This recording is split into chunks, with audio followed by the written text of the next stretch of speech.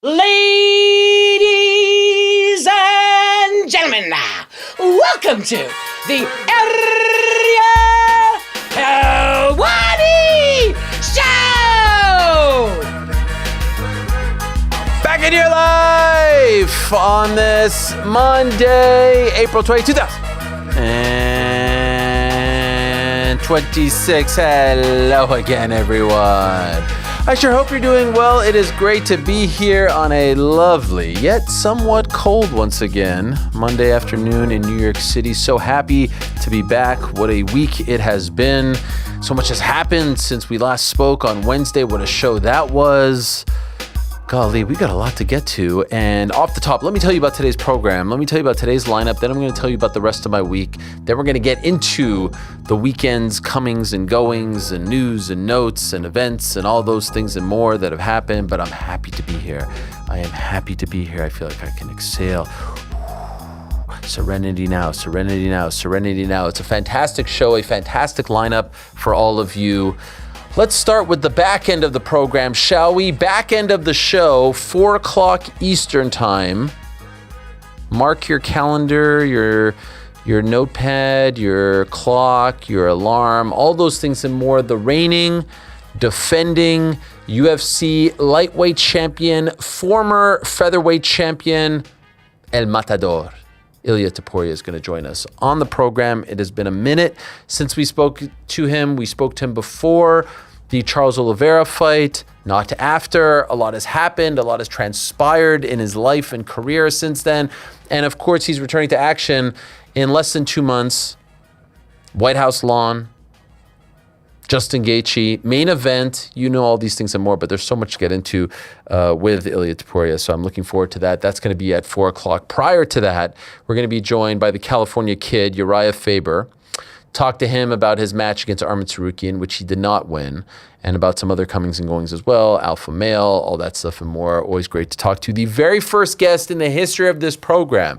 You may recall June of 2009, this show was called Fight House Radio for 3 episodes. Urijah Faber as a WEC star. So before he even moved over to the UFC, WEC champion as well, was our very first guest from a hotel room in LA with a broken hand. He tweeted, "Hey, I'm going to be joining Ariel's show. How far we've come." And he's still competing in one way, shape, or form. Prior to that, we're going to be joined by one of the founders of RAF. Long time coming. I've been wanting to have this chat with Chad Bronstein for a very long time. And, you know, they just had their 7th event. 8th event is coming up on the 30th of May. And that's the one that's going to have Gable Steveson and Colby Covington, Chris Weidman, many others. And I've just been really impressed with what they've done. Over the weekend, they announced that Khamzat Chimaev has signed with them as well. Date as far as debut, TBD, opponent, TBD. But I've been really impressed. And I'm curious about the business model. I'm curious about how things are going. Fox Nation, Arman Tsarukyan, using the UFC fighters and other names as well. So I wanted to have a chat with Chad. I think our first, we had him on before they launched, but after they announced it, but our first since they've launched and done several events. It's Chad, it's Eric Bischoff, and Israel Martinez, longtime wrestling coach. They're the faces, the heads of the organization. Chad, really the one putting together the matches, boots on the ground. So looking forward to that chat very much. That will be at 3 o'clock, 2:30. The War Master, Josh Barnett, is going to join us. He had a busy week as well. He was at Mania week in Vegas. He had his own show, Bloodsport. And after 15 events, he kind of shockingly, at least to me, surprisingly, announced that he was shutting it down. This was a big surprise. Our own Casey Leiden was there. Casey Leiden, he's filming back there for an Uncrowned film, and then he lets us know, like, oh, wow, they just made this announcement. So very surprising. Wanted to talk to Josh about that. A little Mania talk as well with Josh. A little MMA talk. Coach for one Victor Henry, among others. So a lot to get into with one of our favorites, one of the OGs of the game, the one and only the War Master, the babyface assassin, Josh Barnett. And then at 2 o'clock, Mike Malott is going to join us, coming off that huge win for him on Saturday in Winnipeg, in front of his people, just the 3rd Canadian to headline an event, a UFC event in Canada. The other two, you may have heard of them, George St. Pierre, Rory McDonald. He gets this opportunity on Saturday, and he passes that test with flying colors. He disposes of Gilbert Burns in the third round. Impressive win. He looked great, seized the moment, and afterwards, Gilbert Burns essentially retires. Doesn't officially say, I am done, but says, I think I'm done, multiple times, and that he has no regrets. So we'll talk to Mike about the win, about the moment, about the week, the stage, where he goes from here. One of the good guys of the game, proper Mike Malott, brother of one Jeff Malott of the Los Angeles Kings, will join us at 2 o'clock. So a tremendous 5-pack of guests. There you have them. Headlined, of course, by one of the biggest stars in the sport, one of the best fighters pound for pound, the pride of not only Spain, but Georgia as well, Ilia Topuria. So I cannot wait. I cannot wait for today's program. A lot to get into. Wednesday was a very special day on the program. Gina Carano in studio, Mike Perry in studio. You know what happened during the chats. Very good chats. Very, very happy with them. And having Gina in studio and having that moment with her, I think a lot of people appreciated it, enjoyed it, and it was from the heart. And I was really, really happy to get that opportunity. I said goodbye. Pete, Rick, GC, Frank, everyone did a great job of taking us home on the nose. I appreciate you guys very much. And then we bolted to Times Square, which took a while because it was in the heart of midday traffic. Off the bat, I was struggling because some way, somehow, there was gum on my bag that got on my suit, that got on my shirt. It was a mess of a situation. There was a lady that was hired as a hair and makeup person that helped me out with all of that because it was a massive piece of gum, like right on my suit shoulder. That was a mess. But we hosted 2 press conferences back to back. One was for the April 17th MVP show that happened on Friday at the Infosys Theater, formerly known as the Hulu Theater, formerly known as the MSG Theater, formerly known as the Felt Forum way back in the day. More on that in a second. And then we hosted the May 16th press conference. Rhonda, Gina, Nate, Mike, Francis, Philippe, and you know what happened there, and we'll get into that on today's program. Then we had the weigh-ins on Thursday. Then we had fight night on Saturday. And, you know, I really enjoy doing those things. I enjoy being in the ring. I enjoy being on television. I enjoy the reps. I enjoy, being in the ring is something that I've always wanted to do and something that I've always felt very passionate about, but never really got the opportunity. So getting in there, interacting with fighters after a big moment, a big knockout, a big victory, the reps, being back on ESPN, all very, very, very memorable and stuff that I'm very appreciative of. I will admit there was a very scary moment in the co-main event. Shadasia Green, who was the unified super middleweight champion, fought Lonnie Daniels of New Zealand, and it was a massive week for New Zealand combat sports. I asked her about that going into the fight. She ended up winning via TKO, and experienced something that I've never experienced before in all my years of being at fights. Because, when you're watching something at home, you don't get to see everything. But here, you get to see whatever you want to see. And so I'm in the ring. Lonnie beats Shadasia, big upset. She's now the new champ. They're attending to Shadasia, who really seemed kind of out of it in the final moments of the fight. She's sitting on the stool, and then it just looks like she's shut off. I've never seen that before. Her eyes closed, and it just felt like her body was lifeless. She just kept, if they didn't hold her up, she would have fell face first. She was sitting on the stool, eyes closed, hunched over like this, and then all of a sudden you see everything go into motion.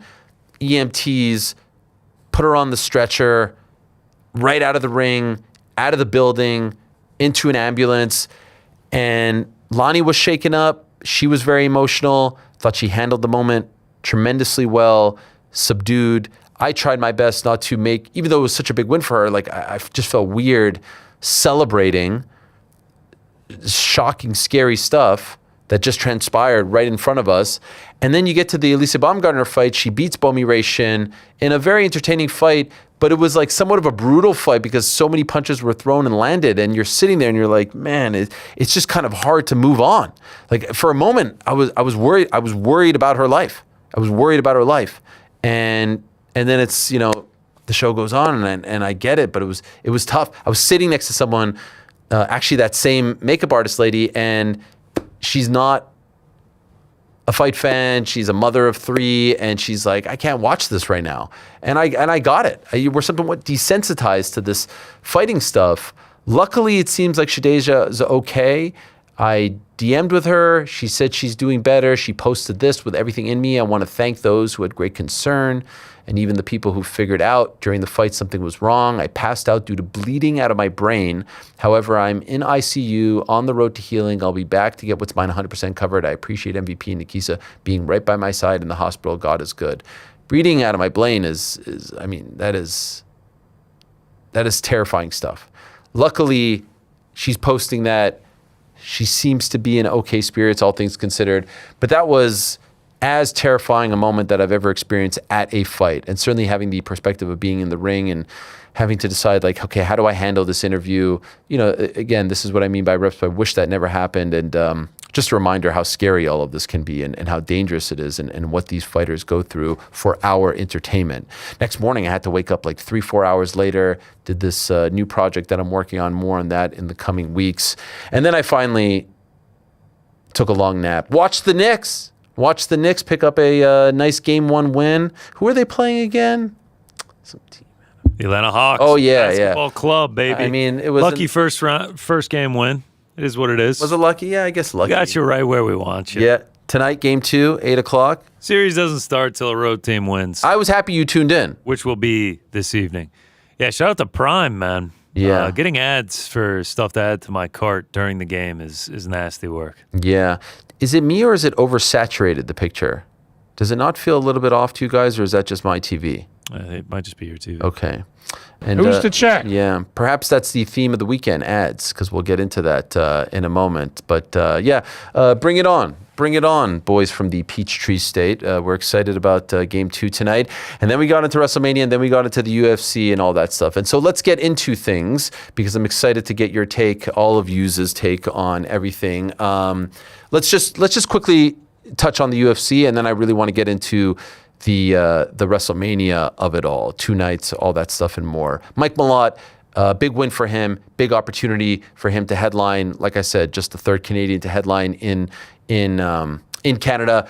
Gilbert Burns on a 4-fight losing streak going into this fight. Now, he was losing to the upper echelon, but still getting up there in age, and it really felt like this was a fight tailor-made for Mike Malott to establish himself, not only as a star in Canada, which I think he's done already, but as a player, as a ranked player in the welterweight division. PT, let me ask you, were you impressed with Mike? Do you think he's that guy, or do you think that we're willing him into that spot because Canada in particular has been starved for that guy, for that next Rory, that next GSP, and he seems to be the one best suited for it right now? Yeah, he is the guy who's best suited to it. There's no doubt about that. But even if you look at his interview he did with Chuck Mendenhall in the lead up to this fight, he seems very reluctant to take the reins, but from GSP, you know, and maybe that is the fact that the question is constantly framed like, are you the new GSP? Are you the new one of the greatest fighters of all time, if not the greatest fighter of all time? I think that's putting a lot of lofty expectations on the guy, but I think this was a really, really good performance. As you said, in the lead up to this fight, I was looking at the losses Gilbert had, and it's kind of like the new 170-pound Avengers he's lost to. You know, all the guys that he's ushered into the title conversation, guys like Michael Morales, things like this. He is a very, very good fighter still. And Mike Malott looked a lot better than him. He outclassed him in the fight. So I think he could well be that guy, but I think he's reluctant to be, I'm the new GSP. Who wants to put that on themselves? What do you think, Rick? I thought it was a great performance. It's hard to know what to make of it because of where Gilbert Burns is at in his career, obviously. As PT alluded to, he has lost recently, but it's all been to top-tier talent.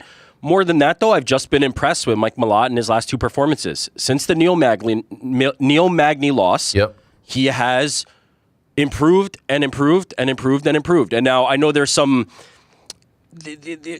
bit of a stain on the Kevin Holland fight, right, due to the low blows, but as far as the action that was actually happening in that fight, Mike Malott was doing fantastic, and in my opinion, on his way to winning that fight. And to have the names Kevin Holland and then Gilbert Burns on your resume tells me that you're a top welterweight, right? I don't know where he's ultimately going to fall. I don't know. I don't believe he will be GSP. I just, call me crazy, but being one of the top 3 fighters of all time is probably too lofty.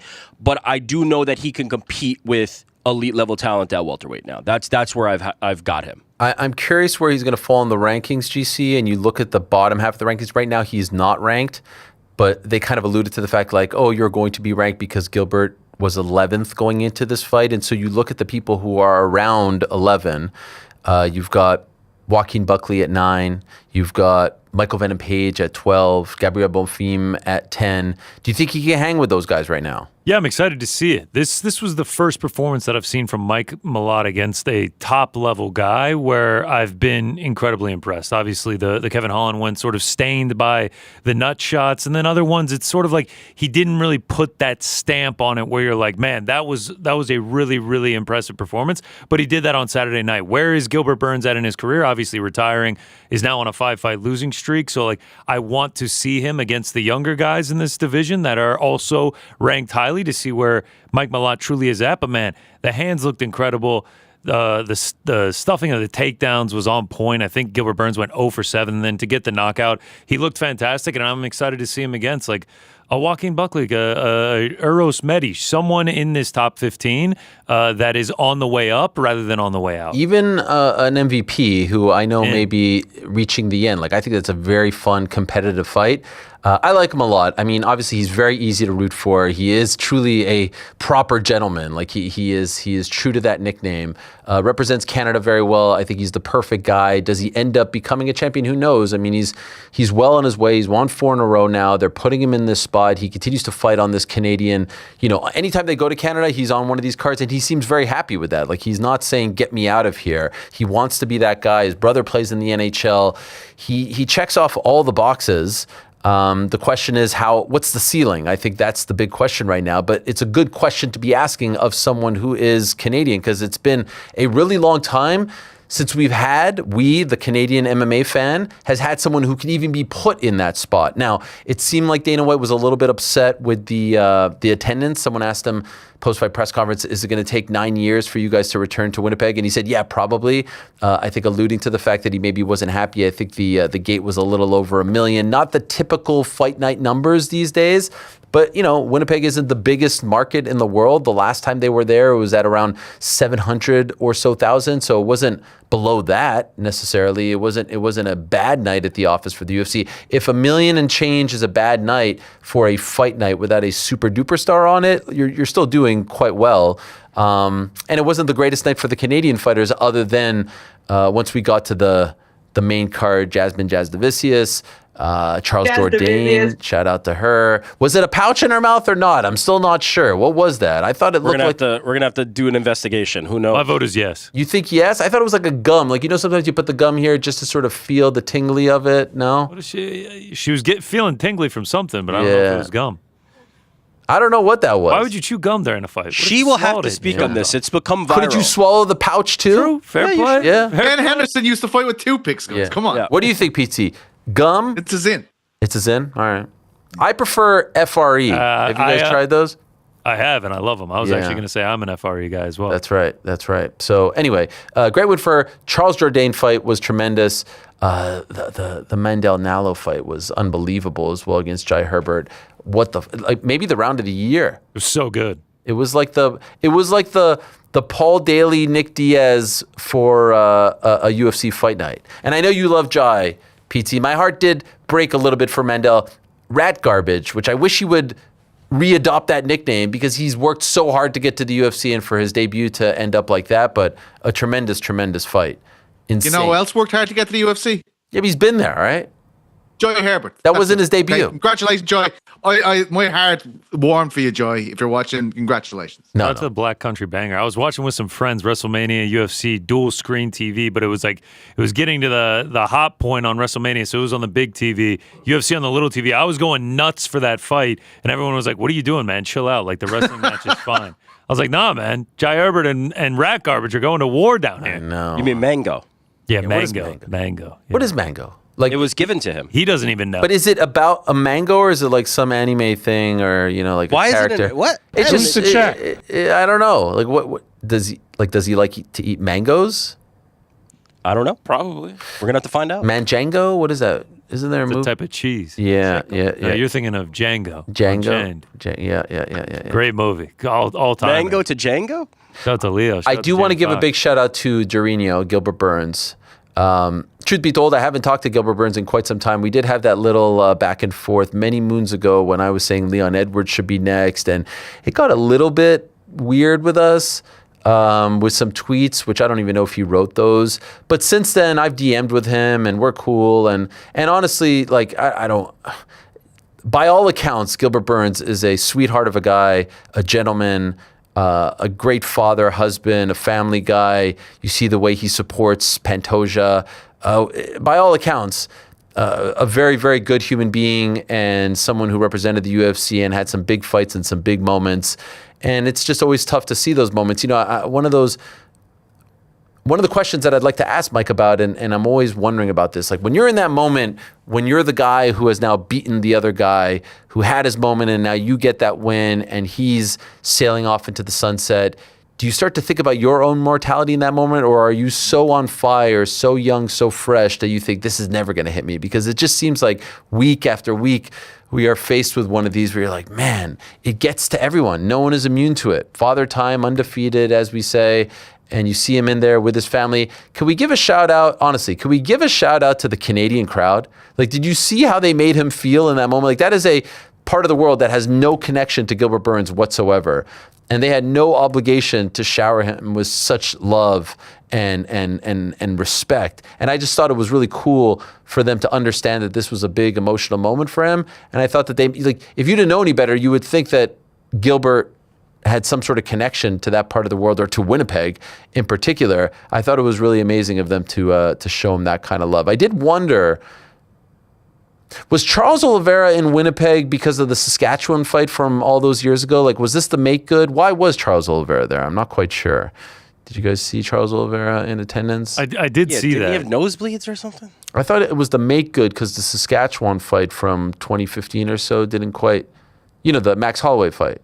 Yeah, Famous I know. UFC fight At night. Saskatoon Arena. Yeah. I thought it was the make good because Yeah, it's sort of the same part of. He has fought in Canada since then. Yeah, but it's like this. It's the prairies. Yeah. Yeah, Shout out. Yeah. You talk about Mike Malott and the mortality thing. Yeah. He's only 4 years younger than Gilbert Burns. Is that true? That's insane. 4 years and 3 months younger. What? Are you serious? That is I thought he was wild. around Mike 24. Malott's about to turn 35 He's turning 35? this year. I Yeah. was going to say he's 27. That's what I said what I- on Boys in the Back. I was like, I swear this dude is 28. Like, he can't be older than me. That doesn't feel possible. Wow. All right, well, he's no longer a prospect anymore. Mike, you better get going, all right?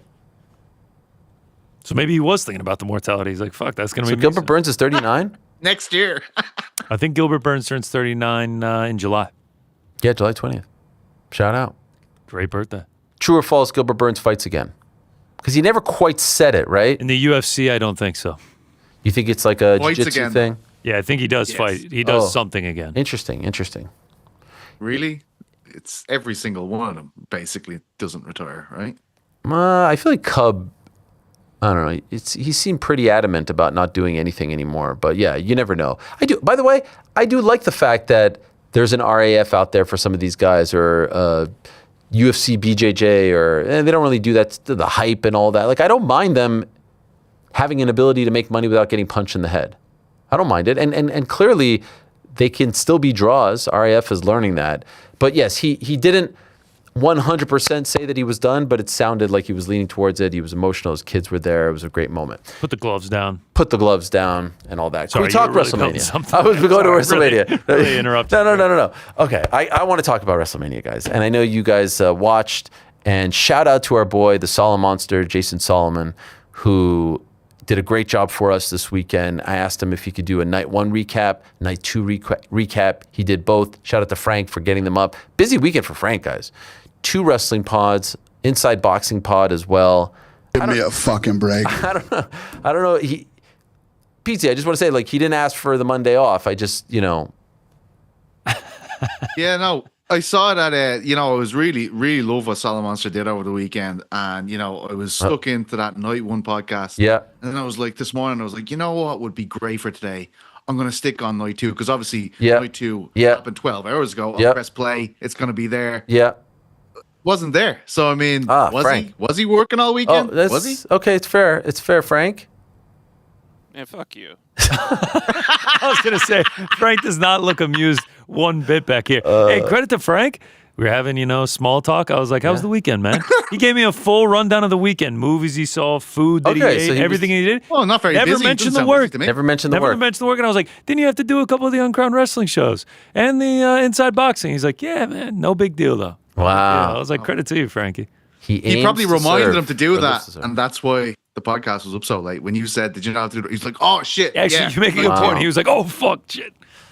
I'd back off, PT. I'd back off. I mean, I could feel the animosity from here. He's actually not smiling at all. He did a great job, and I appreciate him and love him very much. So shout out to Jason and to Frank.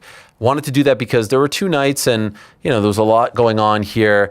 I want to weigh in, and I want you guys to weigh in as well. First, the obvious. The obvious is night 2 was infinitely better than night 1. I mean, no question. I thought on paper it was a better card, if you will, and it was just a better viewing experience, and I thought the matches were better, etc. I have said from the beginning, by the way, I hate the 2 nights. They've been doing this for a few years now, before the TKO purchase, acquisition, merger with the UFC.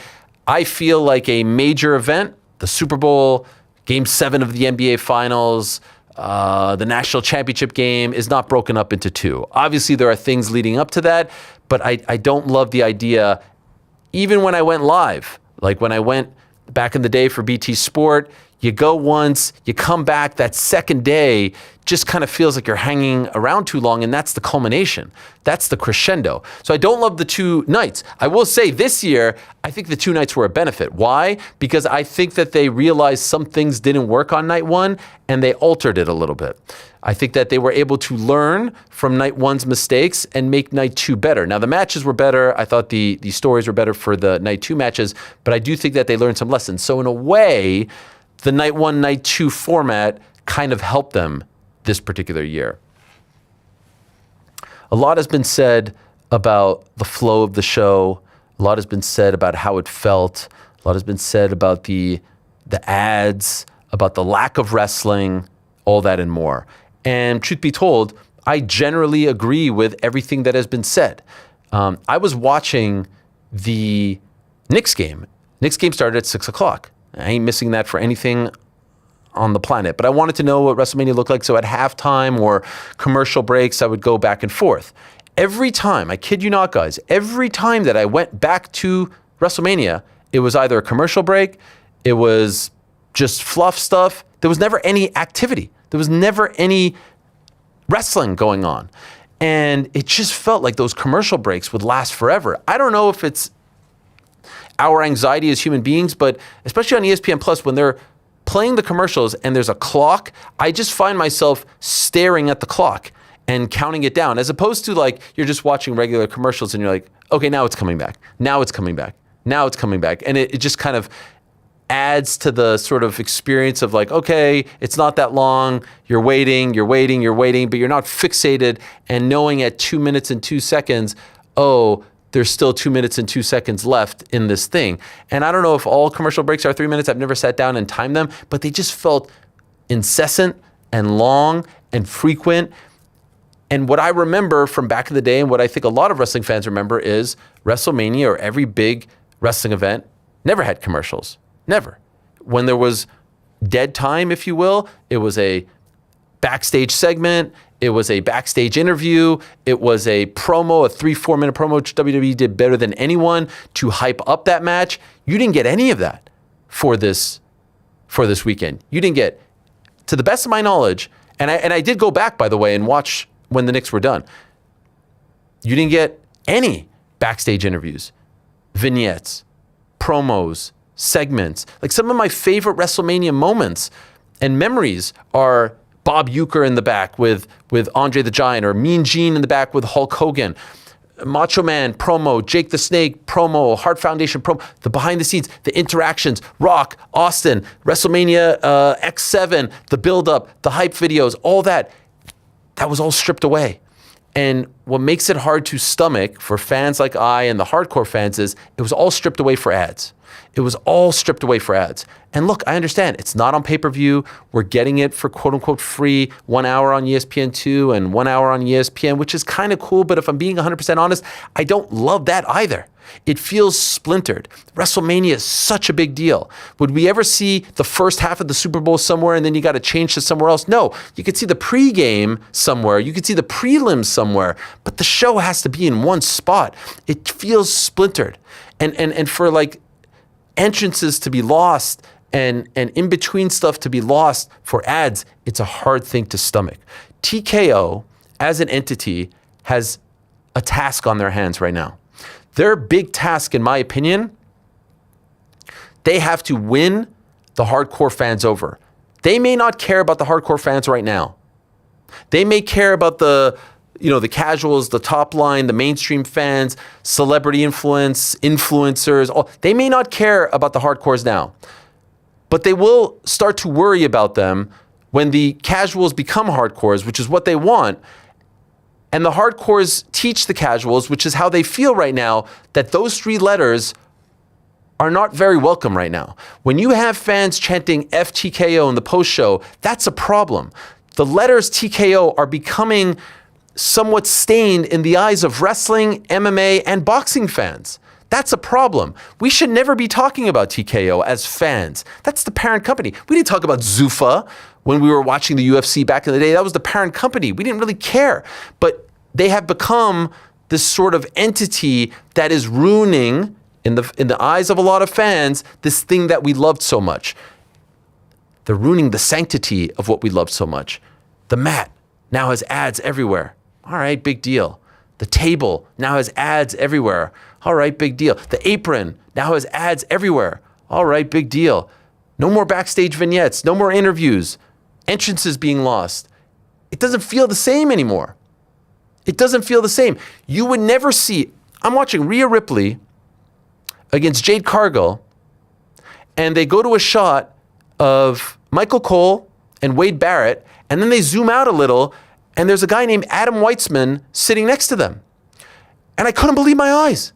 Adam Weitzman is, by all accounts, a very good guy. I've actually talked to him a few times online. Syracuse guy, businessman, has a scrap metal company. He has clearly, a good amount of money. God bless him. He is influential in the Syracuse scene, was I guess you could say like a booster of some kind, would always go to Syracuse basketball games with very famous people, Carmelo Anthony, Jimmy Fallon, those types of people. I think had a falling out with Syracuse, then went to help Jerry McNamara with Siena and was helping them as well. All to say, I'm like, what is Adam Weitzman doing here? And they say, and we're being joined by Adam Weitzman, who I guess paid for some sort of VIP experience to be sitting next to the broadcast team during WrestleMania. He never said a word. They showed him. He didn't even say hello. He smiled. But would you ever watch the Super Bowl and have them cut to Joe Buck and Troy Aikman in the booth and just have a fan there? You would never have Joe Smith in the booth. Like, there are certain things. I am certain that TKO is making a lot of money and they're doing very, very well. There has to be a line. Not everything should be for sale, because I'm sure that you can make that money in different ways. Slap sponsors on the wrestler's shorts, all over the thing. Sponsor. There's got to be a line. There has to be a line. The NBA has sponsors on the court and it's like CGI'd and all that stuff. You don't see someone sitting next to Mike Breen and Richard Jefferson during the NBA Finals. This is WrestleMania. And I'm sitting there, I'm like, is everything for sale? And I guess everything is for sale. But they're not struggling. They're not the PFL. They're not one championship. They don't have to sell everything off. And so for me, it felt, I will be 100% honest, it felt soulless. The whole thing felt soulless. And that's the term that I use for the Apex. And that's the term that I use when I see the AI stuff. It feels soulless. And they have to realize, because I know there are very smart people involved there, and they're not new to TV and they're not new to sports. They have to realize how to get the soul back into their product. It does not exist. And I thought it was very apparent on Saturday and Sunday. It does not exist. Even as they were showing the stage did not feel as elaborate as it did in the past. When they were showing it and it was bright outside, and there were no pictures on the screens, it felt stripped down. It didn't feel big. Roman's entrance was great. CM Punk's entrance was great. But just the frame, everything just felt off. It felt off and soulless and cheapened, if I'm being honest. I'm not against advertising. I know that you need to sell ads, but there are ways to do it with some sort of gravitas attached to it, some sort of grace and class attached to it. And I felt like when everything is for sale, it gets lost. It gets lost. And it was upsetting to see. That did not feel like WrestleMania. That did not feel like the showcase of the Immortals. That did not feel like the biggest night in pro wrestling. It didn't feel like the Super Bowl. It didn't feel like the World Series. It didn't feel like the National Championship. It didn't feel like that. And I don't know if it's because there are people at the very top of TKO who aren't wrestling fans and don't understand the history. They have gone from nothing to overboard. There's got to be an in-between there. There's got to be an in-between where the soul of the company and the product remains to where you're still benefiting and making money off of it, but you're not spitting in the face of the fans.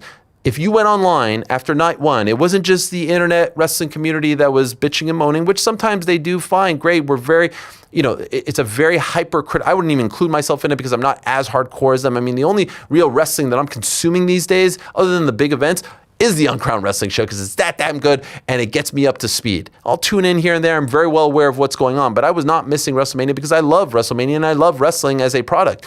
To see it like that, to see it presented like that was deflating, was absolutely deflating. And the word that kept coming to mind was this feels soulless. There was so little wrestling. There were so many ads, so many breaks. And again, there used to be breaks in between matches, but it was always product stuff, hype videos, backstage interactions, vignettes, interviews. There's got to be a way. There's got to be a way to find that fine balance. It did not feel like they were worried about that fine balance. They were worried about making as much money as possible for those 2 days. And I'm sure they killed it.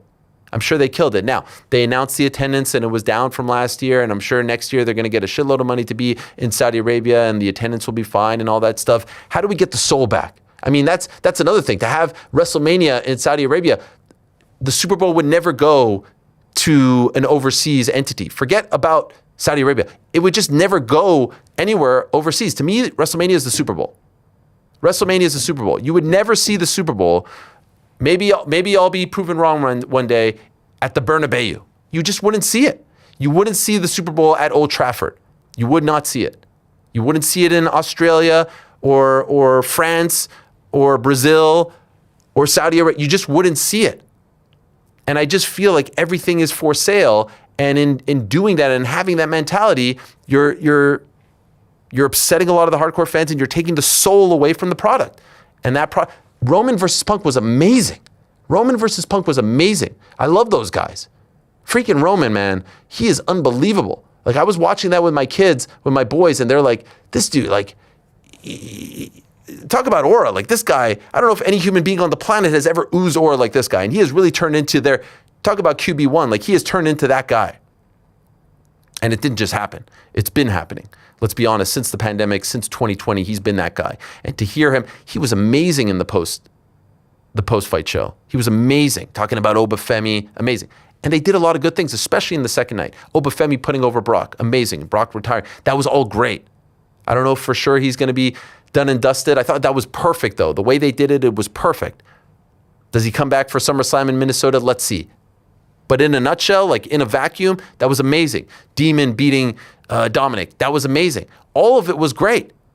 Main event was great. It wasn't overbooked. It was great.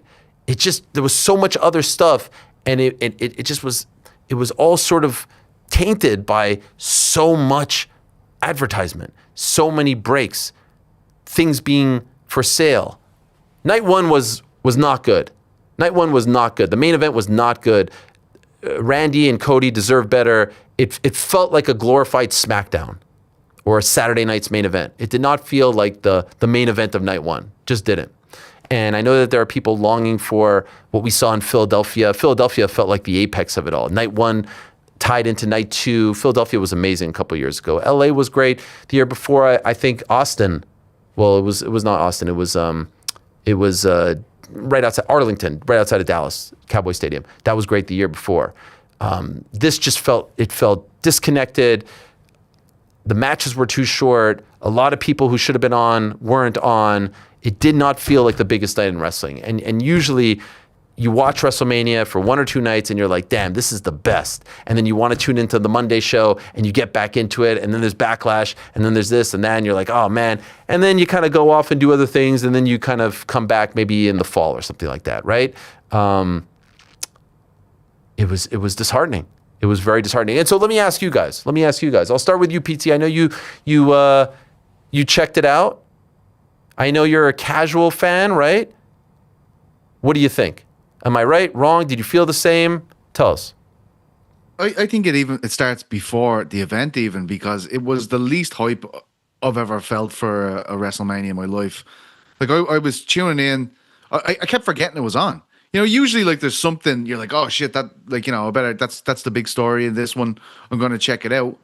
Didn't feel like that at all. I had night 1 on and I was kind of just walking away from it. Like there was nothing keeping me there. Night 2 was better, as you say, but it didn't feel big. I like the Obafemi and Brock Lesnar match. Obviously, like for me, someone who doesn't watch it every week, I don't know a lot of these people. So when it's familiar faces, it becomes a lot easier. Obviously, Rhea Ripley and the CM Punk and Roman Reigns in the main event, it's got more of my attention. But I don't know what they were showing over for you guys on ESPN, but I feel like I've already seen the full Hulk Hogan documentary that's going to be released on April 22nd. They kept on showing these 4-minute clips of it, and they're all different clips.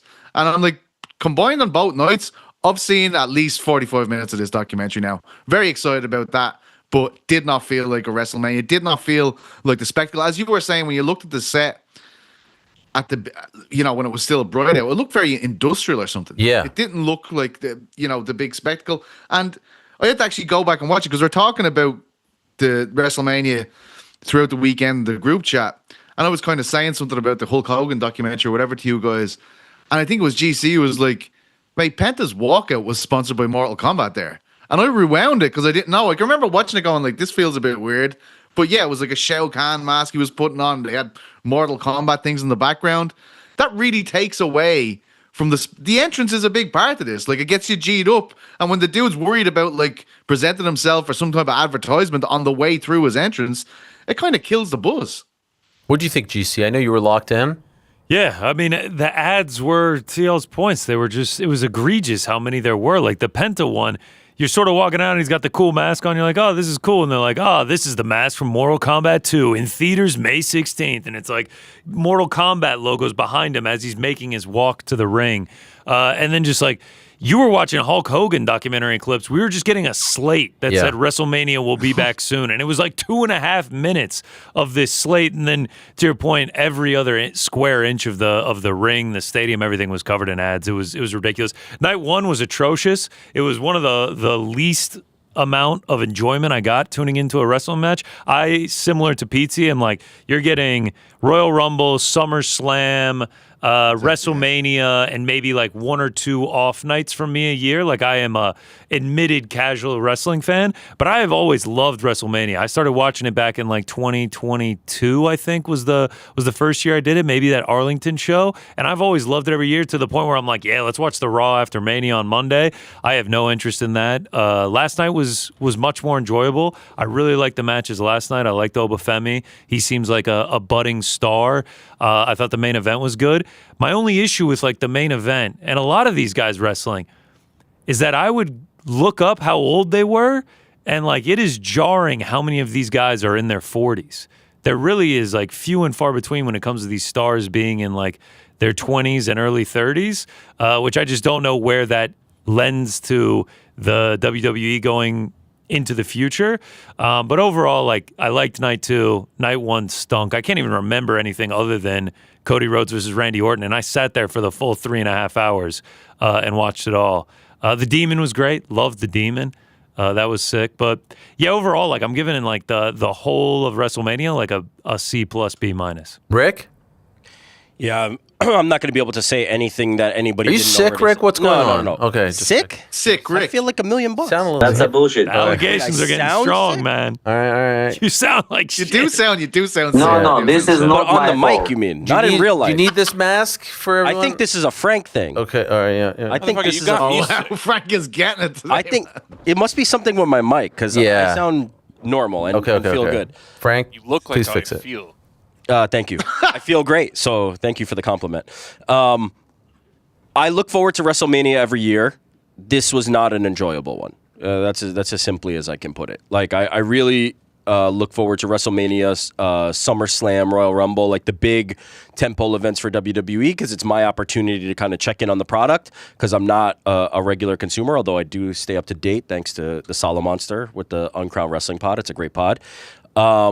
And this felt a little bit like, lesser than what I had experienced previously. I will say night 2 was much closer to what I'm used to, right? Night 2 was much closer to what I expect from a WrestleMania product. But even there, it did feel like at a certain point we were kind of like moving through things to get to the main event. And so, yeah, there wasn't enough time for a lot of the, the matches. There wasn't anything other than, commercials and then very short matches. It's hard to get into it. But I will say, if you take a cue from the very first UFC event on Paramount, you can fix these things, right? You can find ways that the monetization of this, which is very, very clearly what they're trying to do and very, very clearly what their angle is, has shifted too much, right? You've lost the content, you've lost the product, you've lost what you're actually trying to deliver to fans. And you need to kind of bring these things much more into balance. There's ways to do it. They just were not successful this weekend. You need to listen to the fans as well because 2 years ago, they were on fire. 2-3 years ago, they were on fire, man. The Bloodline, Sami Zayn. I was in Montreal for that match. Like, the place was going apeshit for him and Roman Reigns and Cody Rhodes and then Philadelphia and The Rock.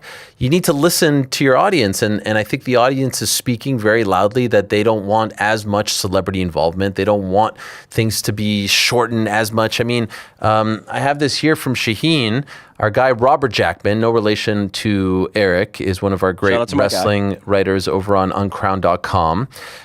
U.S. viewers, according to Robert's research, got around 1 hour of commercials each night combined, around 1/4 of the entire running time taken up by content trying to sell you something. As a comparison, he sat down with a stopwatch and counted the amount of time taken up by ads in 3 previous WrestleManias. Okay, so Mania 22, 20 years ago, Mania 32, 10 years ago, Mania 38, which was 2022, and the last one before TKO. At 32, he counted 3 minutes and 49 seconds of ads. At 38, there were 6 minutes and 10 seconds. At Mania 22, there were 0 ads. Now, pay-per-view, things change, but still, it's a lot. So the amount of broadcast time taken up by actual wrestling matches was just 34% this year. That's down from 43 4 years ago and 51% back in the 2000s. And so, like, that's a problem. We're tuning in. I'm not saying there shouldn't be ads. I'm not saying you can't pay the bills. I'm not saying that, you can't do that sort of thing. The business has evolved, and I'm not offended, even though it's jarring sometimes to see the ads on the table and all that stuff. But they've got a really good roster right now, and they've got a very loyal fan base. To me, it's unsettling to go online and just see everyone shitting all over it. And I don't believe it's one of those like tribal things where it's all the AEW fans. How could you defend that? How could you defend something that feels soulless, right? Like I sit there and I watch Roman and Punk and I'm like, this is awesome. This is why I love wrestling. I sit there and watch the El Grande Americano and all that stuff happening in AAA. This is awesome. This is why I love wrestling. But then you see it become bastardized and you see all the soul taken out of it and all of it become corporatized, and you're like, well, what's the point? I just say, I just want to clarify something because I believe I'm correct on this, and you tell me if I'm wrong. The ads would be a product of ESPN, right? The ads would be their inventory to sell. Well, okay, so I can't sit here and say, okay, this guy's calling the shots for this, that, and the other, but we do know that TKO cut these deals, right? Yeah. So ultimately, yeah, you do put something on ESPN. ESPN's going to sell it, but like they're all in business together. All I'm suggesting, much like, and again, I alluded to the UFC with Paramount on their debut. I imagine that length of time, right? Them deciding that we're going to do basically, I don't know, what were the gaps? Like 4 to 5 minutes each. And then there was like 3-4 commercials and 2.5 minutes of we'll be right back. Yeah. Was ultimately decided by the partner, not necessarily TKO or WWE, and that they were trying to maximize what they could do with the window. And this is not to like throw TKO or WWE bail, nor to say ESPN are the demons, we should go after them. It's more to say that maybe the relationship aspect of like how they're going to monetize this hasn't been honed in yet, and they still have plenty of opportunity to kind of like fine-tune that a little better. It started in September, so I'm not trying to say all is lost but here. I do think that falls more on ESPN. If we're handing out the blame, I do imagine that ESPN is the one who's setting these kind of like windows, and TKO WWE is kind of having to be like, all right, how do we build a show around this is how much they're going to do, this is when we're going to come back, not the other way around. Yeah, well, I'd love to know, because you put the first hour on the Deuce or the Mothership, and then the rest of it is on ESPN Unlimited, and I don't know, maybe like when it goes to Unlimited, there's less ads. It didn't feel like there were less. No, did not. I feel like it should be that to a degree. Like plus versus, regular. Yeah. So they just have to figure it out. I see that there are some people who are saying, look at Triple H not showing up to the post show. And I actually like that. I didn't like Triple H showing up to the post show. I didn't mind him at the pressers per se, but I don't want, I talked about this after the Cena match. Like, I don't want the director to show up immediately after the movie to explain to me why he made certain decisions. And that's how they were treating that. They also have to find the tricky balance. And I thought Roman does this better than anyone. Cody does it really well to a degree. It's like work, shoot. We're living in this like non-kayfabe era where Unreal is there, but then like they're sitting there at the desk breaking it down like they're real matches on ESPN. And so it's a tricky thing. But when you have Triple H up there explaining why you have certain decisions being made or why certain people are winning, to me, there's nothing good that comes from that. And I know they want to position him as the Dana White, the promoter, and he does a good job of that. Like, he is the perfect guy for that right now.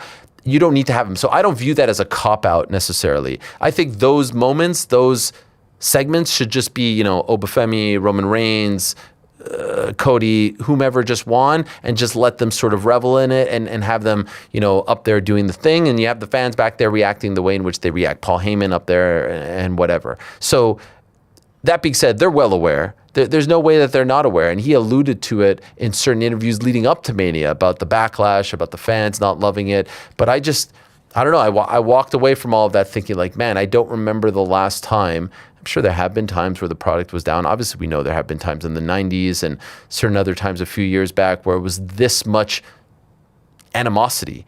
And it's interesting for us because usually we'll come on here in the past and talk about wrestling and then we'll go back to our other thing. It's the same company controlling these three entities. And there's going to be a time in the not too distant future where the same company is going to be the biggest dog in all three sports. I have no doubt about that. Zuffa Boxing ain't going anywhere. People could talk about Turkey being involved, not being involved. They ain't going anywhere. WWE ain't going anywhere. UFC ain't going anywhere. But what is that product going to look like in 5 or so years if we continue down this path? I don't know, but I hope they're listening and I hope they're paying attention because we all love this. We all want to enjoy it. I just feel like I saw that Matchroom promo for the Dalton Smith fight. I'm like, oh yeah. Oh, it's brilliant. Good promos can be produced for combat sports. Good posters can still be made. There's still good stuff out there. There's still creativity to be had. It doesn't all have to feel soulless. I keep going back to that word because that's what it feels like to me. It's really what it feels like. To your point, Ariel, to your point, like Matchroom had an event in Liverpool. They lost the main event of that card. There was worry about how it would get on. They gave Molly McCann like a 10-minute entrance in Liverpool for she was fighting a 3-3 guy and she fought very well. But like just the idea that they would go out of their way to give the viewer that, like that's what that's for essentially. It's for people at home to go, holy shit, this looks incredible. That's all you kind of want as a fan. You want some moments that are unique to certain events, and we aren't seeing anymore. And honestly, like you're mentioning about TKO, all the way through what you've said today, all I could think about was Ronda's comments from before she signed with MVP, when she said they're just trying to maximize profit and make the product at a cheaper rate than they have previously, like, or something to that effect. That's not a direct. Yeah. But that kind of feels the same thing with WWE, same thing for UFC at the moment. You know what's interesting? I was critical of Cena's retirement. I thought they nailed the Brock Lesnar retirement. There was no big pomp and circumstance leading up to it. Big dude wins. He looks like a superstar. He is going to be a superstar. Brock's emotional. That seemed legit. Takes off the gloves, takes off the shoes. DC in the back over there. What a shot that is. O'Shea Jackson as well. But the DC framing, I don't know if done on purpose or whatever, was great. If you're a longtime fan, you get the connection. I thought that was great. I don't know. It? Okay, that's the question. I reached out to a couple people and I didn't get a response. I thought that if he was gonna retire, he's gonna retire in Minnesota. That right? makes all the sense in the Perfect. world, right? Yeah. Do you do an angle where he comes back now and he gets brought back by Gunther or someone like that? I don't know. I kind of hope not, because I thought that was perfect.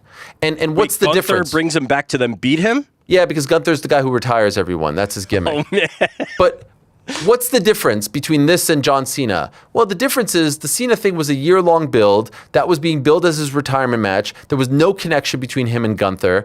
That was just like Gunther winning a tournament, and then he gets that. And then John Cena's gimmick is never give up, and then we see him tap. Like, it felt wrong every step of the way. And oh, by the way, now we see him again 3 months later as the host of WrestleMania. Like, he doesn't even, and he's the best. He's salt of the earth, but like, he doesn't even go away long enough for us to truly, truly miss him. This felt impromptu, emotional. It felt like a fight. It felt like Gilbert Burns, right? It felt like, I've realized I'm not good enough. I'm old. I want to do this and that. I'm done. It was great. I thought that was great. And Obafemi is the man, and they've got something very special in him. The best I'm thing. such a mark. I thought it was real. I was like, wow, nobody knows that. Oh, it could have been real. I mean, it could have been. I was like, no fucking. that's it. They had I'm a that mark. all I don't know. clear. You're out of your mind. And then take the The shoes silence off. on the commentary booth. I'm like, they don't know what's going on, man. right. They're Okay. scrapping Could have over been. Fuck out of here. It's still real. That's great work by them, man.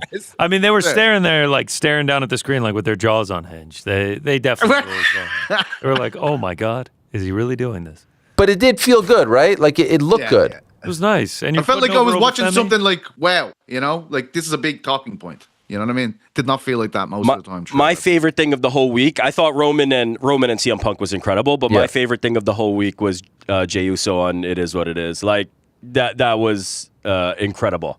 Cameron and Jey Uso doing a program. On a podcast? Yeah, just unbelievable.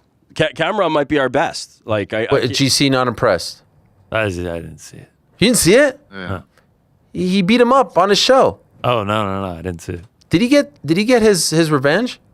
No, there was no payoff. There was no like additional thing to it. He literally said the next day he ain't leaving Las Vegas before he has to see me. there was. Oh, you think he shows up on Raw? Maybe Because they're Is Raw in Las Vegas now? Yeah. Okay, something else I liked from night one was Paige coming back. You like that? Shout out. You were excited about that? Yeah. Tell us why. So a couple of people that I were watching with were like diehard wrestling fans. Okay. So there was a massive pop for them. Yeah, Rick loved that one too. I like that one too. Shout out. You guys remember we were at Arthur Ashe when she debuted on AEW. Yep. That's how I knew her. I was like, oh shit. Yeah.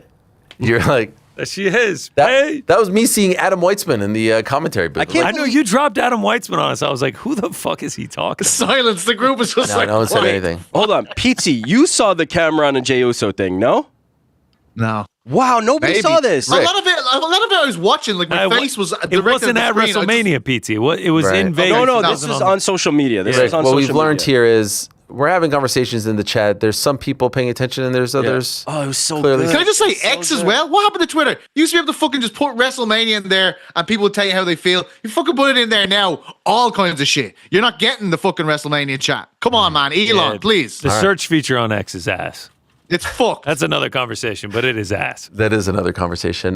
We could talk more about this, and I'm going to ask Josh Barnett about it as well, because I know he was watching, and his takes on the business are very interesting. But let us welcome in our first guest of the day. We were just talking about him. He had an amazing moment on Saturday in the True North Strong and Free in Winnipeg, to be exact.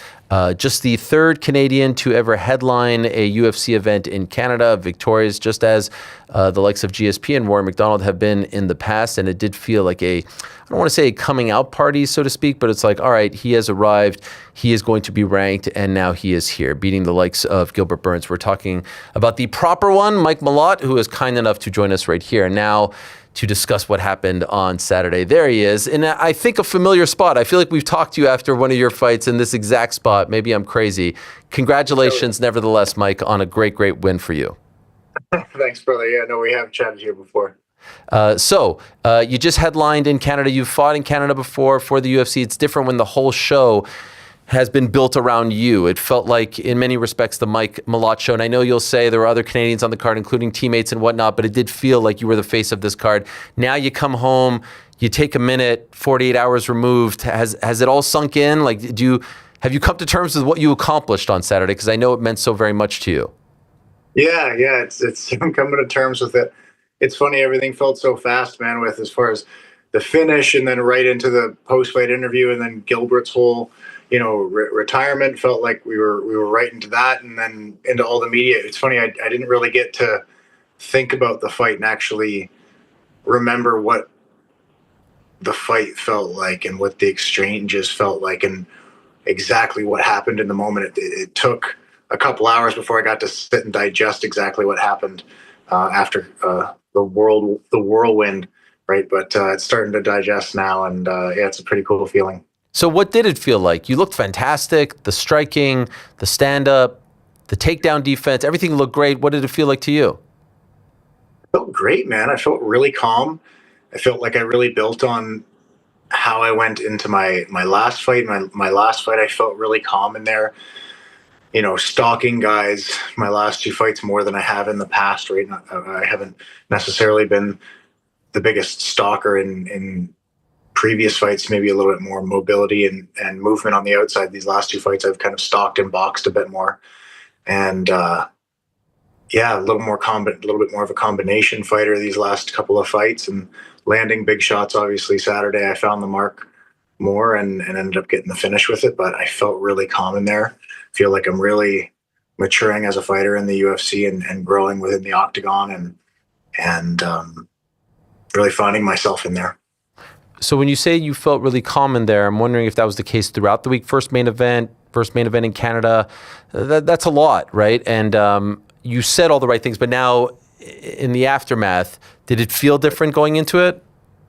Not really. I feel like I said a lot of the right things, and I feel like sometimes it can feel like people like I might have been trying to relieve the pressure, almost the way that I was saying it, but it was genuine. I'm like, no, I genuinely feel calm. People talking about, well, there's a lot of pressure, your main event, but I thought of it as not being that different as to how a lot of my fights in Canada have felt. To be honest, a lot of them have felt like there's a ton of expectation for me and pressure on me and expectations for me. And then as far as my mindset goes, my fight is always like the main event. In my mind, it's the most important fight of the night. So for me, it's not that different. But it's one thing to say all that. It's one thing to say, like, I've had pressure in the past and so it won't affect me going into this fight. But then to actually go out there and feel it and think, no, like everything I said is how I genuinely feel, and feel like my performance showed that. So yeah, I'm really happy about that part of things. I was just going to say, to your point, even when you're not fighting in the main event of a UFC card, it does feel like you're the Canadian main event, so to speak, right? Like it does feel like you're usually, as of late, the last of the Canadians, and for us Canadians, like you're the culmination of it. So that's why I think maybe this one didn't feel all that different. Do you know what I mean? Yeah, absolutely right. Both in the expectations, kind of maybe for the Canadian fans, like you said, kind of the Canadian main event, but then also just for me, right? Like even when I was making my UFC debut in Jacksonville, for me, I'm fighting on the prelims against Mickey Gall. For me, that's the most important fight of the night. I don't care about the main event. I'm focused on my performance. So to me, my fight has always been the main event, but maybe there's more expectation from fans, which isn't my focus. Of course I want people to be proud, and I love when people say that I've done a good job and they like what I do. But at the end of the day, I'm focused on what I need to do rather than like other people's expectations. Do you feel like you have now entered into a new chapter of your career? Probably the biggest name that you've beaten, Kevin Holland up there as well, but this is a former title contender, so I think most people would say Gilbert is a notch above the main event, all that stuff we just talked about. Do you feel like this is now the start of a new chapter? Yeah, but I also feel very ready for it. Like, this doesn't feel like something that's beyond my capabilities or something it doesn't feel like I can't believe I'm here. It feels like, yeah, man, this is where I belong. I'm ready to be fighting the best guys in the world. I'm ready to be in main events. I'm ready to be on pay-per-views. I'm ready for these moments. I feel very prepared. I feel a lot more prepared than I did when I was a little younger in my career. And I feel very confident going into this position. You say you're confident, you're ready. This kind of struck me actually during our show about 30 or so minutes ago. One of our guys brought it up, and it's wild to me. And I have to be honest, I didn't really look at it this way. You're 34, turning 35 in November. He's 39, turning 40 in July. You actually started your pro career a year before Gilbert Burns. And so it's amazing. Like, I view you as kind of a new kid on the block. But, you're 34, and I'm not saying you're old by any stretch. I'm a 43-year-old saying this to you, but it feels like it's really coming in, it's all coming together for you now. You're coming into your own. You're ready, you're confident. Do you feel anxious, like, I want to get going here? There's a stretch of time that every fighter has to really make their mark and to go for it. Do you feel like you've entered that period now? Let's go. Yeah, I think I am in that. Like you said, it's time to go, but I feel like I am there. This is the perfect time. Like you said, I've actually been a pro for a really long time, right? Thursday, the 16th was my 15-year anniversary of my pro debut. I went pro when I was 19. And I'm in my prime. I feel great. I feel young. My body's healthy. I pushed myself the hardest I've pushed for any camp, and my body held up better than the last several camps. Yeah, I just feel ready, man. I don't feel necessarily anxious about it. I'm sure if I sat down and just started dwelling on the fact that everyone only has a certain amount of time, that, we'd want to, I don't know. Like, I have plenty of time left, and I don't plan on wasting it. I'm making the most of it. I just had a great performance the other day. I'm fighting fairly consistently. I'm not fighting 4 times a year or anything like that, but we're making the climb, and I just need to keep doing what I'm doing. I always wonder about this when a fighter beats an older fighter who is at the end of the career and then puts the gloves in the cage and all that stuff on the mat. Do you ever have a moment, and maybe not exactly in that moment because there's probably so much going through your mind, but as you know, Father Time undefeated, and it sort of catches up to everyone. Everyone who looks invincible at some point has that moment. Even the great Michael Jordan had that moment where he's like, I can't do this anymore. Are you looking at him and being like, man, I got to appreciate this. I got to enjoy this. This will happen to me one day as well. I'll be in this same spot one day, or does that thought not even cross your mind? Not necessarily that, but the appreciating the moments, absolutely, because I know it will be done someday. So I try to treat every fight as if it's my last. You never know what life has in store. And there's no guarantees in life, right? Like, I want every fight I want to leave every fight feeling proud of my effort, of my preparation, of the way I carry myself. And that if something happens in life, or, something unforeseen happens or whatever, and it ends up being my last fight, I want to know you gave it everything you had, and you can hang your hat on that. And Saturday night definitely felt like it fit those expectations. We were looking through your social media and look back at what you were posting, what you were doing the last time the UFC was in Winnipeg in 2017. And you were just a young buck at Team Alpha Male with the likes of Sage Northcutt. Look at this guy here. Look at this guy. Sage Northcutt, my old roommate, Jarrell Askew. Yeah, man, these guys are, it's funny, man, living down there, those guys were pushing me. I was probably, what year was that? 2017. 2017? Yeah, so fighting at 55. Skinny Mike. But yeah, no, those are great guys, man. Those are great times. Even some artsy shots as well, where you're like looking. I don't know. Where are we right here? Yosemite. I was on a hike at Yosemite, and we just put up a hammock for the day and just hung out with some friends, and somebody snapped a picture. I was like, ooh, that looks deep. I bet people will think I'm cool if I post this.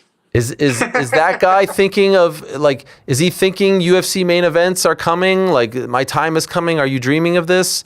Or have you surpassed all of those dreams? I think that picture was very metaphorical. I'm in the valley and the mountains in the background to come, and I'm going to climb that mountain, you know? Okay. So you were daring to dream of all of this back then, right? This is not like new territory for you. No, of course. I had moved down to California for that reason, right? I had moved down to Alpha Male to start training with those guys and Urijah Faber and that whole team, because I wanted to be the best in the world, and I wanted to learn from guys who had different experiences from me and different martial arts journeys. And yeah, this has been the dream the whole time, man. What about that locker room that you were in on Saturday? Manitoba Moose locker room that your brother once played for and like would actually change in? That's the exact locker room? That's his locker room. Those were some good vibes, man. I talked to my brother on FaceTime after, and he saw that somebody else posted that, or the UFC posted that, and I saw the Manitoba Moose logos in the background. He goes, oh, bro, as soon as I saw that, I knew it was a wrap. As soon as I saw that, I knew it was a wrap, because he played one game for the Jets, but his career in Winnipeg was for the Manitoba Moose primarily. So that was his locker room. That was where he got changed every day before he'd go out and skate and before he'd go out on the ice and get in a fight in the same arena where I was fighting. I'm wondering if you asked him like where his stall was and actually sat there for the good vibes. No, I didn't tell him about it until afterwards. Oh, okay. And I wanted to stay focused, and I don't want to chit chat too much before the fight. Just I took a video. I still haven't showed him that video, but I guess he saw the UFC posted some stuff from the locker rooms, and I think that's how he saw that I was in the Manitoba Moose locker room. And another big weekend for you guys. He's playing in the playoffs against Colorado, so obviously he couldn't be there to be in attendance, but it did seem like you had a lot of people there supporting you. How many do you think you had actually from your friends, family circle, everyone there for you? They brought about 15 people backstage for me. It was really cool. My wife, my parents, my in-laws, my siblings, my mental coach, and then a couple of friends all came backstage. It was awesome. I didn't know they were bringing them backstage after the fight. Came out of the medical tent and they were all standing there. It was really cool. And even Mr. Pierre Poilievre back there as well, who shouted you out on the Joe Rogan show. What was that like, by the way, when you, I'm sure you saw that clip beforehand, when you saw him specifically shouting you out? That was really cool. I'm at my in-laws' house right now, and my brother-in-law is the one that sent it to me.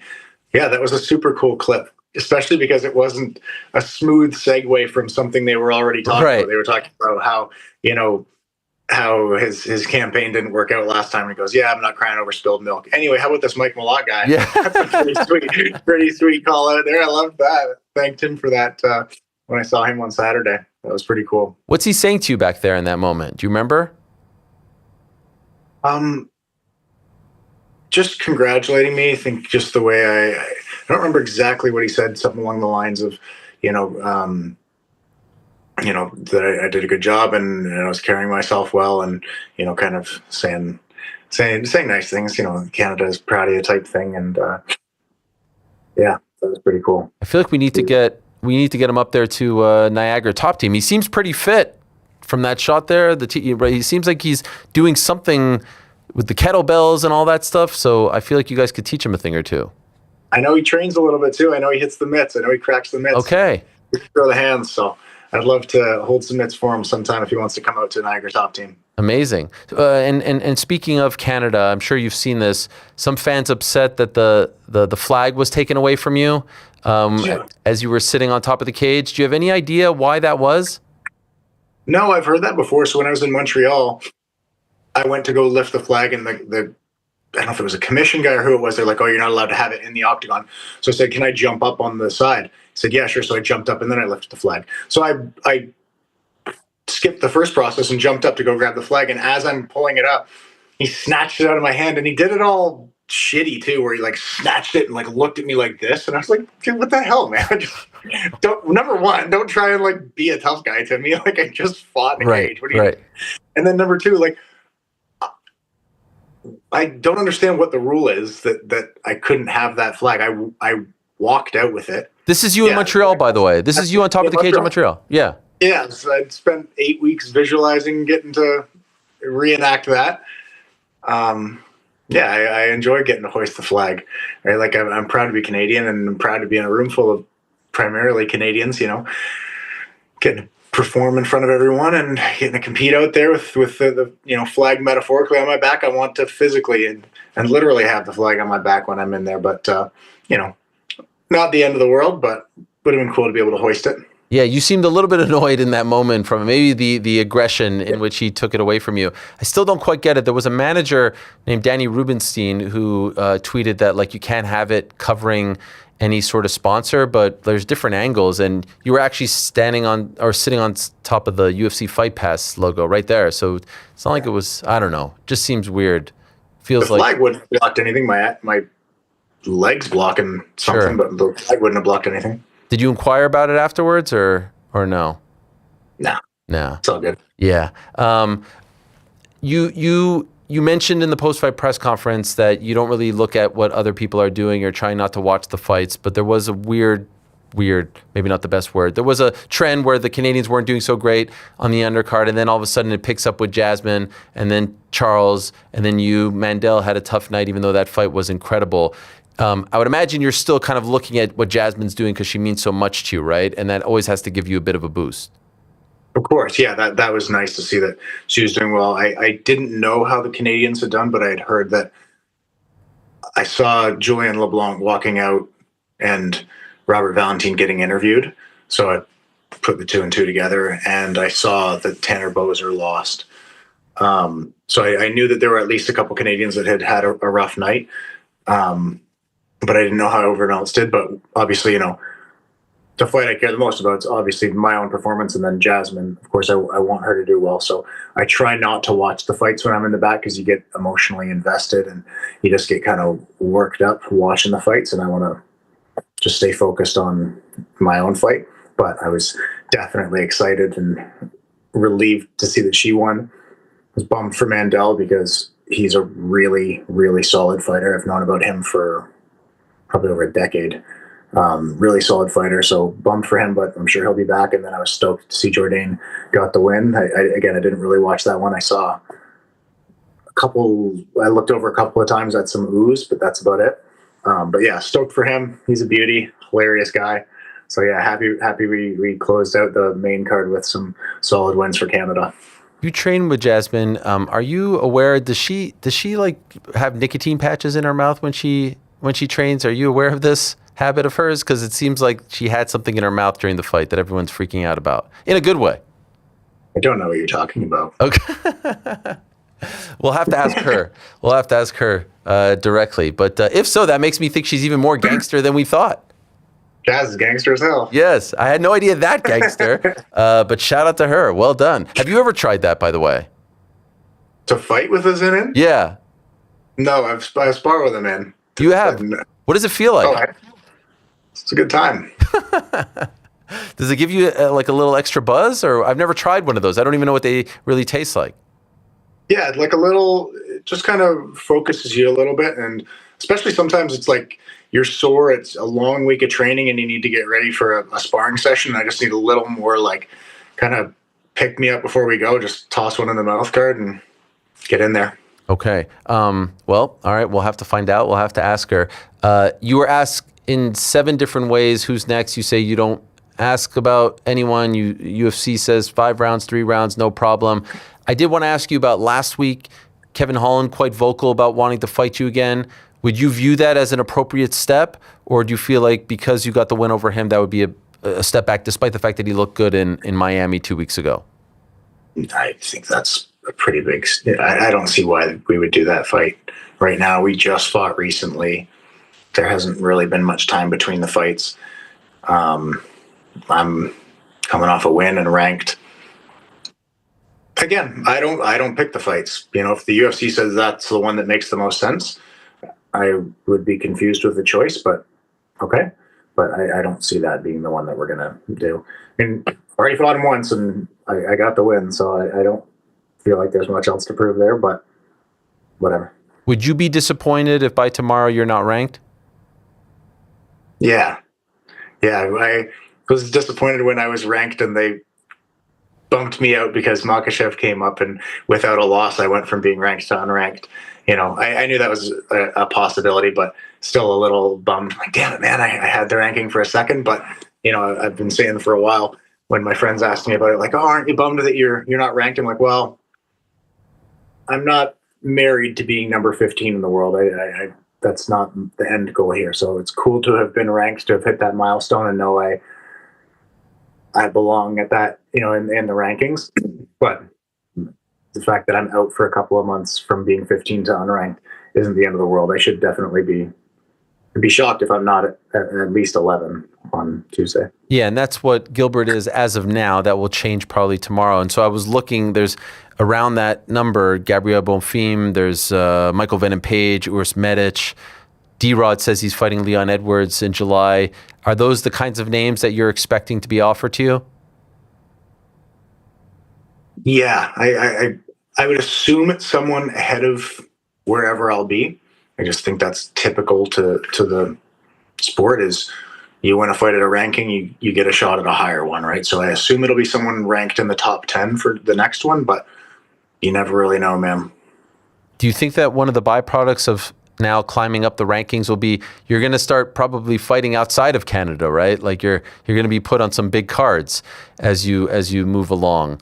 And I would imagine you're at peace with that. Have you thought about that sort of thing? Like at some point, you kind of graduate from being the guy, main eventing the fight night, so to speak. Possibly. I actually thought kind of the opposite. I thought I would be more likely to be the main event staple for the next couple of fights in Canada's, for Canadian fight nights, or like I have been in the past, if there's a pay-per-view, either the feature fight or the now co-main, because I'd be fighting for a highly ranked spot. So I kind of saw it in the opposite direction, but who knows, man? I'm thinking the next time you headline in Canada, it's for a title. I feel like we've moved past that point. Think so? I think so, yeah, for sure. Hell yeah. Okay. You disagree? I don't disagree. I don't know. I think a top 10 versus top 10 type match makes sense for a fight night main event or a pay-per-view like co-main or feature fight. But yeah, dude, you never know. I don't. Yeah. I'm not trying to like force anything, and I don't need to only fight in Canada. If they give me a fight somewhere else, cool. But you're easygoing. Try to be. You definitely give up that vibe and certainly like talk the talk and walk the walk. I know you don't like to say names, and I'm not asking you to say names, but do you have your own internal lists? Like, are there sort of benchmarks in terms of fighters? Hey, I got to get by this guy. Gilbert is a huge one, and then this guy, and then this guy. Do you look at it that way? It's more like I've visualized fights against pretty much everyone in the top 15, like it could be any one of these guys. How would I approach that?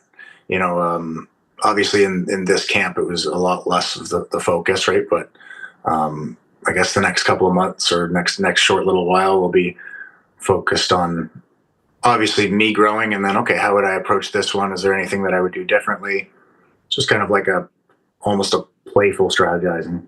Just curious, it seems like Islam's going to fight Ian Gary next. As far as the top of your weight class, do you think Ian can beat him? I think Ian's a really high level fighter, man. I think, it's a tough test for him, but I wouldn't be shocked, man. He's done really well in fights in the past, and there've been moments where there are guys that you think he might struggle with more, and he's looked great. He's one of the best guys out there. It's definitely not a cakewalk of a fight for either one of these guys. You going to try to make it out to one of your brother's playoff games now? Yeah, flying out Thursday. Oh, really? So what would that be? Yeah. Game 3? Game 3, yes. We're going to go to 3 and 4 in LA. Incredible. Well, enjoy that. That's got to be a thrill for you and the family, and I know that you guys are riding high from this past weekend, so enjoy that as well. Thanks as always for the time, Mike. Congratulations. Amazing what you're doing for the country, for the sport. The way in which you conduct yourself is great to see as well. So obviously, congratulations and keep that up, and looking forward to the next step on this journey.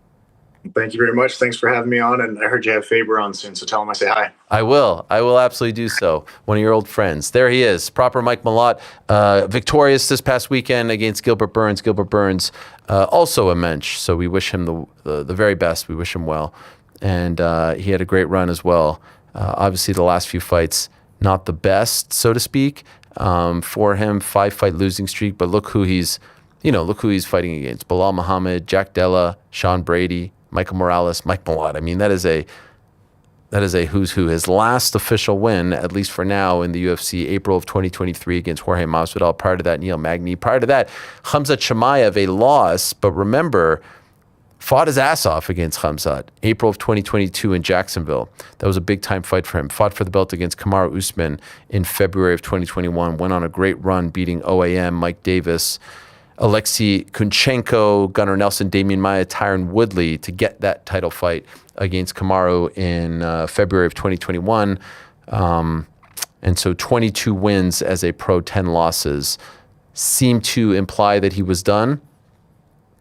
Let's see. He didn't say 1,000%, but seemed content. In fact, this was the scene. He actually just, I don't know if he came home today or yesterday, but Vicente Luque, a longtime friend and teammate of his, posted this on social media. A great scene for Gilbert Burns. We could show it if we have it, of him arriving in the airport earlier with his family. It's a nice scene here for Gilbert. Love this. Look at this. Henry Hoof there, I see.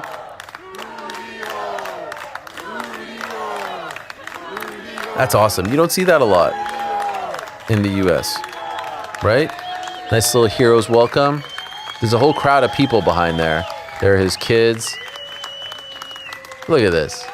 Look at that little guy. That's great. Well earned, well deserved. Dorino, shout out to him. Much love and congratulations on an incredible run. All right. Time to talk to one of our favorites. He had a very busy week in Las Vegas as well. He was not at WrestleMania, but he had his own show, Bloodsport. Bit of a rematch for him. Ran the show, competed as well. And then he dropped a bombshell on us afterwards. I had not seen anyone allude to this, talk about this, any rumors, any references to this.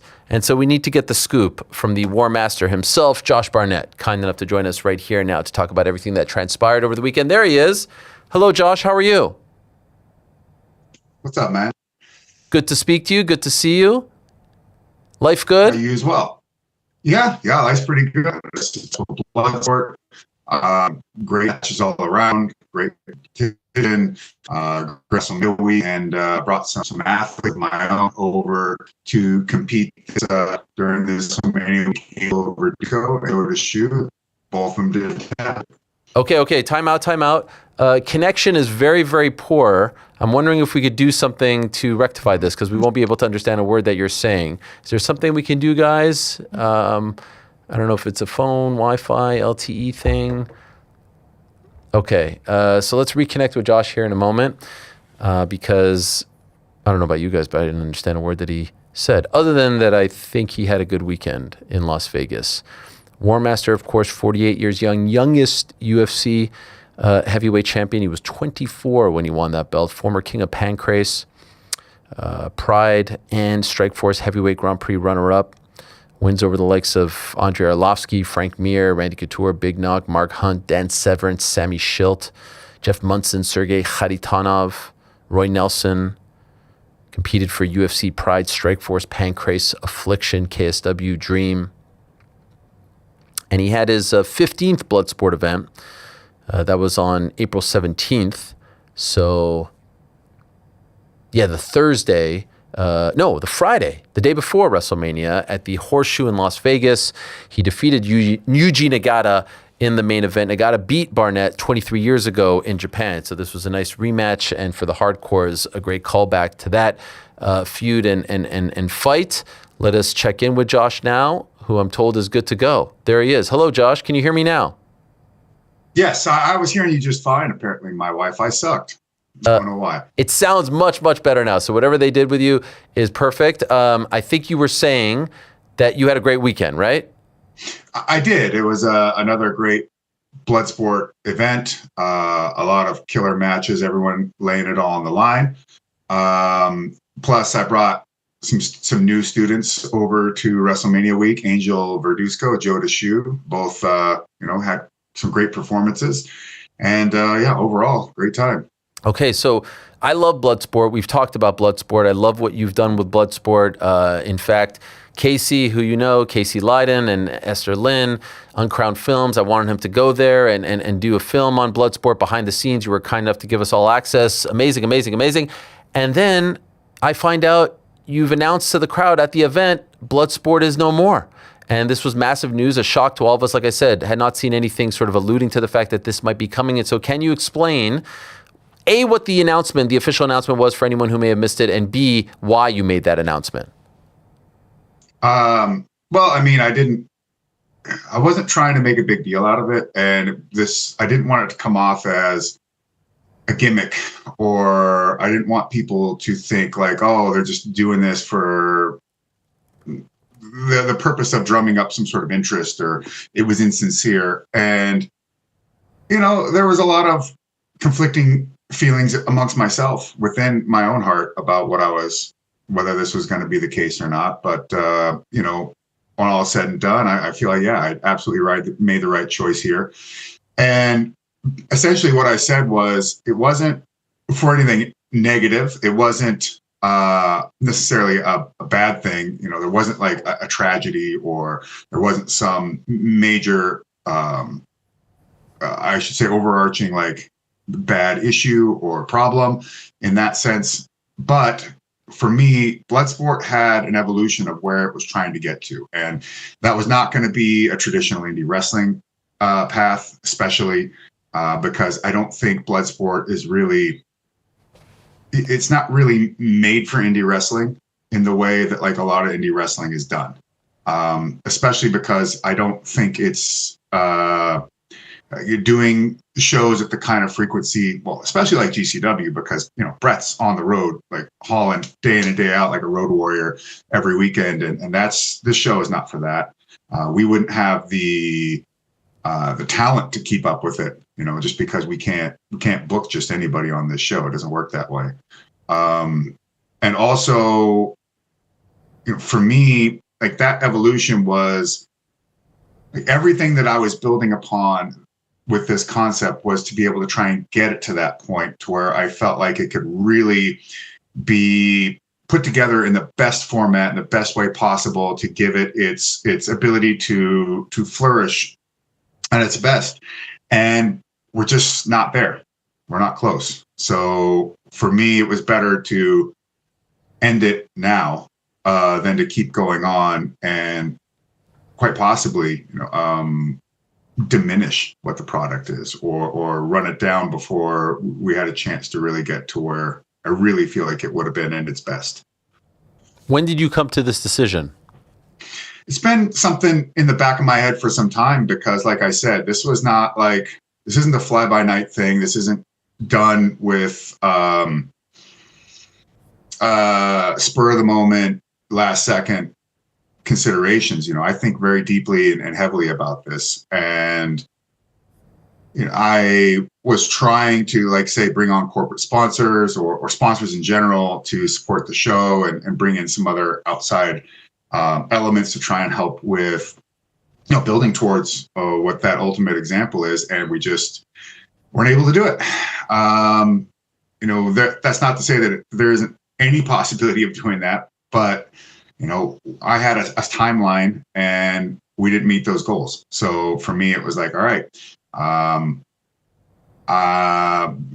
what I'm feeling and the way I'm seeing things, it's like, all right, it's just got to be done then for right now. Or, I don't know. But it is over. It is not like I'm doing a hiatus. It's not we're a temporary, it's closed unless things can be done to get us to where we need to go.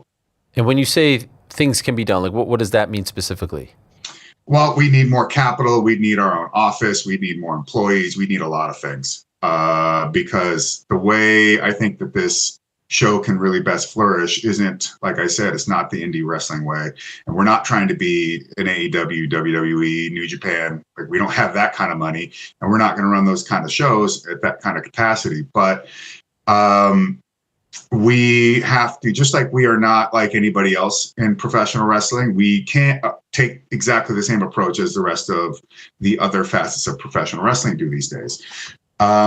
So, it's quite possible we could put together what is needed to fully envision what I see Bloodsport as being and where I think it will flourish most. But it's going to take a lot. And it's a lot more than most indie shows, and it's a lot less than your majors. But it's going to need aspects of both, really. And so, just so I understand, you say it's not indie, but it's not WWE, AEW. So what would you say it was?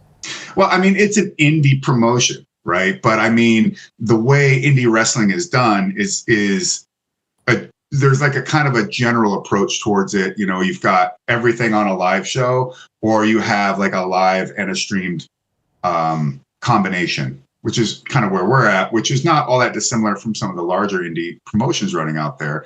But there's still a more heavily reliance on specific fan bases and live events and the gates. And for us, I think we have to have a different approach than that, because we're not going to run enough dates. One of the things that I want to do is to be able to not only pay wrestlers better, create bonus incentive structures for certain things in terms of what we're doing as far as numbers, and then also be able to get multiple match deals with people that we can honor all the way through, even if they get picked up by someone and allowed to finish their dates out. So we can make storylines, so we can create more compelling aspects to this, because these wrestlers in Bloodsport are incredibly special people to the industry, because they have this aspect of them that isn't found in every other wrestler. And I want to be able to show why that's special and how that plays into what we do, and to give as much opportunity for people to invest in these wrestlers as possible, and not just from hey, I follow wrestling on the internet, or I look people up on Cage Match or whatever. I want this to be something where there's the content and the production and things behind it that can create that more human interest aspect, but that more deeper human attachment, that drive to know more about that wrestler, and then why what they do in the ring matters so much more. So it's interesting, as you're talking about this, when you are speaking, you're speaking sometimes in the present tense, like these are things you're trying to accomplish, as opposed to I wanted to do this. And so it still seems to me like you're leaving the door a little bit open to rectifying, to salvaging this. Am I wrong? Well, I mean, like I said on the night of the show, I'm not saying this is like, there's not we didn't take the shovels out, dig 6 feet under, throw it in, pour gas on it, set it on fire, whatever, then, cover it in molten obsidian. And it's not that kind of thing. But, I'm not saying that that there's no possibility that Bloodsport could be, could return to producing shows. But it is, unless it can be in the way that I know it is necessary to really take this product where it needs to go, I'm not doing it, and I don't want it done. Are you sad about this? Of course. What I've done with everybody that's been a part of this, from Brett to Adam at 5B and his help, from every single wrestler, every promotion that has helped us. I take a lot of pride in that, but I also feel a heavy weight of responsibility, because none of these things would happen if I wasn't here bringing these people to the table. And I do it because I want, one, I believe in everyone involved, and two, I want to show this success and spread the success amongst all these people as they're helping make that success possible. In, I don't want to say in secret, but like before you made this announcement, did you, what I'm trying to say is, like, did you give it a go? Did you shop it? Did you try to get investors? Did you give it like, yes. Oh, you did? Okay. And I did. No, I have a great looking pitch deck. It didn't lead to where I needed it to, but I do have a nice pitch deck still. How long were you doing that process? It took a while to be able to get to that spot, but not long enough, clearly. And so why not just say, hey, we don't know, let's see. Like, in other words, why decide to kind of publicly pull the plug now as opposed to like say, look, we're going to give it a year, we're going to try, we're going to talk to these people that, and really try to go for this as opposed to several months or so as it seems? No, from where I sit and the way I see it, what it needs is not as easy to get as it's not just as simple as having money either, because if somebody's going to put money into something, there's always going to be some want out of it. I know what I want. And for one, if I'm doing Bloodsport, it's 100% total creative control at all times. Final cut, no ifs, ands, or buts. There is nobody else that is. It's also why I said, I'm not, I've seen some people be like, oh, well, it'll be, how about, someone else, XYZ's Bloodsport. And I'm like, no, that ain't happening either. This is my show. This is my concept. I know how it started, but from day one of what has been Josh Barnett's Bloodsport, it's not the same thing.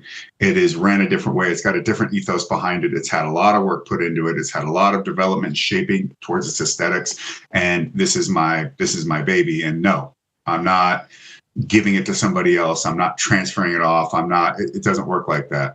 And if it can't be what it needs to be and how I know it needs to be to get where I want it to go, it's just better to call it done. What was the reaction when you went backstage after making that announcement?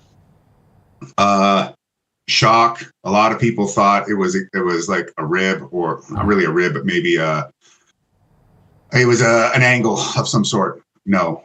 And there was tears. There was some very upset people. And I know everybody, it's so easy to look from the outside in, to be on the internet and just have such a cynical approach towards everything. It's irony, cynicism, almost to the point of nihilism.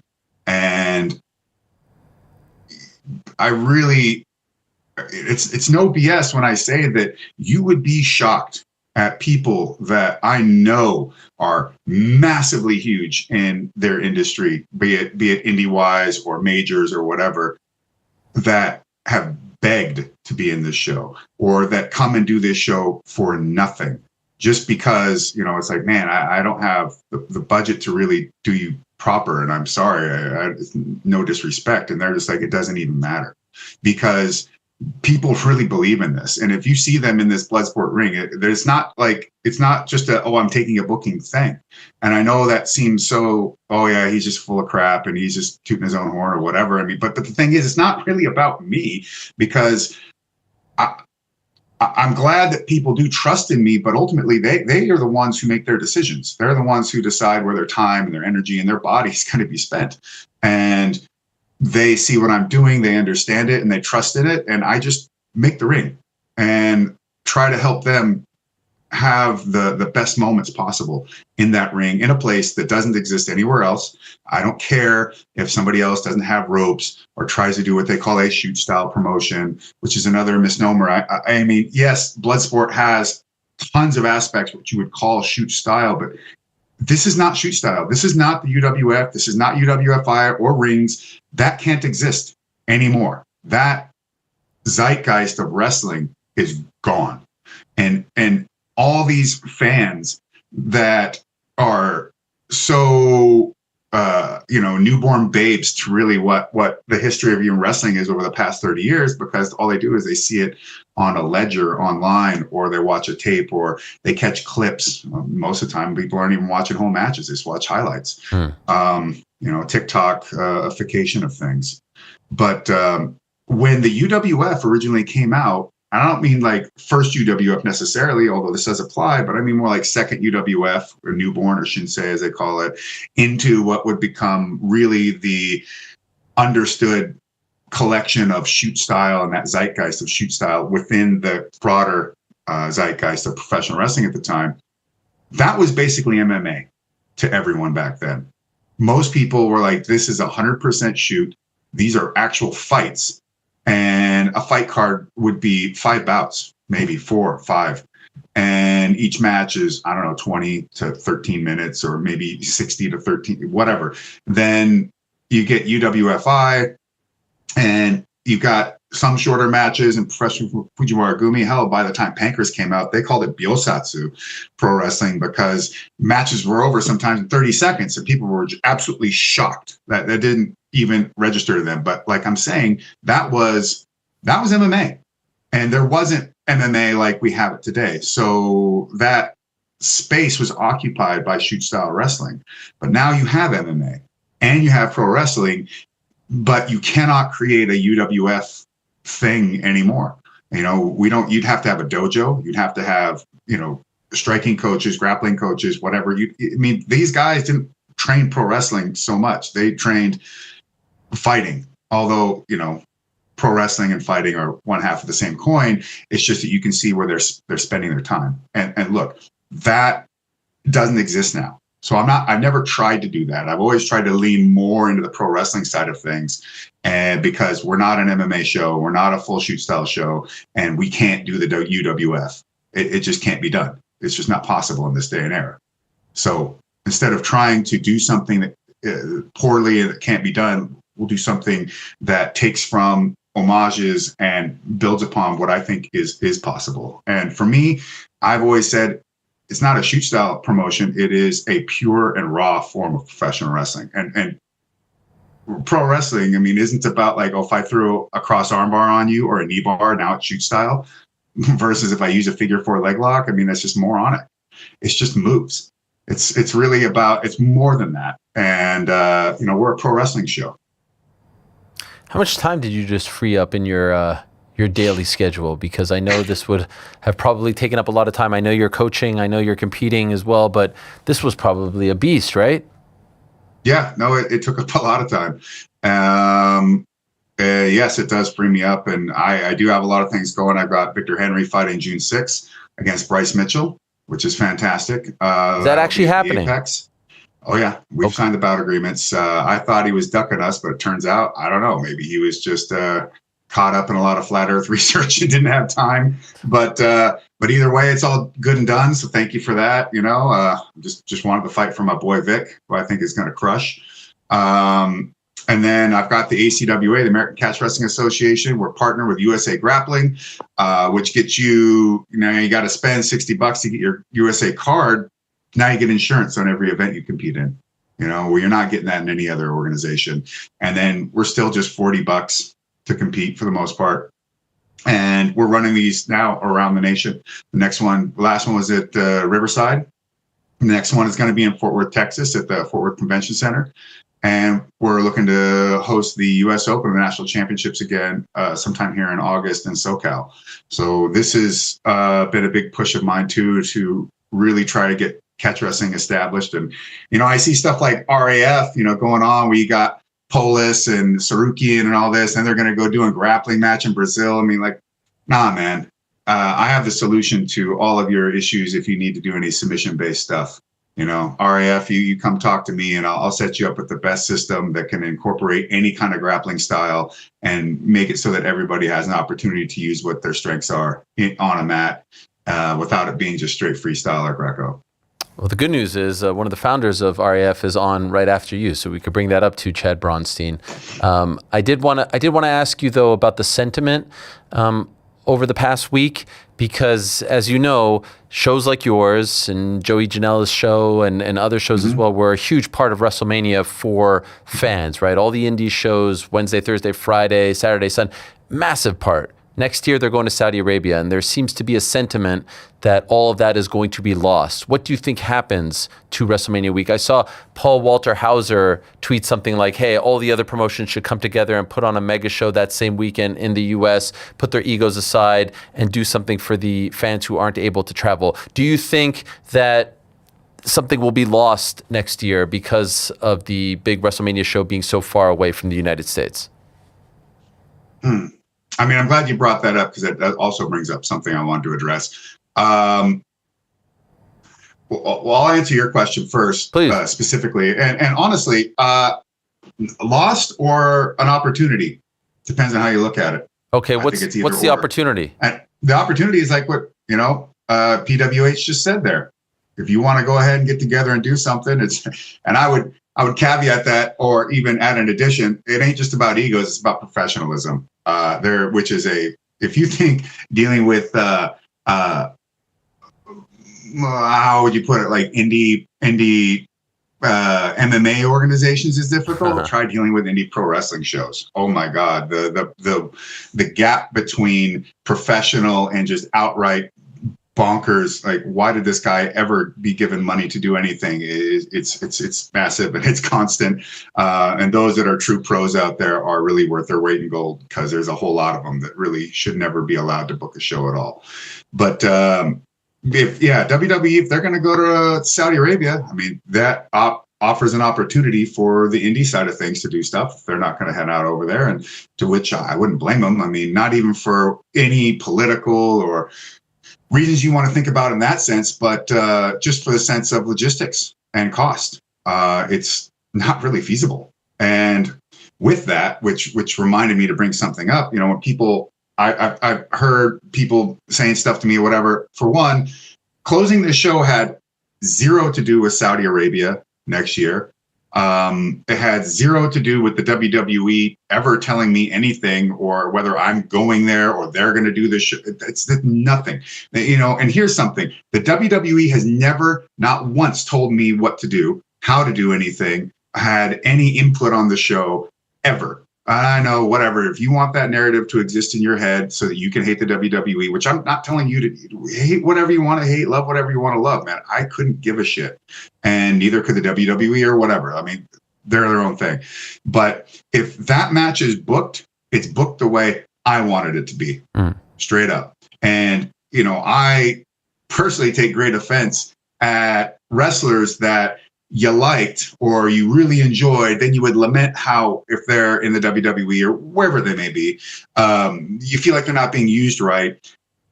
I then bring them in to run however they want to go in this ring, to just let it all hang out. And then because they have some particular letters attached to the back of their name for where they're wrestling, now you hate them. As if somehow they're not a good wrestler, that all the things you enjoyed about them never existed. I mean, it's just freaking ridiculous. And, I'll tell it to you this way. I know how I can use anyone that's on my show, no matter whether they came from WWE, AEW, New Japan. And I work with people. I pride myself in being a professional and doing good business. And if something didn't work out for me, I just don't book it. And if something does align with how I'm trying to put together the show, then that's how it's put together. And straight up, nobody tells me what to do, not even once. I work with people. I'm not a slave or, beholden to anyone. Brett is a huge help. He doesn't force me to book the show any particular way. Like I said, this is my show. And my connections, like whether they be WWE, AEW, New Japan, well, especially the New Japan, the WWE ones, New Japan, obviously, because I'm born of that company, and Antonio Inoki. But with WWE, those are relationships that I have established over well over a decade, because I've had athletes in that company for 20 years. So I know people like Triple H and all these others from way, way, way back. Then I got to know Nick, and they want to do business too, and they want their wrestlers to succeed. I don't mean just succeed like, go out and get a win and make us look great because we're WWE. I mean, they really actually care that their talent gets to go in there and get reps and go out there and have a match and do this sort of thing. There is zero pressure over the top of me from anybody. Nobody tells me what to do. Nobody forces me how to do things. I just work with folks, and so just cut that whole narrative out, throw it away. It's pointless, and it's so unbelievably wrong. It's not even funny. I appreciate that. Can I ask you, did you watch WrestleMania? Yes, I was there for night one. Okay. Did you? A lot of takes, a lot of criticism, a lot of thoughts, opinions. You're an expert when it comes to this. I've weighed in. I'd love to get your take on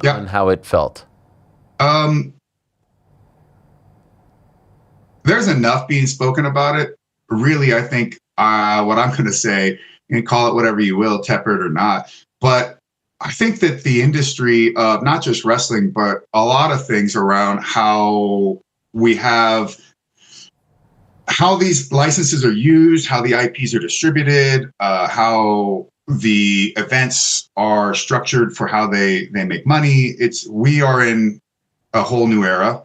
And if you don't like it, I can understand. It's radically different from the way it was. And I don't know when things are really going to settle because technology keeps changing the way things are done.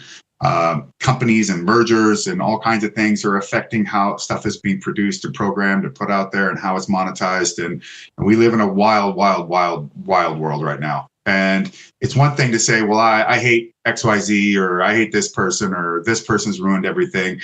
I'm not telling you to change your opinions or whatever, but like for one example,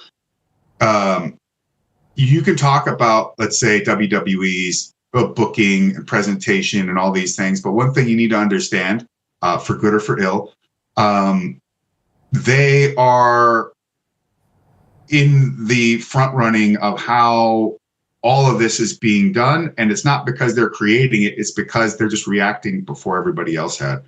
Like this is a tragedy of the commons kind of scenario. So if how this media distribution is happening and how these rights deals are being made and site fees and all these different things is you see as a problem, fair enough. But this is the new way of media distribution and monetization now. And I don't know how it's all going to settle in the end. But would you agree, Josh, when you're a fan at home who doesn't think about site fees and all this other stuff, which I know are very, very real things, and we talk about them all the time. You're a fan at home and you see the amount of ads and the lack of wrestling, and you see the way it's presented. It's hard to stomach because it looks dramatically different from the product that a lot of us fell in love with. Is that not accurate? Yeah, in your sure. opinion? Yeah, fair enough. And look, what I'm saying is just to give you some more context. No, I understand all of that. Your criticisms. But when you watch it, I'm not. Yeah. When you watch it, are you saying this is different? Because I don't watch wrestling. I just don't watch wrestling in general. But you were there. You were there on Saturday, right? Yeah. I was having a great time, and I don't generally have any trouble expressing my opinion, but when it comes to this kind of stuff, I just distance myself because I have no idea how these things are being done. And I don't know whether one person gets to make decisions anymore or not. And that's typically how wrestling has been. You might have your guys underneath you putting together storylines on this side and on that side. This person's working on tags, this person's working on this, or the women's wrestling, or the division there, all kinds of stuff. But that would all funnel up to someone at the top of that pyramid in the hierarchy there, and then the decisions are made. I don't really know that that's the case anymore, or that any decision that you make is just as fluid as until somebody else comes in from another division and tells you have to change it because of, I don't know, maybe an advertisement thing or a celebrity influencer. I don't know. But it's not just WWE. I can see how that would be far more visible and noticeable, but I'm saying this is everywhere right now. And the amount of which this can penetrate into a product will vary, but it's everywhere and all the time. So honestly, the reason why I hesitate to be full on with any real critique is because there's just so much that even I don't really truly know at this point. But, my thing is to make what I think is best. And that's why I was doing Bloodsport. Fair enough. Not as an anti to anybody else, just for me to just be like, well, I can criticize, but how about instead I just make? And for me, that was just a better solution. And I think that's part of the reason why a lot of fans are sad to see it go, because it was such a great and unique product. I did want to ask you before I let you go, I remember back in January, Gaethje Pimblett you refer to it something to the effect of one of the worst UFC main events. And to be honest, I had a similar feel. Like, I was blown away by the toughness. I was you cannot take anything away by the grit, by the determination, by the heart. But from just a technical standpoint, I'll never sit here and be the guy who'll be like, oh, that jab didn't. But it felt a little bit, for lack of a better word, it felt a little sloppy at times. And while we've had some fans get upset about the dominance of Islam or Khamzat and then praise this, I was like, I wonder if I'm the only one. And then I saw the likes of you and Matt Brown and others be like, yeah, that wasn't that great. Can you expand on that? Why did you feel that way? Well, easy. It was weighed against themselves. They fought terribly for them, especially. And I had seen plenty of their fights. I knew what their strengths were. And I had a rough idea how they'd be employed, and then it just fell apart. It was just all over the place, sloppy action, feet not under you, all kinds of just really poorly instituted what seemed like game plans. And it just, for one, it shouldn't have gone all the rounds if they were fighting to their best abilities. It really wouldn't. And I just saw two guys fighting way under their capabilities. And look, some days you just show up and everything just seems to go wrong. I don't know why that is. Sometimes you just feel out of sync. Could be pressure, could be maybe your body's not really as recovered as you thought. Could be any number of things. And it could be an external influence, maybe somebody close to you, something, you found out some illness had struck them or somebody had passed away. It could be all kinds of stuff.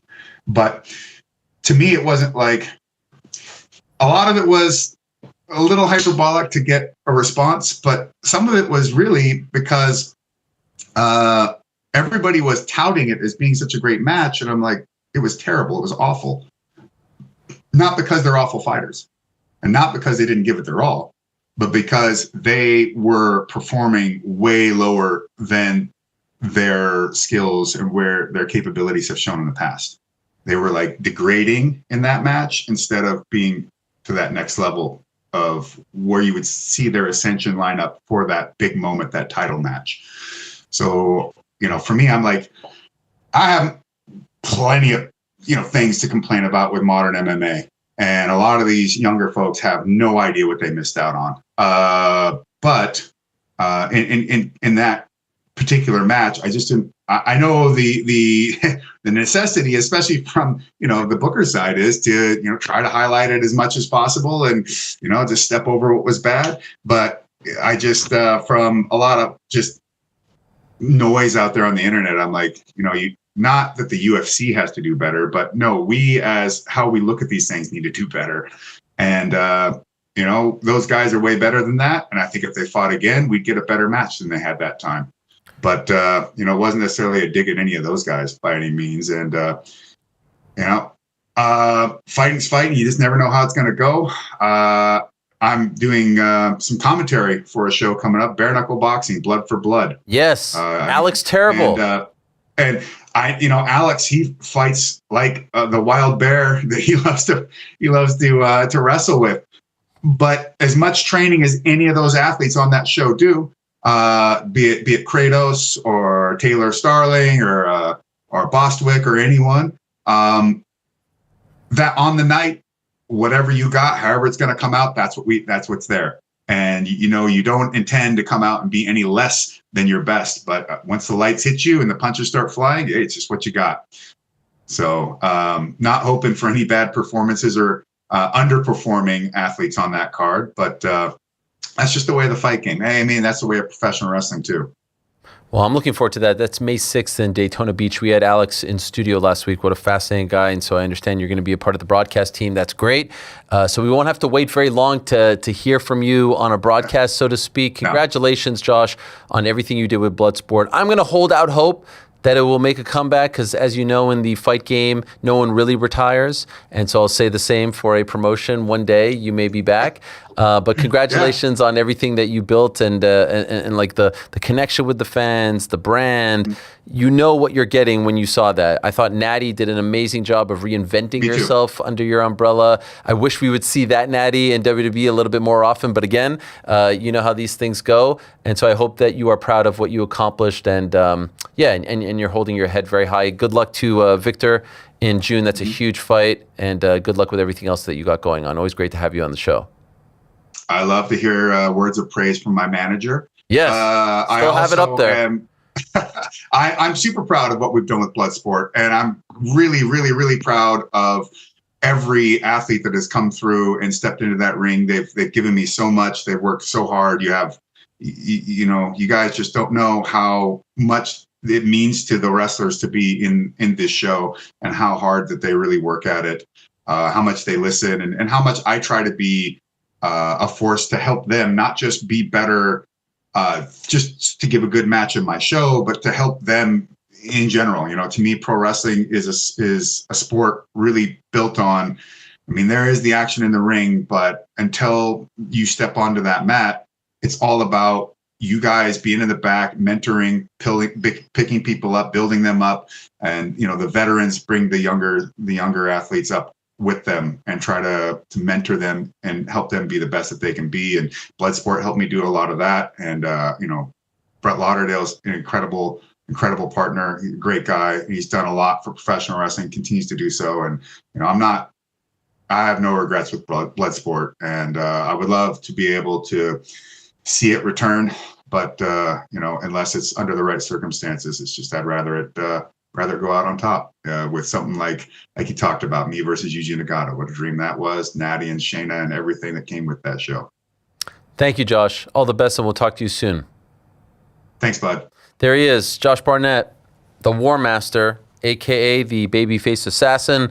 Great stuff from him. And again, I love Bloodsport. That's part of the reason why I wanted to do one of those behind the scenes. And so I guess our film that will be coming out in about 3 or so weeks will be about, at least for now, the last one. So stay tuned for that. Stone Cold Steve Austin was there. Other notable wrestling luminaries were there. So very, very exciting stuff. So we go from one promotion that seemingly is closing its doors to one who is very much enjoying a rise and doors wide open. And, you throw around meteoric, who knows how to quantify any of that. But when RAF, Real American Freestyle Wrestling, launched in August of last year, I think a lot of people weren't quite sure what they were going to get and whether or not it would get off the ground. We've seen other wrestling promotions, not pro wrestling, but amateur collegiate freestyle wrestling promotions come and go. There was the Real Pro Wrestling League way back in the day, and they never really got off the ground. They were kind of DOA. RAF is not that, and they have seemingly found a very nice mix of, catering to the hardest of hardcore, catering to the MMA fans, catering to the Olympic fans, the collegiate fans, catering to everyone. And it seems like every few weeks they have one of these shows that is dominating the combat sports landscape. And I don't just say that because I'm going like this. No, we have a website, and it's uncrown.com. And every time they put on a show, the traffic for the RAF stuff is crushing it, sometimes doing way better than the UFC stuff. They had a show this past weekend in Philadelphia. It was headlined by Arman Tsarukyan versus Urijah Faber, another viral moment for Arman. They have a show coming up on May 30th in Dallas. Gable Steveson finally going to be making his debut. Colby Covington on there. Chris Weidman as well. They announced the signing of Khamzat Chimaev. They're doing massive things with known names, names that are coming up, names that are known to the MMA wrestling community. It's fascinating stuff. So long overdue to have one of the founders of RAF on the program, Chad Bronstein. Without further ado, let us say hello to Chad as we talk about all things RAF. There he is. Hello, Chad. How are you? Hey, what's up, Ariel? How are you? I'm doing great. Great to have you on. And first things first, congratulations to you, Eric, Izzy, Terry Bollea, may you rest in peace, Hulk Hogan, on seeing this come to fruition. Be honest with me here. When you guys launched this, well before the August date in Cleveland, but even on that night, would you have ever imagined that you'd be in the place that you are now, 8 or so months later? It feels like this has all been expedited, monthly shows with big names attached to it. Was this all part of the plan, or is this moving quicker than you thought? I think it's moving quicker than we thought. When we first had that, I remember when Hulk, myself, and Bischoff were at Hulk's table in Clearwater, and Eric's like, we should call Ariel Helwani. So we called you on the phone and we're telling you about our idea. And that was I think it was almost a little over a year ago. Yep. To where we're at today, we definitely weren't expecting to be here. But wrestling's the oldest sport in the world. It's freestyle wrestling. And so it just needed a stage to be on. So I thought the timing was right. So it's great to see where we're at. It's a lot of hard work, but definitely my expectations are way ahead of what we were going to be at this current time. What do you think has been the secret to the success? Why are you where you're at right now? I think it's a mixture of things, right? I think it was timing. Wrestling's a popular sport. It's getting more popular. It's the fastest growing sport in America for women, but internationally it's got a huge stage. I think, we had guts. I think that a lot of the issue with wrestling was that it was stuck in a purist mindset. So I love wrestling, kind of how you are in MMA. So I would watch Big Ten wrestling on a Friday night, but to call up my wife or someone else, it probably wasn't the most interesting thing to watch. So our whole goal was to, change it up and bring entertainment and put on a big stage. And I think that's why it's working, is that we're highlighting all the athletes. We're telling their stories. We're pushing the athletes to really showcase their personalities. In wrestling, you're told just to be very disciplined, very serious, and not showcase emotion. So we've kind of fine-tuned that and told people to do the exact opposite of what they've been taught. One of the things that I think has helped you, and I'm curious if you agree, is like if you look at RAF 1, Bo Nickel is on there. And obviously he's well known to MMA fans. And there were other names like Lance Palmer, Darion Caldwell, but not Arman Tsarukyan, Merab Dvalishvili, Khamzat Chimaev, Urijah Faber, Henry Cejudo. I think having these massive UFC stars, MMA stars on your show has exposed you to the likes of to the hardcore MMA fan, and has kind of leveled everything up. It feels like that has kind of evolved as well. The amount of MMA involvement on these shows. Would you agree? I would say that definitely helped. I think when we first started, one thing I forgot to mention is our Fox deal, like a brand new league to be able to have a TV deal. But yes, to your point, remember, Izzy Martinez is Holly Holm's coach. And so it really set off with Bo Nickel in Cleveland, but we had a surprise appearance from Holly Holm. And when Holly Holm showed up too, it really set the tone where a lot of the MMA community started to really pay attention with Bo. I think Bo was on your show when we had the Cleveland event where he did an interview with you, but people started to pay attention. And then Lance Palmer being a 2-time PFL champion, 38 years old, you capture that nostalgic audience that wanted to see Lance wrestle. But it's great to have the crossover matches. And I think that you're seeing a lot of the amazing wrestlers, Olympians, starting to learn from the MMA guys and girls and really show how they promote. And I think lastly is people forget Colby Covington was a 2-time All-American. Michael Chandler was an All-American. Chimaev, obviously freestyle Swedish champion. Arman has wrestling background. So the thesis was that you have an option. You could go straight to, if you were out of college, you only go wrestle in the Olympics. They never had an opportunity to make money or to really be in a professional league. So this is giving the ability to actually do both. We're additive to the UFC. We're not really competition to MMA. We're an additive platform. I had a boxing manager text me on Saturday after the Khamzat news came out, and he was like, bro, why is the UFC letting all their guys sign with RAF? And I kind of explained the difference between, wrestling and fighting and boxing and things like that. But, historically in the past, like UFC kind of just told their guys to stick to the UFC, and it seems like you have a great relationship with them. So how have you been able to get to the point where they are, letting is not probably the best word, they are technically independent contractors, but they could say, no, we'd rather not. How have you gone into the point of, hey, like the biggest names are able to fight or compete, I should say, on your cards? So Ariel, how did you and I meet? We met through Juliana Pena, right? When you were first booking her. So I have a relationship with Hunter Campbell, from working with, being Juliana's agent. I only have one client in sports because I'm more an entrepreneur, but Juliana happens to be one of them. She's amazing. But that's how we met, and that's how I met Hunter Campbell. And so my relationship, we have a great relationship with them. And also Eric Bischoff and I had a call with, Nick Khan a few weeks back. And I think everyone looks at it as, hey, we're not out there, talking bad about anybody. In fact, I think the UFC and WWE, we took some pages out of their book, right? And I think we're a great platform for all three of us to work together because, you should know better than anyone how many fights Juliana could fight once or twice a year. So if someone has the opportunity to wrestle 4 or 5 times more throughout the year, and their brand and their their names being out there, it only helps everybody. I mean, look at what happened with Arman over the last, few months. The feud with Giorgio kept him very much in the news. Social media stuff is fine, but like on the Monday after that first match, everyone's talking about Arman. And so I'm happy that they view it the way in which we all do as well. Could you tell us about that process? Like, how does that work? Do you have to ask them, hey, we want to do this or that, we want to do this match, whatever, and they have to sign off on it? Are there rules? We've heard, two active guys can't go up against each other. What could you tell us about the do's and don'ts?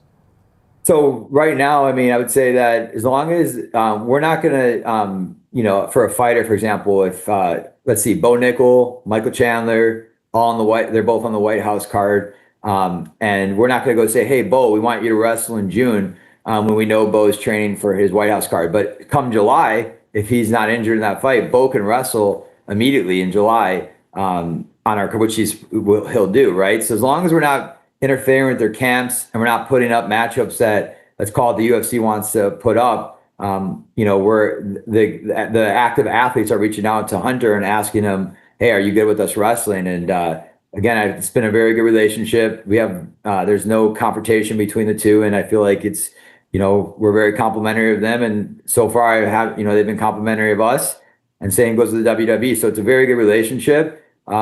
They're approving their athletes to wrestle, because again, it's great to have them active. I would say injury, a lot less likely to be injured. It's a great platform. Is there a rule in place where two active guys can't compete against each other? I wouldn't say it's a rule, but it's definitely something that has been talked about, I think, between the athletes and the UFC. But I would say we haven't had any two active UFC athletes wrestle each other. You did have Gable at your show this past weekend, and you announced the signing. He's fighting July 11th.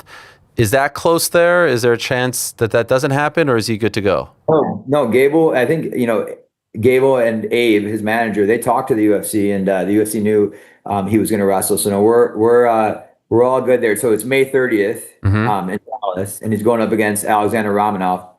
And then obviously Kobe versus Chris Weidman. And Kobe's become obviously Kobe's a star in the UFC, but he's also, he's become a baby face in our league. I was talking to him the other day, and he's like, Chad, I love being a baby face. He used to being the villain in the UFC, and he walks out, on the stage, and he's getting cheered for. So it's been a different experience for him. And by the way, I know when Gable's competing, I meant he's fighting for the UFC July 11th. So I wasn't sure. International Fight Week. Yes, so I wasn't sure if it was too close in the eyes of his team or UFC, but sounds like not. Colby seems to be loving this. Every time you have a show, I asked Chael about it. He's glowing about it. He seems to genuinely be loving it as well. I did see the interaction between Colby and Arman, which I think would be a massive match for you guys. And it seemed like he was sort of dismissing the Chris match, saying, this is bigger, this is what I want more. What is the status there? Because they had their moment there, Arman and Colby, but he obviously is booked against Chris. So what's going on? Right now, I mean, it's still Chris and Colby. They both definitely want to wrestle each other. Colby. So during the show, you saw this, but Henry had an injury, right? So Colby reached out to me and Izzy, and is like, I want to go. So the idea was that maybe Marab would get a different opponent, and then Colby and Arman could wrestle. They were trying to push for that. Oh, wow. We couldn't make that happen, right? Because Urijah, we were excited about the Urijah Arman match, and so, but yeah, we had a situation obviously with Henry getting injured, so that Colby was trying to push for that, but we didn't let it happen. Okay, so do you think that can happen because they are two active UFC fighters? I think it's possible. But the only thing is they're not in the same weight class. Right. I haven't been talking to Hunter about that, but I know Colby and Arman separately have been reaching out to him, trying to push for that. But that would be something that they would have to get approval for. But it's a matchup that I think would be a great matchup because Colby being a great wrestler and Arman being a really good wrestler. It's anyone's match in that one. But they also obviously both, better than anyone because they're both on your show. But they both love talking shit, so it'd be fireworks. Arman has kind of made a habit out of appearing and competing on all your shows this year. Will he be on the May 30th? I think that Arman told me point blank he loved to wrestle 8 times a year. I mean, Wow. Arman's a really when he's there. I think what people don't see, and Ariel, when you talk to some of our athletes, like we have a really good culture at RAF. Like everyone loves being there. They look forward to being there on that week. But Arman comes in every time. He's a ultimate professional, and he's having fun. He has, when he walks out in that crowd, Philly was electric. It felt like Rocky 3 when Kyle Snyder was down 6-0 and came back and won 12-6. Like that was the loudest crowd I've ever seen in any of our shows. Wow. Arman is a massive draw. He's a big deal. But, he sometimes gets a little fiery. We had the thing with Giorgio a few shows ago, and then him kind of driving Faber off the mat there. What are you thinking when all this is going on? I thought I was honestly worried about Urijah. Yeah. I thought that was uncalled for, obviously. Arman said he didn't do it purposely, so I'll take his word for it. But, Urijah is one of my favorite. He's unbelievable. I don't know if you watched the press conference, but he was hilarious. Amazing. He's incredible. I was crying, laughing. I was telling him I had to hold my breath because he's just that funny, and he did it against Henry too. But I give Urijah a lot of credit. Like people underestimate him. Obviously, he's 47. He got a lot of comments, but he fought real hard in that. But I definitely didn't like seeing him thrown off the side of the mat. But he got up. He got up pretty quickly with a smile on his face and went and finished that match. So. He's unbelievable in our promotion. People forget he was also an NCAA qualifier on top of all his other accolades that he has. Big news, of course, on Saturday, the signing of Khamzat Chimaev. How difficult was it to make that happen? So I don't know if you know Arman has an agent and manager, but his manager's Sweep, and Sweep's Chimaev's agent. And I met Sweep, Izzy and I met Sweep through Pat Downey. And it's something, I don't know, when Arman went against Giorgio and Chimaev tweeted, I'm ready to come to RAF, in a sense, where he said, I'm watching RAF. I think, people forget Chimaev's an unbelievable wrestler, right? He has a wrestling background in freestyle. And I think he's seen the opportunity, and a lot of people, their first love is wrestling. So if they can help grow the sport and they get to compete in it, it was something that was meant to be. So he's been wanting to come on, and we've finally been able to make it happen. Now we're just trying to figure out who his opponent's going to be. Any idea when he may debut? Obviously, he's fighting May 9th for the UFC. How soon after do you think he might compete for you guys? I think he's going to go in the summertime. Okay. Sure.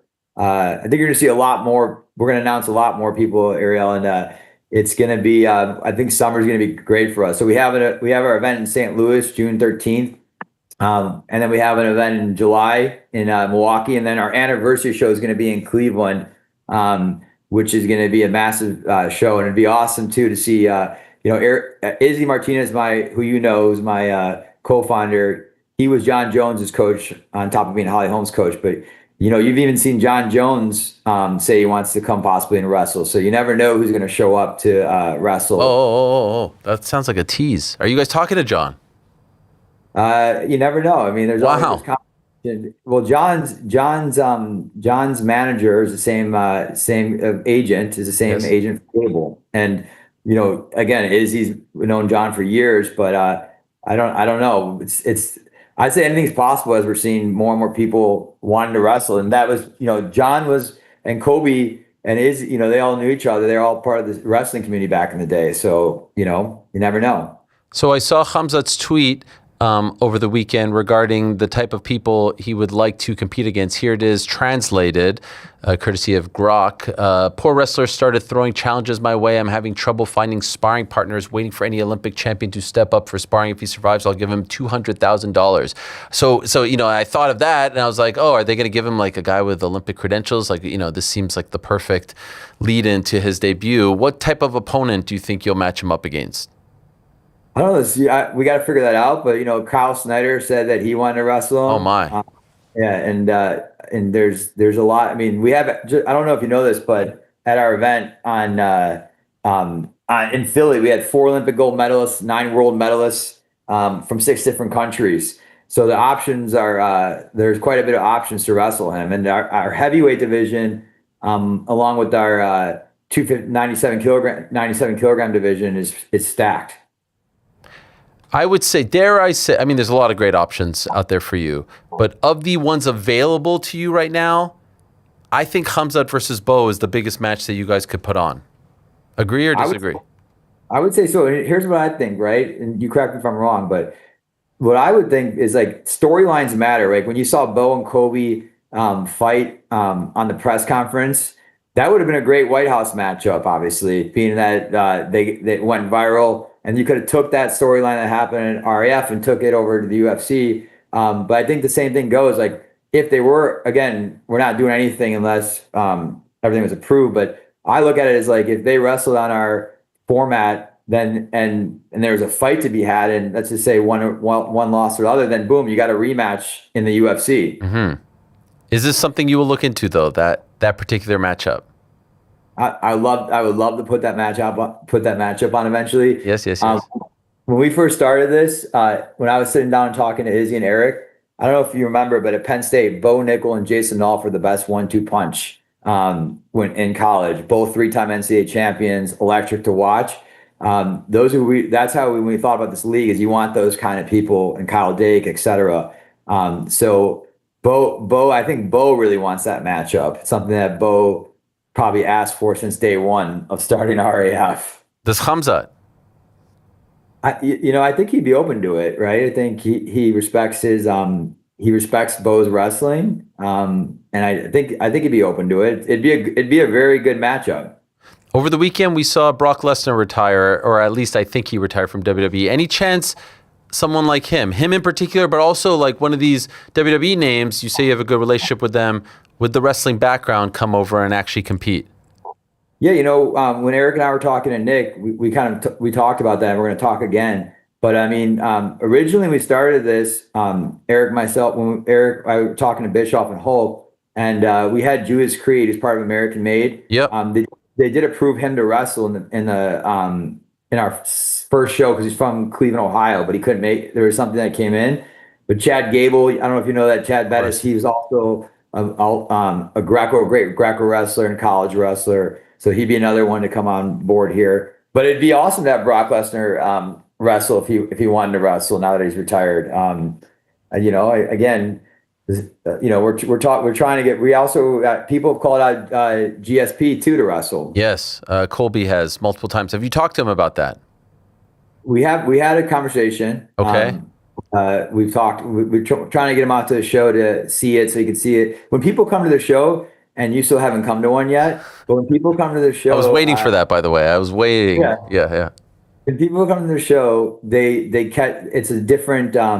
It's really different. Like you have to be there to feel the energy. It's really a family friendly sport, right? And when you come there, we have our fans almost sold out. You see all these kids, and I think they see it. It feels different. So I think when you come, it's kind of addicting. So then once you're there, I think you want to do it. Like Sean O'Malley came to our show in Arizona, and he had the time of his life. The next day, he posted a piece of content being funny, and no one asked him to do that, but I think. It just when you're there, it's different, and that's the first show that Marab went to in Arizona as well, for to kind of get the feel for it. And Marab, I would say, is one of those professional people I've ever worked with throughout this process. Will he be booked on a future show?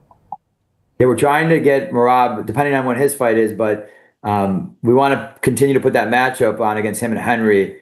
And we may go to. We've been talking, Izzy and I, to Lotto, who's on our last card. He's in the Parliament. He's the one was Olympic gold medalist to possibly do a event in Georgia. Okay, I love that. One thing we were talking about, would it make sense for you guys to go like the Friday night before a big UFC so you can get some of that audience to come to your show? Have you thought of that? Yeah, I mean, listen, you saw the numbers in Philly. Like we sold out the crowd. So I think that we just, we're in a different lane. Again, we're not competitive with the UFC. Our audiences, you get your sharing audiences, but I think there could be a night where we do that. If we go to Vegas and maybe they have a big event on Saturday, we could do an event on Friday. So we're only 8 months. I think people forget we're 8 months old. So like we're just trying to, get our bearings in. But we're also going into youth. We're going to have a youth belt series, and so we're going as fast as we can. I hope you don't mind me asking this type of question, but I'm always fascinated about this. And given your growth and success, it comes to mind. Who owns RAF? We know about you, Eric, and Izzy. Are there other investors? Are there other people behind the scenes that you could tell us about? Yeah, we have an unbelievable. So when Hulk, myself, when we were on the tour for Real American Beer, right? We saw this kind of how this came about. Just so you know, is my son, my wife was in the hospital for our second child, and she was in there for 4 months, and so I took my son, who was at the time 7, for wrestling, I wrestled my whole life, so I fell back in love with the sport, and we were trying to think of a way to, in the beer world, how do you own an audience? So we thought about the amateur wrestling world. And Hulk got to know wrestling because he'd call me up on the stand like, brother, how'd your son Chase do this weekend, right? And so we met a good investor throughout that, from Left Lane Capital, which is a venture firm, and it focuses on sports, all emerging sports leagues. So they were one of our first partners, but we've really grown from there, and we brought in some really good strategic partners that are helping us grow. So and we also have our other people on the from our employees that have equity in the company, but we have a really good investment group that backs us. Does TKO own any type of stake in RAF? They don't own any stakes in RAF, but they do own a stake of Real American Beer. Okay, and how is that going? It's going good. We have a CEO there named Terry Francis. She's incredible, and Nick Hogan obviously is still part of both companies, but it's going well. It's a grind, and we're getting out there, and it's also the main sponsor of our RAF, and we just actually, Ariel, closed a big sponsorship today with Spartan Games, which is now an exclusive partner for us for a year. So we're gaining a lot of good attention, starting to grow the sponsorship opportunities as well. Congratulations on that. I did want to ask about that. What has it? I know Hulk was a client, but also a very good friend. I'll never forget that phone call that you referenced at the top, surreal.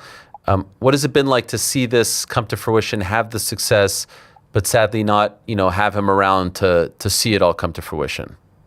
It's definitely weird because we were on a tour with Hulk for a year. Myself, so Hulk wasn't my client. Hulk was my partner. Hulk had a manager named Chris, who had a manager, still is named Bo, who's a partner in our league. And we all were on tour together for a year, going to every different state, and that's how we met Fox actually, through going on that tour when Hulk was doing the campaign stuff too. But it's definitely weird. When he was in the hospital, he said, brother, I'm going to take a bus if I have to get down there to the first event in Cleveland. So he would have had a blast. He thought that after he learned about wrestling and freestyle wrestling, and our first call was with Gable Stevenson, actually, when we started the league, he knew there was an opportunity to really make this big. And he would say that it felt like 1984 Hulkamania when the lightning bolt happened and it went big. That's how he felt it would be. Wow. Yeah, a shame that he's not able to be around to see it all come to fruition. I'm sure he's very. He really liked you. He that first call. He's like. Now you're just playing to my heartstrings here. All right. No, he did. He did. Bischoff. We didn't give Bischoff any credit on this interview. Yes. But, Hulk said that when he and in my house right here, Eric Bischoff came to my house, and we sat at a table, and I told Eric the idea of the wrestling league, and Eric said I'm in, and Hulk's like, brother, Eric is the best at what he does, and I can tell you from working with Eric, he is a genius, and he has been. You look at that production quality and the team he's built. When you walk in, and again, when you come to one of our events, you'll know it's Bischoff. And I think the world of him as well. So not surprised by any of that. Can I ask you before I let you go, 4 events in 2025 so far. You mentioned May 30th, June 13th as well. Is the sweet spot one a month? Are you trying to do around 12 shows a year here? I think we're going to do, we're probably going to get to a point where we're going to do between 18 to 24 shows a year. Wow. The key is, so it's called Real American Freestyle, but as we go to these other countries, we were set to go to Bahrain in May. So Izzy and I were in Bahrain meeting with the government out there, and we signed a deal to go there in May. And obviously the war, we can't go there. but we're planning on going to in the summertime, maybe 3 countries. But the goal would be have one event in the United States and have one event in international regions every month. Okay, golly. Ambitious stuff. I love it. Very, very ambitious out of you guys, but it seems like it's all working and very happy and the signings. Are you coming though, before we get off? Yes, yes. When am I coming? That is a great question. I will be there. As I've told you many a times, I want to go. I was going to go to the one in January in Tampa. Didn't work out. It seems like we can't align. Even trying to get you on the show, you're so busy, it's hard to get you on. I want to do it behind the scenes. Yeah, please. I was trying to get you just got me on. I was going to Vegas tomorrow, but yeah, and I moved everything just to have you on. It was great. You've been great covering it and giving wrestling a platform and all the rest. Uncrowned has been giving you guys more love than anyone out there. But Ariel, I think it's important it's great because the wrestling world appreciates that, which is a very dedicated community. And we love doing it. We're not doing it out of charity. It's warranted. It really is. The matches, the events have been great. I've enjoyed it very much. Fox Nation has been a very easy platform to navigate and do all that stuff. So kudos to everyone involved. Kudos to you. Keep it up. We're big fans. I enjoyed talk about it on the show in the A block, so to speak, like top of the show. That's prime time, as they say. But again, congrats to you and everyone. And it's been great to catch up. Tell Uriah. I know he's on after me, right? Yep. He's awesome. So we'll appreciate you, Ariel, and we'll talk soon. All right. Thank you, Chad. All the best to you. There he is, one of the founders of Real American Freestyle Wrestling, RAF, Chad Bronstein. Let us talk to Urijah Faber. 2 people now have told us to say hello to Urijah Faber on this show. That just shows how beloved the California kid is. Without further ado, we say hello to the inimitable, one of the greats, the legend, the pioneer. Hello, Urijah. How are you? Doing good. How are you, brother? Malott and Bronstein saying, hey, I know Uriah's coming on. Please say hello. Everyone loves you. How about Malott, man? What a stud. That guy, going from the coaching corner to becoming the next superstar from Canada. I love that guy. And Chad, visionary, baby. Yeah. By the way, for the RAF future. I want to obviously ask you about RAF. That's the main reason why we have you on. But did you see this coming from Malott? Like, did you think he would turn into this when you first met him all those years ago? Yeah, we had our banquet every year, and Malott was our, we give out awards, and he was like the newcomer of the team, where a guy that has a bright future. Back when he was an amateur, back when he was still early pro, and then he took that hiatus. He wasn't feeling it for a while. Him getting his coaching, his coaching made him so much more confident and so much more hungry. He literally made the walk multiple times as main events and world championships and comeback fights, and he was making the walk as a coach, and I think it just made him realize like he can do it, and he's going to do it. I mean, he's going to be world champ. Amazing. I love that. All right, so what about you? First things first, how is your back, Urijah? I mean, we're getting up there. You're getting driven off the mat. It seemed like you fell into I was on concrete. I'm getting thicker and sturdier. God. My back was actually hurt going into that. Like the 2 weeks before I did my first match, and I watched me hold this guy's head. I'm smiling, talking to him right there. You see that? I'm saying, "Come on, man, you got to resort to this, buddy." What happened there? Look. I like Arman, to be honest. Yeah. I don't think that was personal. I think that was him being a clickbait. He's like the National Enquirer as a human being. He's trying to get these clicks, and at all risks, these young guys will do anything for the clicks. And he wanted to risk both of our livelihood for some clicks there. He knew what he was doing. He said, let's throw caution to the wind and bless his heart. I could have, got up and did an elbow shiver to the back of the head or bitched and moaned, but I know exactly what was going on. He's just trying to draw some attention to the wonderful sport of wrestling, get himself in line, and it's all good. I literally landed on the cement. I think it helped my back. My back was hurt 2 weeks ago, and I wasn't able to do much training. I think he realigned it there, and I didn't even do a warm-up at the match. I did no wrestling other than footwork and motion leading up to that because I had a little issue, and I think he fixed it. So thank you, Arman, again for the help. I do have to say, I saw that presser on Friday, and I was like, man, this is like 2011 Faber Cruz. Like, you had some zingers there. I had not seen that type of fire from you at a presser before in quite some time. Like, it just felt very... Where did that come from? What do you mean? You and I have banter all together. I know, but I haven't felt that. You and I have on text messages is the same shit. No, same with Connor. Me and Connor still rip each other on DMs on Instagram. I know you're very dry. You're very dry, and you're not afraid to go below the belt. Also, by the way, I have a bone to pick with you, but I'll get to that in a moment. I know what you're gonna say, man. That's me doing my clickbait. I put your name on there. I know it was Ben who wrote that article. Yes, what the fuck, man? I was hoping you get a repost or something. I didn't see it till today. I know, it was my clip. This thing right here. People were like, "Hey, what the hell, man?" And then you got all the people in the comments saying, "Yeah, of course, typical Ariel." I had nothing to do with that headline. Although, it's my site. I'll take ownership. But golly, way to come after me. And look who's talking about it. Me, you, and everyone else. So, Sure. I had to get you involved, man. You weren't at the event, so I said, let's get Ariel involved. But what about the fire towards Arman? It felt, dare I say, somewhat personal, a little bit? No? No, absolutely not. Okay, all right. Yeah, and honestly, Arman, he's a crack up. He was perfectly cool the whole time. He was threatening his bodybuilder, guys were going to get up and beat me up or something, but those guys were all very respectful. They have respect for their elders, as the one guy said, and no harm, no foul. I mean, I will say, wrestling needs this, and I think I'm in here obviously not having a run at the Olympic, hope for wrestling. We're trying to get back in the fight game, but I'm a guy that spent his whole life getting really great at mixed martial arts. I haven't wrestled in a freestyle rule set other than maybe once in the last 23 years. I've been doing jiu-jitsu. I would love to do a jiu-jitsu match against Arman, a jiu-jitsu match against Henry.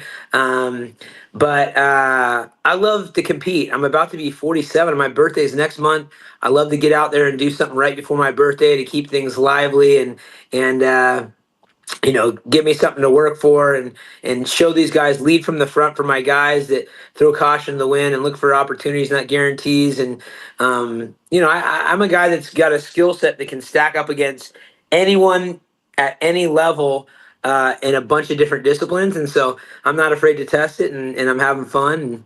And so I had a great time, man. So you were in there with Arman. He's obviously considered one of the best fighters in the world. Your thoughts on the skills that you saw, the strength, the technique, is he who we think he is? I think he's great. Yeah, I think he's very tough. I knew that going in. I said it before. There's some natural gifts that he was born into. Number one is his hair starts growing right here, like right past the unibrow. It starts right in the middle of his forehead. Whenever you're going against somebody that has that in the genetic code, that he's going to be tough. Yeah. Hair starts right here. It ends right before his back starts, where his back hair is going to be bulking up when he's a little bit older. Yeah. And so he's got some natural gifts. He's got a lot of resources. I don't know if his dad or some girls paying for him or some Armenian rich guys letting him rent planes and whatnot, but somebody's giving him the right resources and he's using it the right way. He's getting top level training and he's taking it serious. So I hope, and he's playing the game. He's a guy that is calculated and he's a clickbait machine, a human walking clickbait. And he's not afraid to test himself. He's going after Colby next. I was a much smaller guy than him naturally. And now he's going after Colby, who's a much bigger guy than him. He's not tippy-toeing around anything. He's just taking on challenges. So respect to Arman. I would like to get that jiu-jitsu match, though. I'd like to do a combat jiu-jitsu match against Henry Cejudo and a regular jiu-jitsu match against Arman. Do you think he beats Colby if he wrestles him? Absolutely not. You kidding me? Not. I mean, there's no way, dude. Really? Colby. I thought you were going to say absolutely.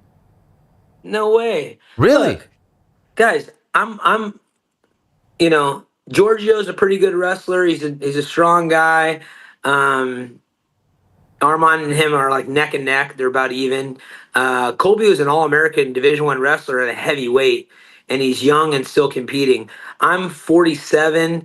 I have been wrestling for 33 years, so I've got skill set and everything else. But you know, there's no way Arman beats Colby. Wow. Okay. I think I mean, he's active. He's arguably one or two best lightweights in the world. I know Colby's a 170 pounder, but they'll find a common way. I don't know. I just feel like he's a lot more active and in his prime as opposed to Colby, who isn't. Yeah, but this is freestyle wrestling. You have 2 minutes. Yeah. Then a 30-second rest. Then you have another 2 minutes. Colby's going to do just enough to win. Mm-hmm. Arman's pretty good, and people say, oh, he only wrestled 3 years as a kid. 3 years as a kid in a place like Georgia where they take training serious gives you the fundamentals to really start. And I don't know how long Arman's been training for MMA, but as soon as he started training for MMA, then he started wrestling because wrestling is one of the cornerstones, and he's got resources to hire the best coaches and everything. So let's say he started training for MMA when he was 19, 18, 20, 21, 22. He's had another 10 years to practice wrestling, but Colby's still competing. Colby's still an active athlete.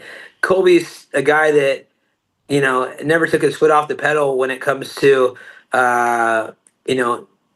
being an offensive guy. I've been just having fun. I do jiu-jitsu 3 days a week. I didn't do any training for this wrestling specifically because wrestling hurts. Don't want to get hurt. I just take the skill set that I have and know that I'm there and go in and compete because I love it. But it's going to be different against Colby. Colby's going to have his way with Arman for sure. You've been around this game a long time. You have your own promotion, A1 Combat. I want to ask you about that in a moment. But you know what it takes to put on a good show.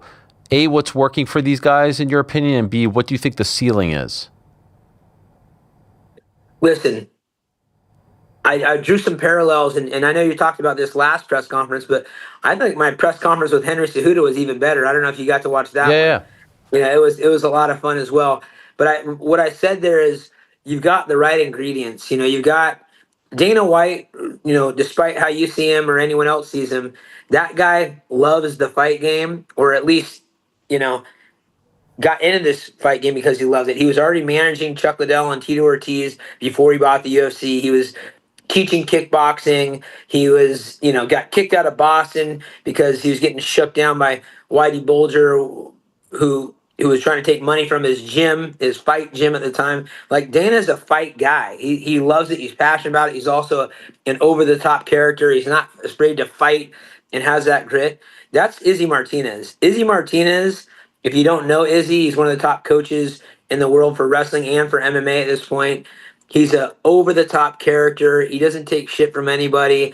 He loves wrestling more than anything itself, and he's a main character, bro. He's a main character. Then you take Chad, who you just had on the line, who's a super savvy business guy. He's had a lot of success in the business world. And he said this is the most excited he's ever been for any project he's been on. He's a wrestler himself. His son is heavily involved in wrestling. That's how this whole thing got started. He's was in tight with Hulk Hogan and the Real American Beer and just understands business. And then he understands how to get the financing and how to spend to invest in the longer picture. So all the ingredients are there. And then the sport of wrestling, it's always had its own subculture and its own group of loyal fans and loyal participants and its own stars within the sport. Like, when I go to one of these events, I get geeked out because of all the wrestling,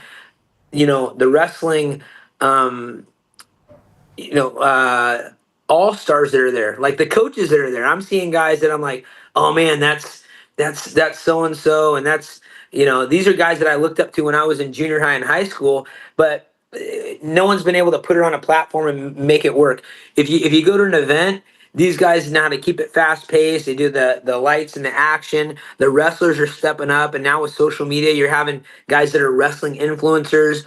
Caden Henschel and Giorgio and even like an Arman. These guys are able to market themselves and have this following that's wrestling based, and so the sport is right. UFC, you hear Joe Rogan and anyone talking about wrestling's role in mixed martial arts, the most important thing of mixed martial arts. The toughest guys in the sport are from a wrestling background. And so they found the right recipe, and I think the sky's the limit. The pay is important. How many guys have been able to be a wrestling participant and make money from it in the history over the last 100+ years? It's none. Now in the last year, all of a sudden it's a real thing where you can be a wrestler for a living. You can make as much as a doctor or a lawyer if you have 4 or 5 matches in a year. That's never been heard of, and that's why people are going to be tuning in, and there's going to be a bigger hype, and this thing's going to have a lot of success. Which entity do you think has a greater future, RAF or GFL? That's a day. Don't do your boy like that. What's his name? What? What? I saw they just posted an announcement. You didn't see it? I must have. I'll go back and check that out, man. No, I think on that front. Yeah. There was some merit to what that guy was thinking. I've got some really great ideas, but you can't go against the UFC. You got to go alongside it. You can't make up existing things. You got to go things that are already established. I've been having some really big talks, and I've talked to you about things I've been working on in the past. What needs to happen for mixed martial arts, and it's happening, but slowly, is just like baseball, basketball, football, there needs to be a clear path and route and systems in place to figure out how you get to the top. The UFC is the top dog. It's incredible what they've done and how much control they have. You can't go against the UFC at this point. You got to find ways to play along with them and add to the sport. Youth mixed martial arts, junior high, high school, college, that we've done the Combat U with Sacramento State, first ever of its type. Then I think the AAA league, and it can't be, a bunch of little things. It's got to be really set out. I've got some real ideas how in the next 10 years, this sport can really become more and more mainstream, but you have to have more guys with money involved. You have to have youth programs that feed up to, to all-star teams, that feed up to high school all-stars, to college, then the AAA leagues, and then the pinnacles, the UFC. But so the GFL, I think they're missing the boat on a bunch of different ideas, except for understanding how to get more money involved. And so at this point... That's the tweet, by the way. The groundwork is set. Our 2025 year-end report is now live, highlighting GFL's transition to GFL Sports and Entertainment, a cleaner capital structure, and a year of progress across advisors, strategic partners, media partnerships, and capital. We are building through 2026 leaner, stronger, with more momentum than ever. The path to launch is underway. 2026 is about execution. So you can... Okay. Well, here's where I sit. I get guys that come into my gym all the time, and in my mind, I may think, man, this guy has no chance at all. I will never verbally say that, because you don't underestimate people. You don't underestimate what the human mind can do, what the human body can do. And there's been a few cases where people have proved me wrong, and I've never said a bad word, because I don't want to mess with anybody's reality, because reality is the truth, however you're interpreting it for yourself. But it's going to be, from what I've seen, a tough road, but keep trying, man. Why not? We only live once, and it is what it is, and bring some more money in. And so, I know out of that deal, a bunch of guys got some money. I know Paige got some money, and Pettis got some money, and probably a few other guys got some money. Get some more money involved. But who knows? What do you think, Chael? I mean, Chael, what the hell? I think that on May 2nd at the Thunder Studios in Long Beach, in the LBC, A1 Combat is back with their 35th show. What about Ethan Ewing? I feel like Ethan Ewing really helped put A1 Combat on the map, taking that fight on short notice, the success he's had. It's like, oh, wow, there's a lot of great talent coming from Faber. That felt like a big moment for you guys. Would you agree? Yeah, Ethan was huge. Peyton Talbot, one of the biggest stars in the division. Joseph Morales with his second rebirth in the UFC. We've got Ryan Loder that won the Ultimate Fighter also, and the list is going on. We're really moving to become the California-based love it. breeding ground for the top talent. And I've got so many stars in the make. Shane Collins. We've got our guy Eric Frosty Cortez. He's been with us since he's 15. We've got a whole stack of talent that's coming through the pipeline, and I've got some really big plans for A1 Combat. My partner, I call him Dana Whitish, Mr. Tommy Anderson. That guy's got the grit. He's got the grit of a champion, and we've been through some rough times because it's a hard way to make a living, and really showed that we have the stay power to be one of these promotions that are coming up.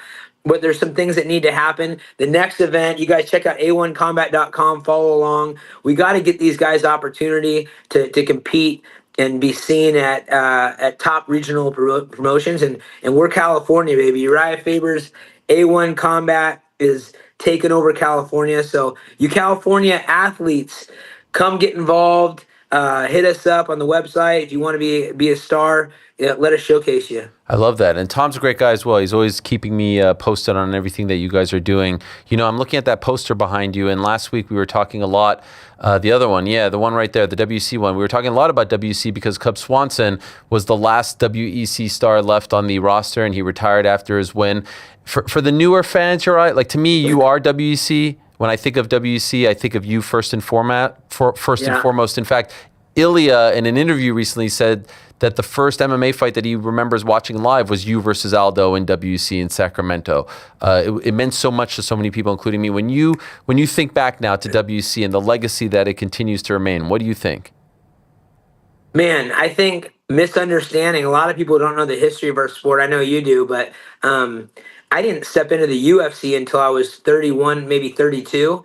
That was against Eddie Wineland on the back of the first ever UFC fight for the title against Dominic Cruz, which I still think I won, but it is what it is. But UFC owned the WEC. For anybody that ever watched the WEC on TV, everything they saw was under the UFC banner, and they didn't have a weight class for the lighter weights at that time. 125, 135, 145 didn't exist. So that was the pinnacle of the sport. So when I was a champion there, Aldo was a champion, Benson Henderson, Pettis and Demetrius Johnson and Dominic Cruz and the list goes on. That was the prime spot to be for our weight class. And I was, 31 when they or 32 when they finally merged the UFC with the WC, but it was always under the same umbrella, and that was the world championship for the weight. So I think people are misunderstood about that. I get a lot of backhanded compliments on being not being a world champion, but I know in my heart where I stood in the place, and I had 4 attempts in my 30s, well out of my 20s, chasing that title in the UFC. But what a cool time in our sport. What an important part of our sport. It was the UFC providing more jobs for us at the time. It was another TV station, another set of sponsors, another group of fighters that got jobs and were held on a pedestal and brands being built. So I have a lot of gratitude for the WEC times and love guys like Cub Swanson and Donald Cerrone, another guy that is always associated with the WEC as a star, but went on to do more. It was such a beautiful part of my journey, and I have so much gratitude for it. One more, if I can. You were just in there with him, with Arman. The fight that I probably want to see more than any right now in MMA is Arman versus Ilia Topuria. Who do you think wins? Man, I hate to say this, but I have not been I don't remember watching one of Arman's fights. I just haven't watched them. Not because I'm hating or this and that. I was on the Jackson podcast, and they asked me about what I thought about Arman getting, and I just was unaware of it. It wasn't until after that podcast I started looking at his social media and being a little more interested. But I got to go back and watch him a little bit. I have no idea what kind of fighter he is. You're sitting on the fence. But, who's your pick? You're sitting on the fence. Bro, I honestly have not watched one of Arman's fights. I swear. What about Ilia? Are you impressed with Ilia? I'm very impressed with Ilia. But I think, from what I've seen from Arman, I love where his head is at. He's a very focused guy. And I think this wrestling is going to be massive for him. Because he's focusing on the wrestling side of things, I think that's going to be huge for him. And I don't know how is his stand-up, by the way? Arman's? Yeah. It's good. I mean, I don't know if it's Ilia level at the moment, but I just think it's such an interesting matchup. I would say that's kind of my thoughts is this wrestling progression and him focusing on this wrestling is going to be so huge for him on a real chance to be the guy that's as dangerous as Ilia is in the stand-up. I know Ilia's got this great jiu-jitsu supposedly. I want that match still, Ilia. We were talking trash back and forth in the back, and he's like, "Oh, how do you want me to submit you?" I go, "Bro, I'm no bitch." When was this? When was this? Jiu-jitsu's good. When was this? This is when I was in. We were in a different country somewhere. I was cornering, and his brother was fighting on the card, and we were talking about rolling. He's like, "How do you want me to submit you?" I go, "Bro, you're talking to the wrong dude, man." I go, "Let's go," and I tried to set up a match. It was friendly, of course, but I'd put my jiu-jitsu against anyone in the world right now. Wow, that would be But something. anyways, Yeah. But anyways, what I'm saying is this focused on wrestling, and I've seen it with guys like my guy Song. No one gets to see his jiu-jitsu or his wrestling because you get glimpses of it. When you spend time getting great at something and focusing a lot of time on something, it can pay big dividends. So I think that this wrestling focus for Arman is going to make his chances of beating a guy like Ilia, go up tremendously because he's going to gain so much on understanding how to win. It's not just about, going out and having wrestling moves. It's gaming the right timing and understanding, you have a certain amount of time to do it. Like that kind of stuff plays over into fights when you're up or when you're down or how to sit on a lead or how to come from behind. You learn a lot from wrestling. So I think this push on the wrestling side is going to be massive for Arman when it comes to getting that actual title shot. But I'd still lead towards Ilia because I know that Ilia's got phenomenal jiu-jitsu and rock solid hands. Yes. I mean, he's a guy that has put anybody out on any given punch. So I would still lean towards him, but I'm excited for Arman to be in the mix. I love the stars, man. I've always identified with guys like with Connor and O'Malley and the guys that they get kind of a little bit of hate because people like them and they've got the it factor. It's like, dude, these guys are putting in work. These guys are dangerous. These guys are real deal. So both Ilia and Arman have that it factor, and I'd love to see that fight. You're the man, Uriah. Thank you very much. Great stuff over the weekend. Keep it up, and we'll check in with you soon. Yes. Great to see. God bless. That was all in love. I know. I'm going to retweet it after the fact. I have no problem with that. I love you. All right, brother. I'll talk to you guys today. Tune into RAF, guys. All you wrestlers, people that love our sport, get behind this because it's a great thing for combat sports, a great thing for wrestling. It's a great thing for the athletes that are passion first combat, professionals. All right. Appreciate it. Thank you, Uriah. There he is, the California kid, the one and only Urijah Faber. All right, let us move along to our last guest of the day. And we save perhaps the best for last, the biggest. Of course, one of the best fighters in the world, currently the reigning defending UFC lightweight champion. I have been trying for 9 long months. I have been hounding his team. I have been asking. I have been re-asking. I have been texting. I have been doing all the things that need to be done to get us to this moment because he is rapidly approaching his next fight. As you know by now, June 14th, White House, front lawn, title fight, Justin Gaethje, main event. It's the slot that everyone in this sport wanted. He got it. He said he was going to get it last September. It's amazing. And we could finally welcome back to the program right here and now the former UFC featherweight champion, the current UFC lightweight champion, El Matador, the pride of both Georgia and, of course, Spain, Ilia Topuria. Kind enough to join. Is he there? Man. There he is. There he is. I love the introduction. Ilia, I loved it. It has been I have been bothering your team. I've been bothering your team a lot about having You're never bothering. I'm so sorry. I wanted to join you many, many times, but I was going through a lot of things. Sure. And but here we are. Here we are, and we're very appreciative and grateful that you're here. How are you doing, Ilia? How are you doing? Very good, very good. Finally in Miami, finishing my training camp here, working as always. I'm very happy, very grateful with every breath that gives me life, Of course. Sometimes in life you say, how are you to someone when you see them, but it just kind of means nothing. I want to reiterate the how are you, because you have been through a lot recently, and I don't want to go into the personal stuff, but your fans were wondering and worried about you and wondering when you would come out. So look, come out of all this. Better than ever. Good. Ariel, better than ever. Yeah, I had go through a lot of things. I had my ups and downs, but now I'm perfect, ready to rock and roll. Do you feel like you have a new lease on life now? Yeah, exactly. I feel that I'm in a different point, and yeah, I have grown so much in this last month since my last fight. I have learned so many things, so can't wait to fight again, to be inside that octagon. Do you feel like you've missed it? It's been, by the time you will have fought, it will be almost exactly a year between fights for you, and you weren't injured necessarily. So do you feel like you have an itch, like you really missed all of it? To be honest, I missed it. At some point, I missed it. I don't really miss the weight cut and all that, even if at this point I don't have to cut so much as when I was fighting in the featherweight division. But this is actually I would say the only time that I've been able to enjoy the whole process. You know, I'm so happy to going through this preparation with my team, finishing the training camp in Miami, surrounded with great people. So I feel very happy and ready to go. You're still about 2 months away. Why come to Miami around 2 or so months before the fight?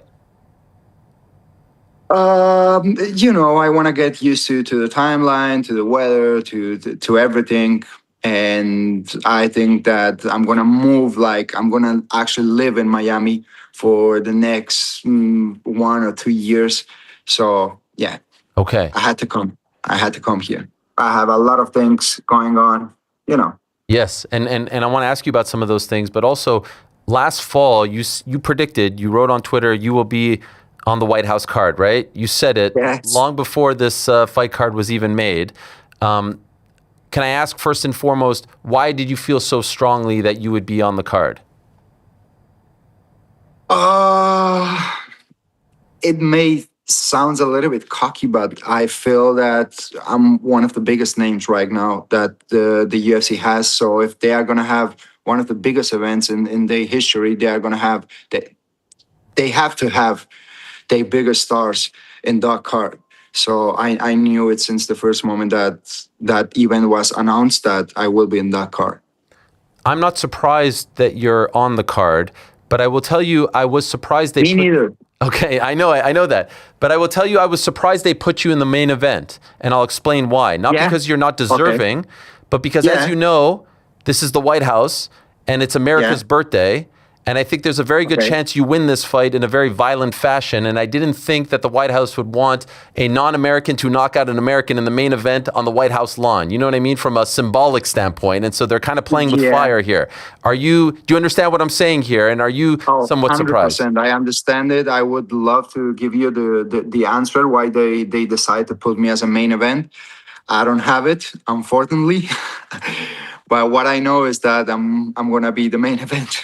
Yes, and that's the most important thing. And you're obviously pretty confident that you're going to win in pretty violent fashion. You've already updated your bio. I wouldn't even show up to that event. You know, I have a lot of confidence. I know that I'm going to win. I'm going to win. It's not only that I'm going to win. I'm going to win in fashion, and I'm very happy to have an opponent like Justin Gaethje. He's a legend in the sports.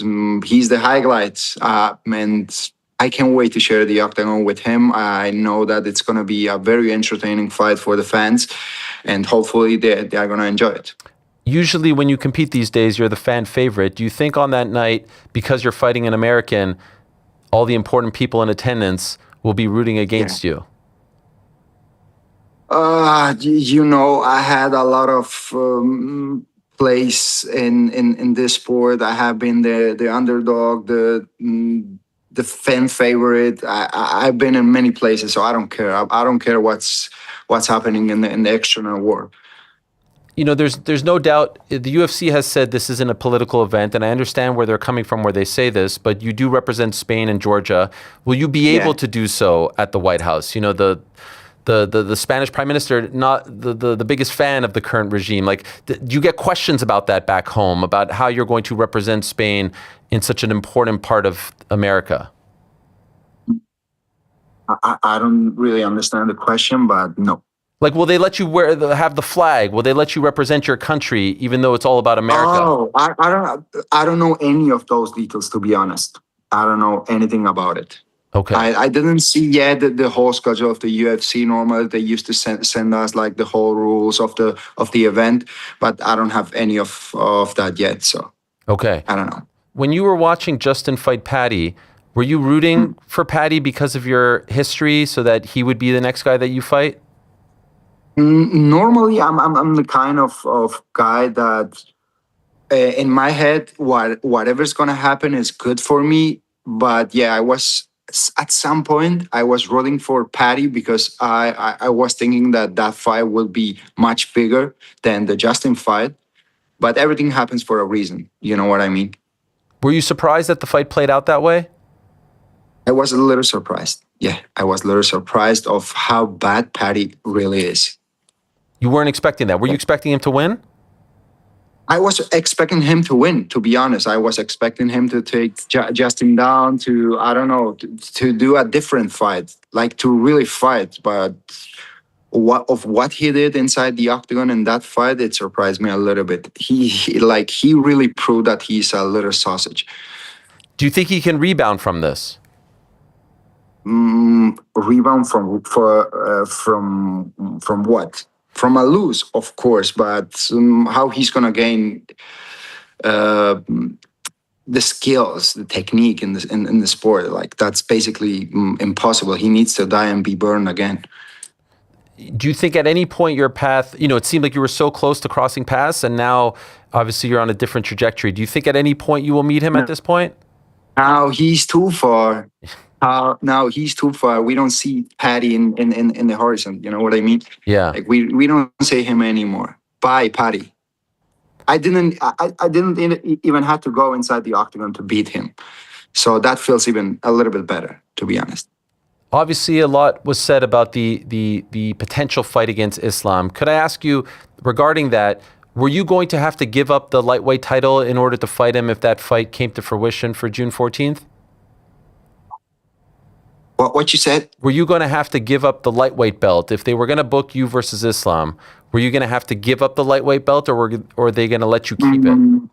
Not really. They would let me keep it. Okay, because usually these days, like this is a completely different situation than the situation that I had when I was fighting in the featherweight division.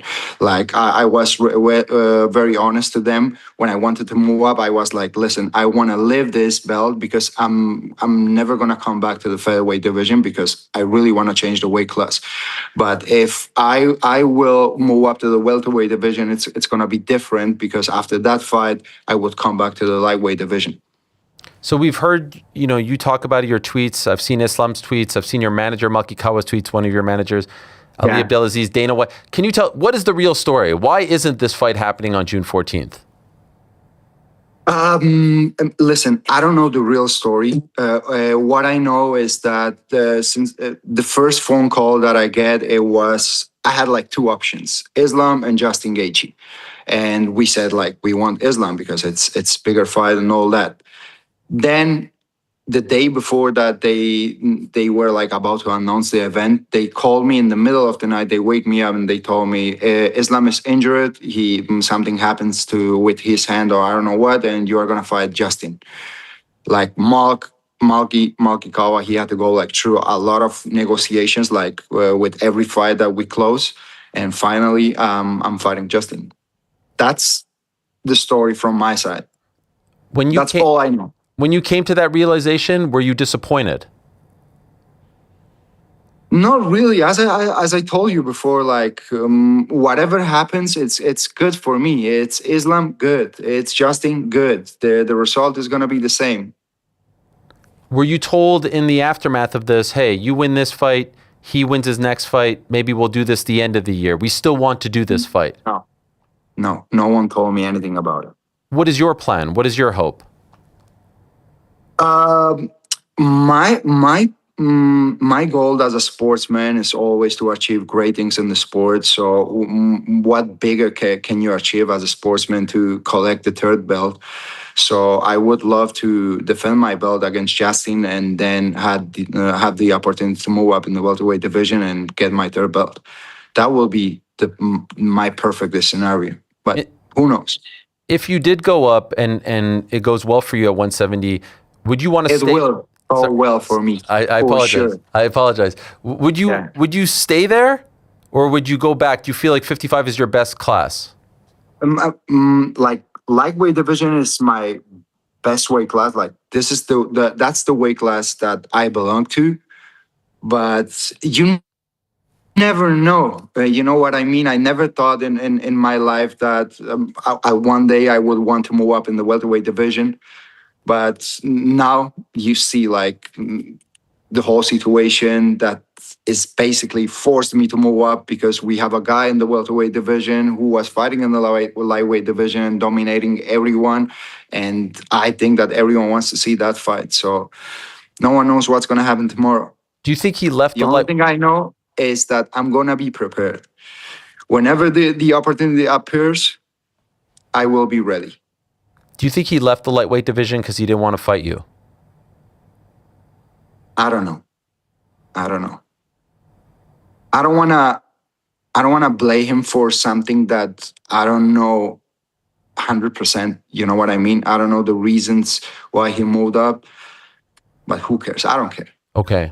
Can I be honest with you, Ilia? That's a great fight. I really want to see you versus Arman. Yeah.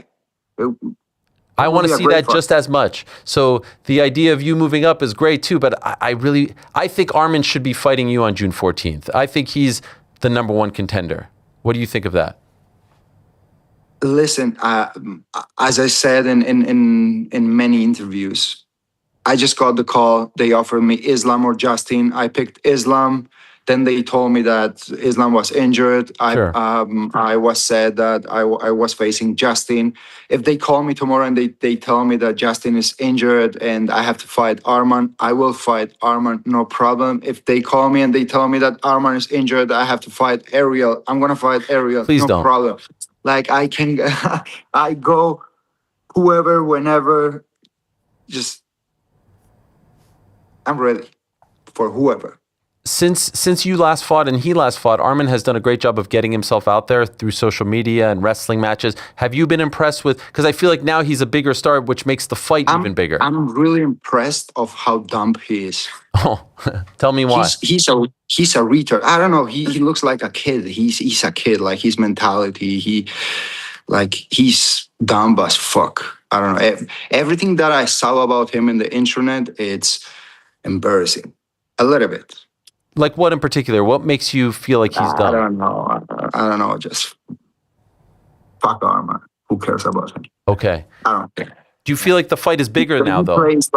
The thing that I don't like is like when they play that they rich and they show all that money, and it's like, bro, you don't even rich. You that poor that the only thing that you have is money, and you are spending your father's money, not even yours. So. You know what I mean. He's a fucking kid. You tweeted after his last fight, Arman, every time we see each other in person, you freeze up like a scared duck with no idea what to do. You know I handle you however I want. I fight whoever the UFC chooses. And remember, I slapped you and you just laughed. So can you tell us about this interaction? You posted a very quick clip, but what did you feel? What did you see from him when you saw each other? So the day before of the video that I posted, he tweets something in Twitter, something like, if I see you the next time, I do this or that. Like, you know how they play like they all gangsters. And when we cross the paths, they are like, oh, how are you? All good. They smile. They like humble. Normal human beings. But in Twitter, everyone is a gangster. Everyone is like, oh, let's solve this in the street and all that. Bro, I'm a professional athlete. I'm not a street fighter. I'm not a gangster. You know what I mean?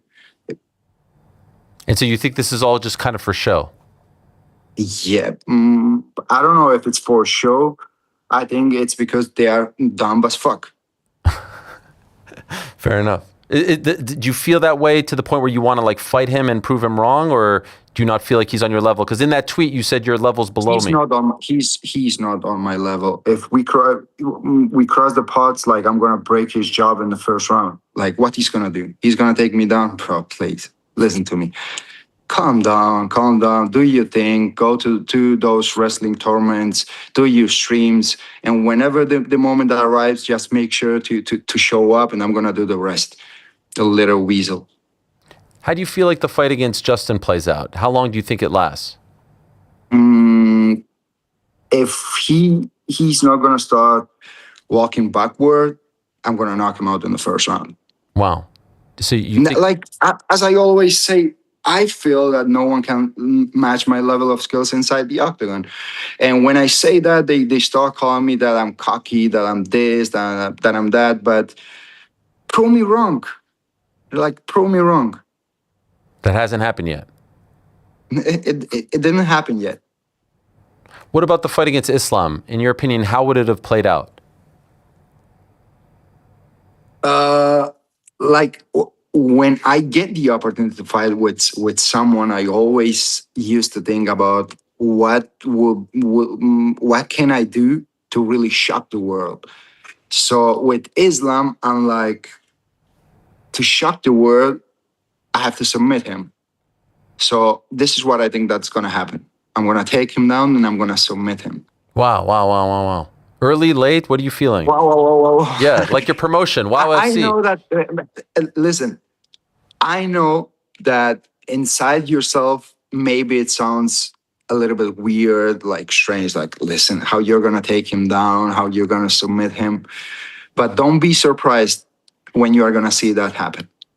I'm not doubting you, by the way. It's just not, you don't hear every day someone say, yeah, I'm going to go out and submit Islam Makhachev. He's that good, especially on the ground. He's good. Everyone is good. Justin is good. Alex is good. Charles is good. Max is good. Everyone is good. But I'm different. Fair enough. And so, I'm the GOAT. Nah. Are you? Do you feel that way? Nah. Not really. I think Not you really. do. I don't like to claim myself as the GOAT of the sport. I always like to leave those decisions to the fans. They are the people that happen, like the ones that take that decision. Do you think you're number one pound for pound? Of course. It's not that I think, I know so. A month after your fight, it sounds like we're getting the return of Conor McGregor. And one could argue that that would be the biggest fight in the UFC by far, you versus him. Is this something that you're thinking about? Is this something that's on your radar?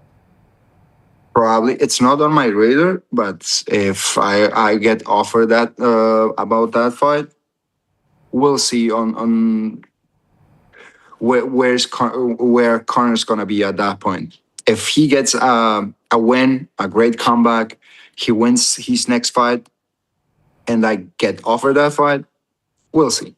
It's not something you'll ask for? I never close the doors for those kind of opportunities. You know what I mean? Sure. Even if we are not on the same level right now, maybe on the popularity and all that, like he's popular and a lot of people knows about him, but sports-wise, we all know that he's almost done.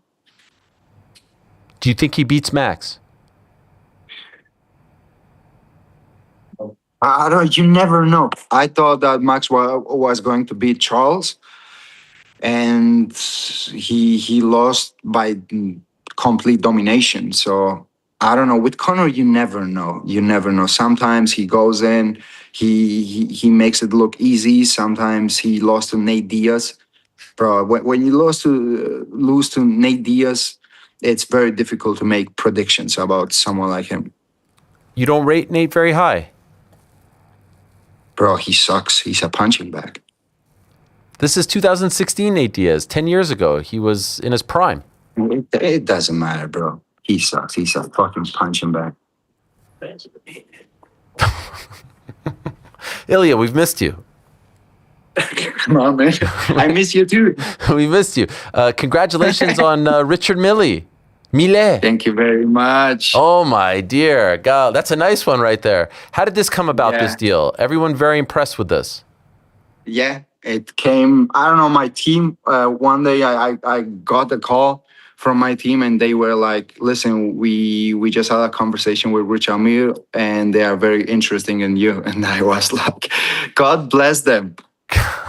Is this one of those, I mean, what a promo this was as well. Is this one of those where you kind of look back and say, man, I've come a very long way? This is a huge achievement, a huge achievement. Yes. For me personally, it's a personal achievement. Yeah, of course. They don't To link have up a with- Richard Mille putting eyes on you. Yes. It makes you feel very proud. Yeah, it made me feel very proud and very, very grateful. I saw you have a deal with JD Sport and Hoodrich as well, Monorex that you're rocking over there. It seems like, you know, all these blue chip sponsors are coming your way. Do you allow yourself to have a moment to say like, man, I've come a very, very long way in a short amount of time? Yeah, and I feel very proud about everything that I was able to achieve and very grateful. How's WOW FC? I want to come to a WOW FC show in Madrid. I hear it's amazing. I would love to have you there. You're gonna love it. Your team, they don't roll out the red carpet for me like the other guys. You know, I don't get that kind of, you know? No. I'm just joking. That's not true. I know. That's not true. You have a great team. We will give you a great welcome. What has it been like for you to launch this? And you have Cristiano Ronaldo with you as well, right? He's a part of the team. Yeah. It has been an amazing journey, to be honest. I have learned so many things, and we are growing little by little, step by step.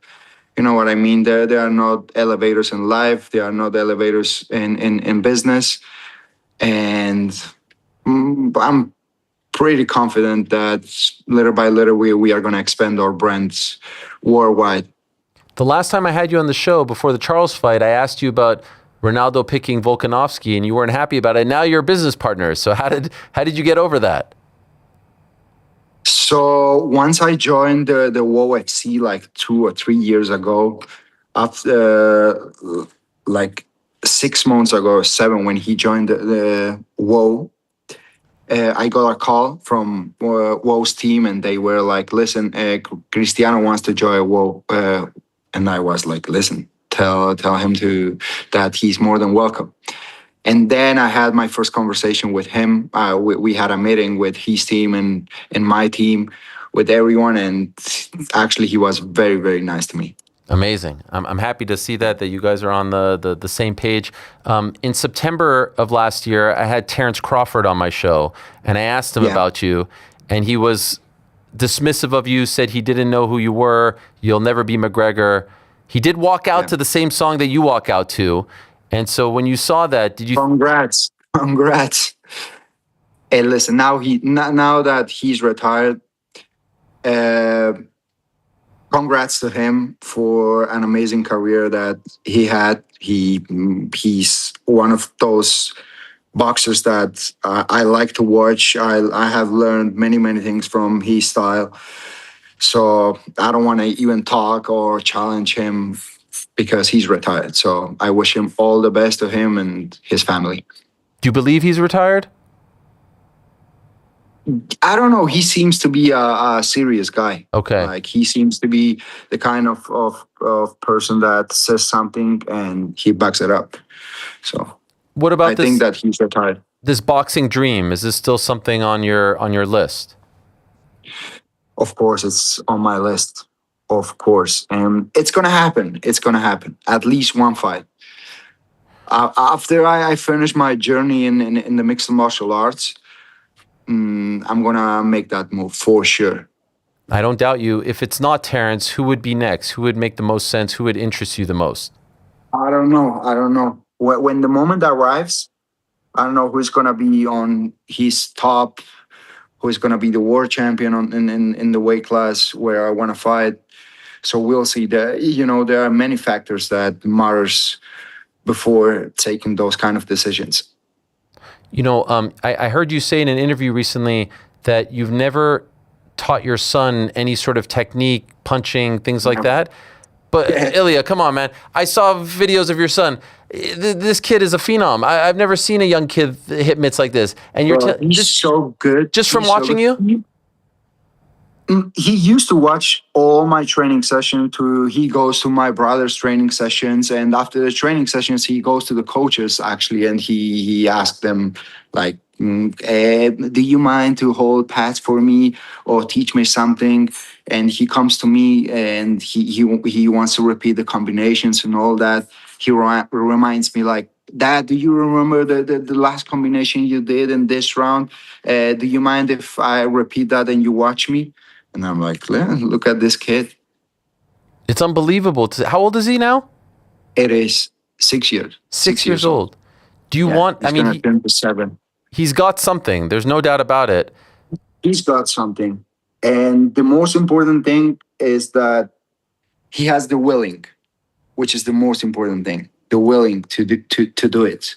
Because I know many people that they used to force their kids to do like different type of activities, and at the end, like they get bored or they don't want to keep doing it. And in Hugo's case, my son's case, he's the one who is asking me to do it. So whatever he wants to do, I'm gonna be happy with that. If he said to you he wants to be a fighter, would you be like, there are some people who live through the fight game and say, I don't want my kid to go through that. I know what it's like. No, listen, I don't put any limits on him. If he wants to fight, I will be happy, and I would support him in any ways that I can. If he doesn't want to fight and he wants to do different things, I will be happy anyways. But one thing that I'm not gonna let him do never is to don't do anything. You know what I mean? He's a man, and he needs to be occupied.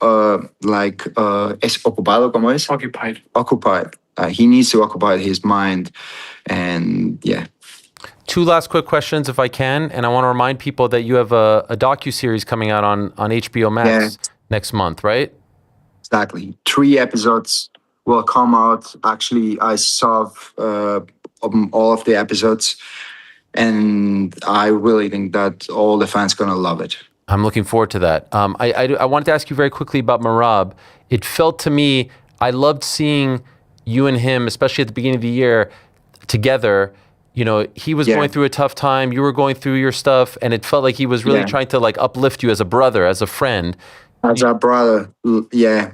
He just called me. He told me he knew that I was going through my personal things. He called me one day. He was like, "Listen, I want to be with you and spend a couple of weeks or days and support you. I don't know.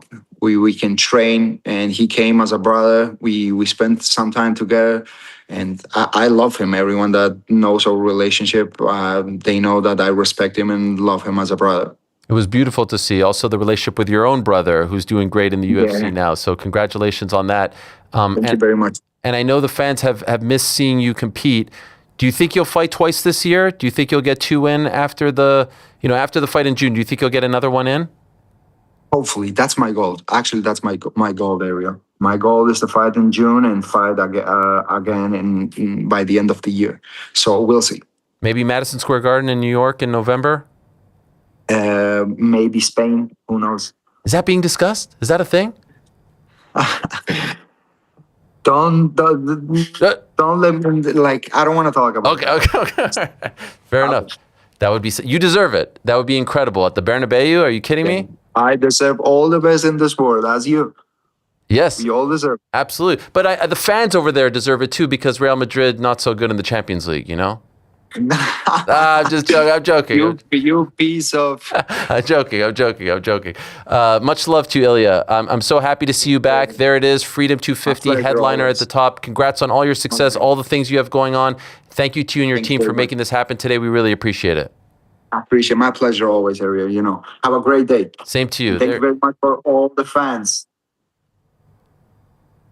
Okay, amen. Thank you so much, Ilia. Much love to you. You're the man. There he is, the lightweight champion of the UFC, former UFC featherweight champion. Tremendous stuff there, and he's returning to action on the 14th of June on the White House lawn against Justin Gaethje. He's got the HBO Max documentary series coming out. He's got the Richard Millet. He's got the Monorex. He's rocking that. He's got the JD Sport. I'm sure he's got a million other things too. What else does this guy have? Oh my gosh. What do you think? I love asking GC these questions because I know nothing about it. That little number he had on the watch. What do you think? What is that? At minimum $500,000. What is that? It looked sick. Yeah, it's just like that's like the unique style of like a Richard Mille. Like it almost looks like a car thing. Like look at mine. Mine's plain ass. That's Richard Mille too? This. Fuck no, this because I thought you were saying like, look at his Richard, look at my Richard. No, look at his. Like it has that like style. It almost looks like a race car. Okay. This is like the closest I could find to it. But what's the 11? What's the 11? I don't know. I couldn't tell if there was the 11 on it or not. It was he flashed it real quick and I saw it was like white it's like time. It had is that the time? The 11? There's a 3, there's an 8, and then there's an 11. They won't let you buy this watch, Ariel, until you can identify. Wait, I see the 8. Wait, so what time would it be? 11:38? No. Ariel, it's the numbers are only the 3, the 11, and the 8 are around the dial. Stylistic choice. The other numbers are not there. So picture 6 at bottom, 12 at top, 9 at left. Wait. Why'd they choose 11 and 8 and not 12? Because it's cool. It's different. It's not just the 3, 6, 9, 12. Yeah. It's fucking sick, though. I would imagine he's rocking a custom something. It's not a digital watch. For sure not. Can I tell you my biggest takeaway from that chat? I got one. You go, yeah. Okay. I mean, what a guy. I mean, high and tight. The hair is fantastic. He looks more handsome than normal. I was going to say something, but I'll be like, oh, look at this guy glazing. I know. He looks fantastic. He genuinely seems in a good place. Very, very happy. What did I say to Uriah Faber before, and what did I say to him? I want to see Arman versus Ilia. I want to see Arman versus Ilia even more now. Yeah. Did you see the answer to Arman compared to the answer regarding Islam? And Patty and everybody else. And like Gaethje was just like, I respect him. Like, yep. Are you kidding me? The Arman one was completely different. Very different. I'm in. After Gaethje. Let's do it. MSG. Here's the thing. I want to see that much more than I want to see Islam versus Ilia. Much, much more. Because I want to see Ilia at 55. Yes. Is the best, right? He is arguably the best fighter in the world at 55. There's only one other person who could make that claim, in my opinion. Islam. Well, no. Oh, well, if he goes back. The Arman, yes, of course. But I don't want to see the move up just yet because I don't. Look, you don't know what that's going to do. 15 pounds. It's a lot. Yeah, so if it was up to me, there's enough for Islam to do at 170. Gary, Michael Morales, Carlos Praches, those are probably the top 3 guys. There's certainly enough for Ilia to do after Justin Gaethje. There's really just the one that is the biggest. There's other guys coming up, BSD, etc. They get by those 2, then we talk about it next year, right? Sure, we could talk about it whenever, but that's not the most interesting thing for me. Ilia versus Arman. No, that's what I mean. They get by those tests, and then we talk about them. But like the tests here are not just. It's not like Tyson Fury versus Makhmudov. No. I'll go as far as to say, given where they're at now, and I've definitely said this on the show, I think from a stature standpoint, call me crazy, Ilia Arman is getting to be Ilia Islam level. No. I think so. It's not. I don't think so. It's not. Arman's on fire. I want that fight more than anything, and even I will acknowledge it's not. Arman is on fire. If you're going by social, which is where he is on fire, Islam still has double the Sure, but Arman's made up a lot of ground. For sure. But like, if you booked that fight and you were in the build-up and the lead-up, the star power that those two have, the legacies that's on the line between those two, it's still bigger. And star power is one thing, which I agree, like Islam is levels above. Number 1 and number 2 pound for pound, indisputably. Like, these are the guys. That would be massive. Islam, long reigning champ at 155, now a 2-division champion. Like, Arman is fantastic, and I want him to get his due. I want him to get his shot, but he has not even been a champion yet in the UFC. Wait, would that be the first fight between 2-division champions? I'm pretty sure, yeah. Between 2 people who had held championships in 2 divisions? Yeah, I mean, it'd be yes, it would be historic. Could we get Ilia at MSG? I feel like Ilia at MSG, although he did drop a little Bernabeu there. Yeah, how about that? but he doesn't want to jinx it. He doesn't even talk about it or speak it into existence lest it get jinxed. I was gonna make a joke, but I wasn't sure if it was gonna hit. Like, I was gonna say, what's it like rooting for a club that's not playing in Europe right now? You know what I mean? Because as you all know, Forrest's still in Europa League semis. Yeah. You got to be careful. He got tested. This is a guy who cheers for a club with 17 Champions League titles. You know, it's kind of like a "what have you done for me lately" type of thing in sports these days. I think they've also won more Champions Leagues as of. I came to work today and I was like, "Yo, man, did you see MGW with the hat trick against Burnley?" I might as well have been talking about curling to GC. He had no idea. Like, he's officially. I've closed up the group chat. It's done. I hit you with the MGW with the hattie. Let's go. Come on, between you and Frank. What's Chris Wood up to? Just came back from injury. Let's go. Just came back from injury.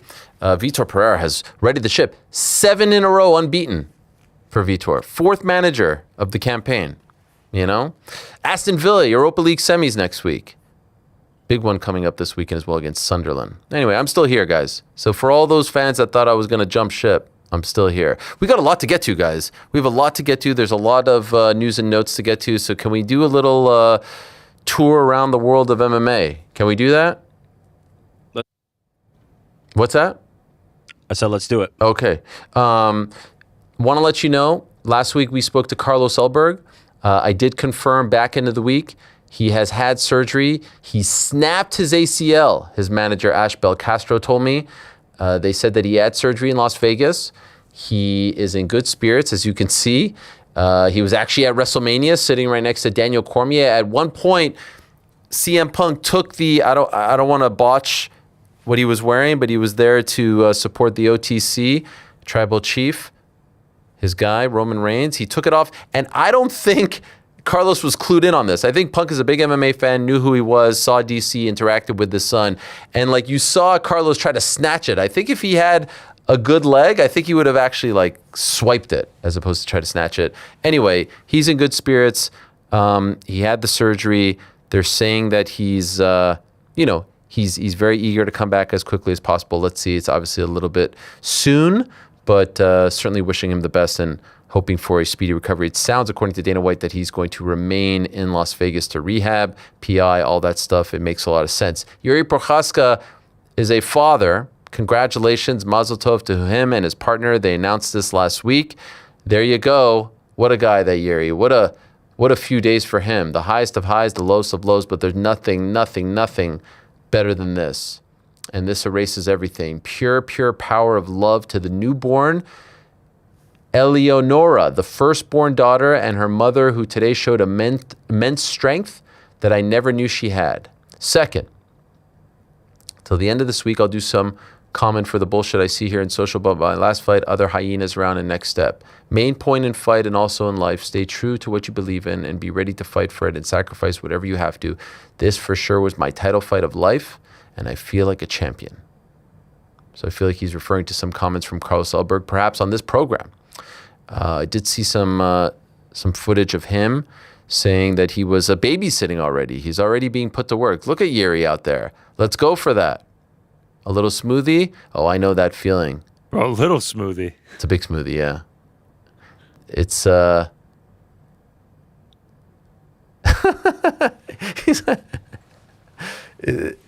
we all know that moment. You have the newborn, you're like, don't even breathe. Just let this thing sleep and don't move. It all happened so fast. Speaking of the 205-pound division, Jan Blachowicz announcing that he is out of his UFC 328 fight. There you go. Don't count your chickens before they hatch. He was supposed to be in the States next week. Plans changed. He's beyond pissed. Torn meniscus. Golly. Jan's one of the good guys. Wishing him well. By the way, what a sick picture. The sweat coming off the brow. That is sweat, right? Or is that blood? Sweat. Water? Yeah, I feel like it's water. Something? Not blood. Not blood. Definitely not. We spoke about Merab Dvalishvili with Ilia. What about this scene right here? Merab meeting fans, I think on the streets of New York, or maybe Philly. He was in Philly. Check this out. What's up, guys? How are you?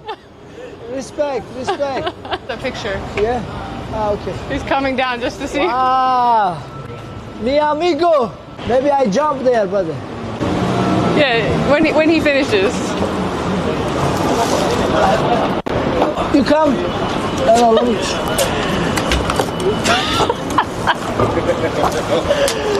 My amigo. He's crazy. Yes, bro. No problem, man. Don't be nervous. I'm just a regular guy like you. 7 years ago, I was working construction too. I can take it if you want. He's crazy. This guy is unbelievable. Okay, don't worry, I'll be fine. He's a fighter. He climbed a building. He's like that guy, Alex Honnold. Look at that. Don't be fine. Look at this guy. Merab. Easy, bro. Easy. He won. How can you not love Merab? I love the way Ilia spoke of Merab, but that is insane. He is one of a kind. He's fearless, that Merab Dvalishvili. Amazing stuff. Speaking of the bantamweight division, you know, I didn't see this get clipped off or mentioned anywhere, but I was watching the Dana White post-fight press conference on Saturday in Winnipeg, and honestly, he said something, it's like a 30-second clip, and I thought it was the most telling thing that he said and has said in quite some time about the state of UFC matchmaking. Take a look at this, and then we'll react. Ayman Zabi was here all week, and one thing he said specifically is he feels his fight against O'Malley is a title eliminator, that the winner will fight Jan for the belt. Is that the case, or is that undecided? Well, I don't ever look at, you know, these guys are, again, put in these positions with great opportunities. Let's see what the fight looks like, and let's see how they perform. And, you know, just to throw out there, oh, whoever wins is going to get, that's not really what happens here. Perform. Let's see how you look, and then we'll make that decision. I thought that was incredibly telling. Number one contender fights don't exist anymore. Perform. We're not going to slap that title, which they used to, that label, on fights. We're reserving the right to decide whether or not we think that you're going to be good for Nasruddin Imavov, Caio Borralho, sorry, you're not getting it. Lerone Murphy, Aaron Pico, sorry, no. We're going to make the fight that we think will sell the most, that will be the most interesting to people. I thought that was the first time that he admitted that the thought of like a meritocracy, like you win X amount, that puts you at the top of the rankings, which means you're getting a title shot, that doesn't exist anymore. If the New York Knicks win the next, what is it? What would it be? 4, so 8, 12, 16. You got to win 16. Yeah, 15 games. Yeah. If they no, would it be yeah, if they win the first, let's say, I don't know. If they win the first, where is this going? They win the first 12 games of the playoffs. Yes. Awful games, just like boring, 76 points. No one's saying like, yeah, you didn't earn it. That's a sport that has meritocracy. Yeah. This is different. And for everything that they say about boxing, there's more of a meritocracy in boxing than there is in the UFC right now. Because at least if you put yourself in a position to be ranked and ranked number one and be the mandatory in one of the sanctioning bodies, you can get that. You can win technically 15 fights in a row in the UFC and not get a title shot, which has got to be deflating. Now, on the flip side, it's great for a fighter who may not be as skilled as some other fighters, but like, hey, I'm fun, I'm kill or be killed, I produce fun fights, let me throw caution to the wind. But that to me is the UFC in 2026. And it's good to have some, like an admission of, hey, number one contender fights don't exist. We sit here and say, this should be a number one contender fight. This is a tailor-made number one contender fight. Media asks Dana, is this a number one contender fight? Don't do it anymore because that's the answer. Now that's fine, but at least now we know the answer. Because we would get upset and do these deep dives. Oh, he said Hooker versus Arman is a number one contender fight. Morales versus Brady's number, and they aren't. So at least now we know they're not number one contender fights. They don't exist. Now, just to be clear, I wish they did exist. I think number one contender fights are very important. They make main events, co-main events, big fights, they make them even more important. I think if you get told that a fight is a number one contender fight, like you're watching that fight, oh wow, the winner of this fight is punching their ticket, they're getting a title fight, that's amazing. I'm in. That's stakes. I understand that as a sports fan. But they're now going to reserve the right in order to put together what they think will be the fight that will sell the most, sexiest fight, all that stuff and more. We've talked a lot about Dana White and you know, we want to see the fastball. I believe it's there. I believe it's there. It feels like the announcements, the demeanor, it's all 70s. But I believe there's a 97 in there.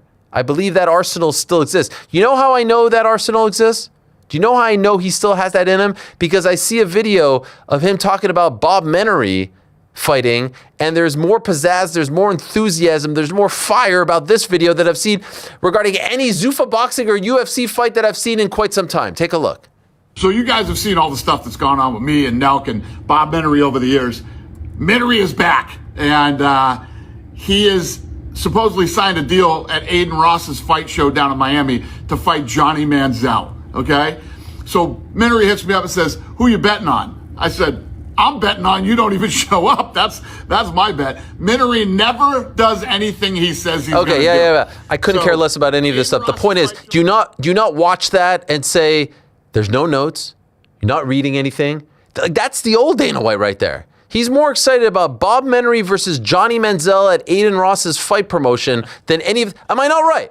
Menery is back. He is back. He's not reading any of that. That's off the cuff. That's off the cuff. I mean, he's saying simple sentences describing something he knows about, so he should be able to do that he's passionate about. When Arman Tsarukyan is back, he's going to be like, Arman, he's booked against BSD. That'll be co-main. Main event, Alex Pereira against XYZ. Am I wrong? No, I'm being serious. That's what he's going to be like. No, but like when you saw that, or maybe you didn't see that video, that was the first thing I was like, why does he seem way more excited about this nothing of a fight? I don't even know what it is. Is Johnny Manziel really fighting? I don't know. He's fighting Bob Menery. Yeah, Menery's back. Who gives a shit? When he said that, I was dying. Who's Bob Menery? He's the voiceover guy. Yeah. He would do like the voiceovers of like sports action, but really make it like raunchy and funny. He was in Roadhouse. And what's his connection to Dana? He was involved with Nelk Boys. And then okay, so Dana, he's back from what? What is he back from? Him and Dana had a falling out. Nelk Boys had a falling out. It's a whole thing. It's a whole thing. All right, well, he's back. He's back. I don't know if you guys heard, but he's back. Yeah, you're fucking right. I heard he screamed at the camera. He was hyped. Great point. It was the most hype we've seen him in an announcement video in years. So why can't we get that? No, because he cares more about this thing. Yeah. It's very sad. What do you guys think about Zach Brown singing the national anthem at the White House? Didn't Dana He's doing the national anthem too and the watch party? Oh, you didn't see this? I believe he said this to Entertainment Tonight. Yeah. Shout out. Kevin Frazier. Yeah. He said Zach Brown's, and Dana has definitely said in the past, we don't do national anthems here. Obviously, it's the White House. I'm sure there was a time where he never thought he'd be at the White House. So I'm not one to say like, oh, you said this 10 years ago. But A, how do we feel about the national anthem at this sporting event? And B, Zach Brown is the choice. I feel fine with the national anthem. They are doing it at the White House. It's just like they do it at boxing events. I don't mind it. Yeah, it's a one-off for the White House. Like it's a celebration of the America 250. That's the whole thing. Zach Brown, sure, yeah. I mean, it's a Zach Brown weekend, baby. If you're a Zach Brown fan, like he's performing the Ellipse, he's doing the national anthem. He's the one who sings, Chicken "Someone fried. pour me out a double shot of whiskey." Oh, God damn it. That's Shabuzi. We went over this last week. Yeah. A little bit of chicken fried. Oh, right. Cold beer on a Friday night. Yeah, I love that guy. Pair of jeans fit just. He's the man. Okay, he's the man. Georgia's own. Wow. Do you think he sings it before the main or before the start of the main card? Like before the main event? I guess there's no main card, though, because it's just the 7 fights, right? Yeah. You do it before the main event, like you do like with boxing. Yeah. Maybe not. What? You don't think they do it to be honest, I think they mark it down. I have no intel. Zach Brown starts the show, Star Spangled Banner, all that. Josh Hockett walks out. All right. That's what we're doing. Walks out from where? Who the hell knows? He's back. I was trying to lay that up for you. No, but you know what I mean? I could see it starting like, oh, beautiful force. Oh. No, but you know what I mean? Yeah. And then the fighters come out. I feel like it's... Is that an attempt at the national anthem? No, that's the other one. Oh, that's the other one, right? America the Beautiful. Yeah. Yeah, that's you. Why not? What are we also going to sing God Bless America too? I think so. No. That's what they used to do at WrestleMania. No, but at WrestleMania, they would sing the one that what did I just sing? Not God Bless, the other one. America the Beautiful? Yes, they would sing that. America! James Brown. America! God. That's what they would say. I would actually prefer that at the start than Star Spangled.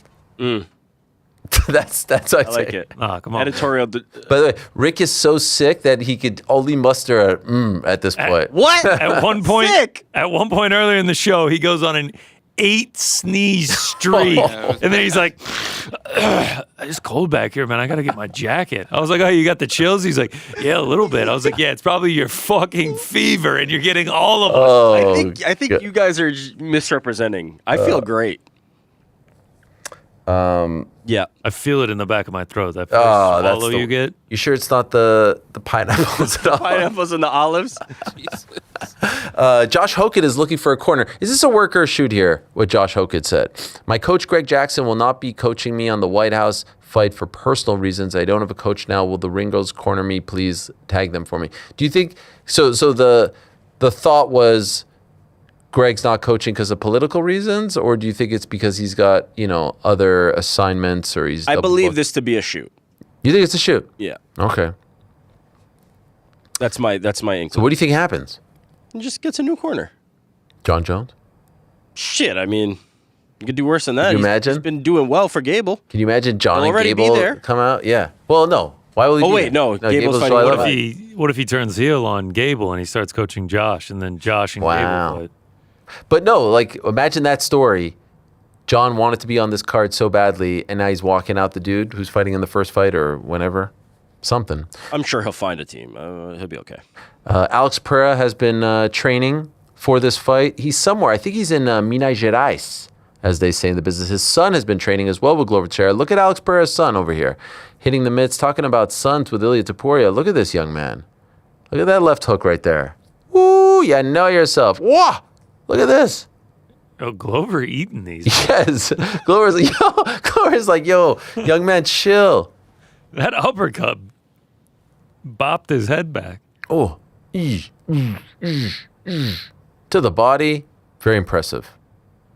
Pereira, meanwhile, horseback riding these days. He's out on the ranch. Everyone loves a good horseback. Look at this guy. What is the Minas Gerais? Minas Gerais. Yeah. That's in Brazil. Oh, okay. That's a beautiful part of it. Look at this guy. He looks like a real life cowboy. I get worried about the no helmet. I'm not gonna lie. The no helmet on a horse? Yeah. Nah, come on, man.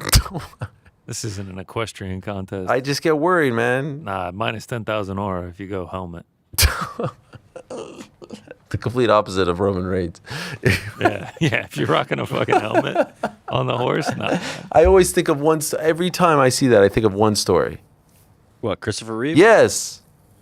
It's awful. Yeah, of course. It's awful. We're riding horses every day, though. All right. Cyril Gane's been training with Artem Vakhitov. In case you're unfamiliar with Mr. Vakhitov, he was the last man to defeat Alex Pereira in glory. Bit of gamesmanship here. What do you think? Vakhitov was on our show. He was the guy that got the offer from the UFC after Contender Series. Yeah. What do you have to say about this, Rick? He's a fantastic fighter. He's exactly who you should be training with if you want to fight Alex Pereira. Very, very smart, right? Incredibly smart, incredibly gifted. The only thing holding him back really was like injuries. His hands were a little bit fragile. Like think Shakur Stevenson, right? Like how busy he could have been if his hands were a little sturdier. Like this dude's savage. This dude is incredible. And as I said, exactly who you'd want to be training if you were fighting Alex Pereira.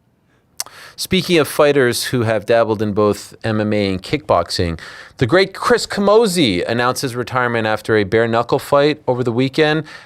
His face, a little bit banged up, has had a great run, a great career, a great resume. Here's what he had to say after the fight.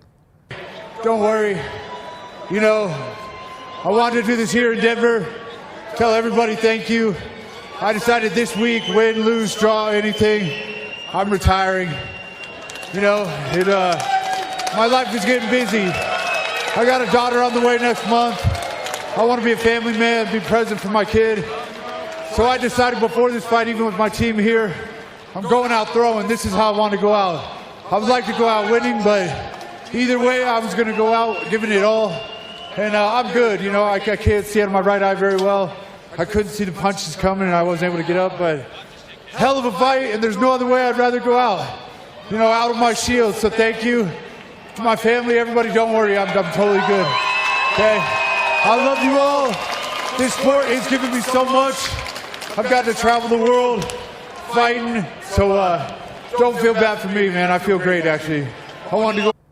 Much love to Chris Camozzi. That was bare knuckle over the weekend, and had a great run in the UFC, had a great run in MMA as well. He leaves the sport of MMA with a 27-15 record, fought for the likes of UFC, PFL, and many, many others, but really known as a UFC fighter for the vast majority of his career. Face banged up, and how old is he? He's 39, so same age as Gilbert Burns. Had that great run with Jacare that everyone always used to talk about online as well. Speaking of the fisticuffs, so some big news on Friday. We found out that Conor Benn, as expected, has signed a long-term deal with Zuffa Boxing. Now, the way it was positioned was 5 fights, 2.5 years. I did a little bit of digging, and here you go. Here's Conor Benn, Dana White, Nick Khan, Lee, his lawyer.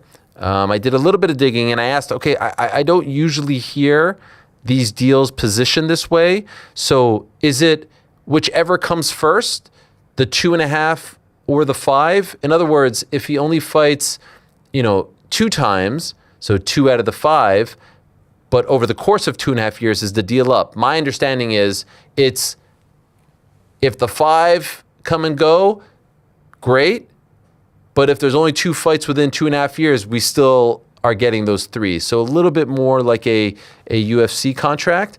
I thought it was really interesting, and I'm not one to, I don't like media on media crime, but there were a lot of really easy questions and obvious questions that should have been asked as he did the media rounds on Friday, and I just couldn't believe that they weren't asked. For one, I saw him on First Take, and I got all the love in the world, but, to see him sitting there, it's a big spot. That's his big reveal to the American audience after signing this deal.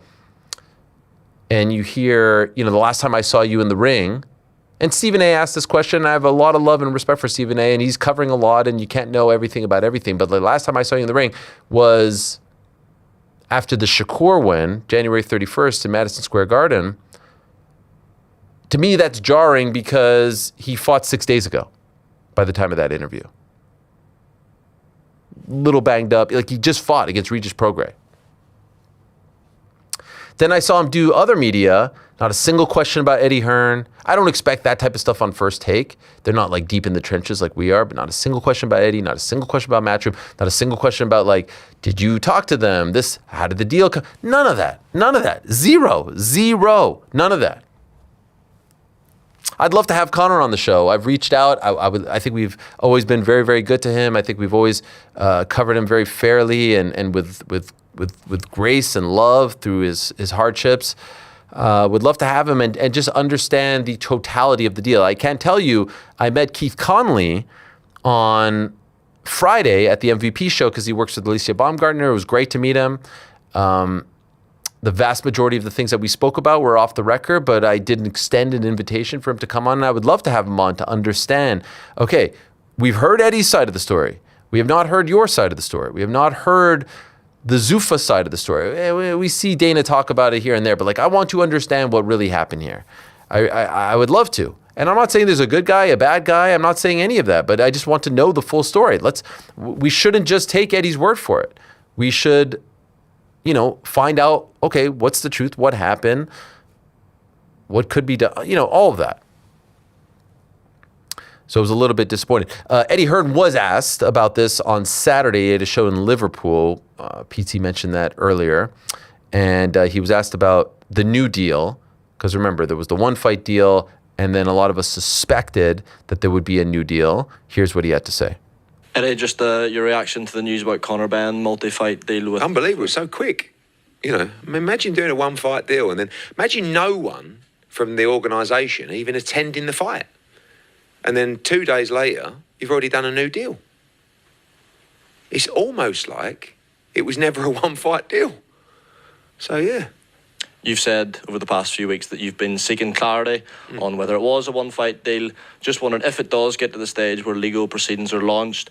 Obviously, Turkey is a part of Zuffa boxing. Could that jeopardise your relationship there and potentially talks for an Anthony Joshua Tyson Fury fight? We'll protect our position at all costs at all times. And there's been conversations, you know, ongoing legal conversations. And yes, we will absolutely seek clarity because all we just need to make sure of is that we wasn't lied to. And that, you know, these people involved, Keith Connolly, Lee Emtage, all these people, had no other conversations with these people planning anything other than a one-fight deal for $15 million against Regis Prograis in a 10-round bout on an undercard. I mean, it sounds very believable. So we'll have to see. This battle continues. It is fascinating to watch. I did see Nick Khan on the Bill Simmons podcast on Friday. Great chat. They always have good chats, especially around WrestleMania. Like I've said many a times that I have a lot of respect for Nick as a businessman, as a strategist, always being 3 moves ahead, all this stuff and more. And I enjoy the zingers. I see them. I noticed them, like when he was calling him Edward Hearns a few months ago, or this time where he's like, you know, essentially saying like, you know, rich kids can't, you know, they can't cut it when you're coming, you know, and you're coming after your father, Barry Hearn or Shad Khan. When you're coming after your father, you can't quite cut it. You don't have that grit.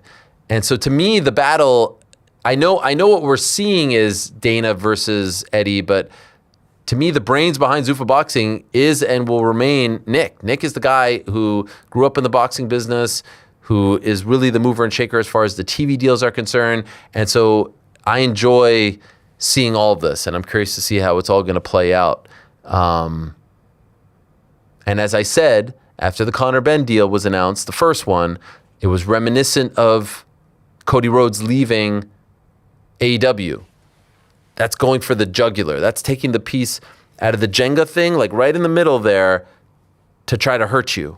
And we saw that play out a few years ago with Cody and then Jade, and now we saw this. And I just don't believe that Dana's like, yeah, get me Conor Benn. I would have a hard time believing, to be honest, if Dana White even knew who Conor Benn was before all of this. I'm just being honest. Maybe I'm wrong. I know Nick Khan knew who he was. He watches all of this. He follows all of this. Every single big event, every single one of them. So it's going to be really interesting to see how this continues to play out.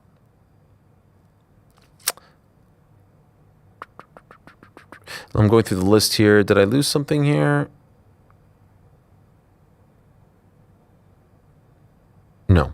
So yeah, Conor Benn, we don't know when he is going to be fighting next. We don't know if it's going to be a Zuffa card or a ring card. I heard that they may be doing a show in Bournemouth for Chris Billum-Smith. I think they're going to be doing a lot of shows outside of the Apex, and that will be great. And then we'll really start to see what Zuffa Boxing is. And as I've said time and again, don't count them out. But I will also say they're going to have success. They're going to be out there. They're going to have deals. They're going to have shows. They're gathering their nuts. But again, I hope that lessons are learned from WWE and UFC, where, you know, I'll use that word soul again. Like, that's what the fight game is. The fight game makes us feel something. I want to feel something when I watch the shows. It's not just enough to put on the shows. I want to feel something. And as I've said time and again, they're all very smart people. Let's see what it all turns into when they take the show on the road. I mentioned Shadeja Green, and her post. Clarissa Shields was talking a lot about Shadeja. Shadeja was talking a lot about her in the build-up to their fight. Clarissa on Friday was talking like, hey, she's not on my level. Well, thankfully, today she did post something that I thought Probably should have been posted on Friday, but I'll give her the benefit of the doubt and say maybe she didn't know how serious her injury was. Boxing beef to the side real quick. Prayers up for Shadeja Green. The sport ain't just entertainment for y'all. This is our real life. We risk everything every time we step in that ring. Respect to any fighter with the heart to do it. Stay strong, Green. Love to see that. That was great. And yeah, I thought much needed, and it was great to see her do that sort of thing. Arman Tsarukyan and Ryan Garcia went back and forth this week. And I don't really know what the genesis is, but I think we have the beginning of it all. Here's a tweet from Ryan. Ryan versus Arman, 100K if he survives, 8 rounds if we give him the money on stream. Time is ticking. Did it start here, GC, or did something else happen? Something happened earlier. Like he was in a video, and like they made some bet because they hung out. It was him, Ryan Garcia, and Ashton Hall, the guy that does all the running videos. And there was a video that came out on the 16th that said they asked me to give back the 40K to count it. Then it disappeared. So like he gave him back 40K that he won betting with Ryan Garcia. Ryan told me he will do a bank transfer, and he gives me his word. It's been 5 days, and he hasn't even asked for my bank details yet. So he won a bet because he made a post about how he won money from Ryan Garcia on his Instagram. And then I guess he gave the money back to Ryan Garcia, and now Ryan hasn't paid him. And then they started up in the ante and everything. So I don't know. It feels like Arman won a bet and Ryan didn't pay him. Okay. Well, there's more there. Going back to that original picture. First of all, he writes, I don't care about you MMA nutsmackers talking about the real fight. There's a reason MMA fighters can't box, because it's hard to just use your hands.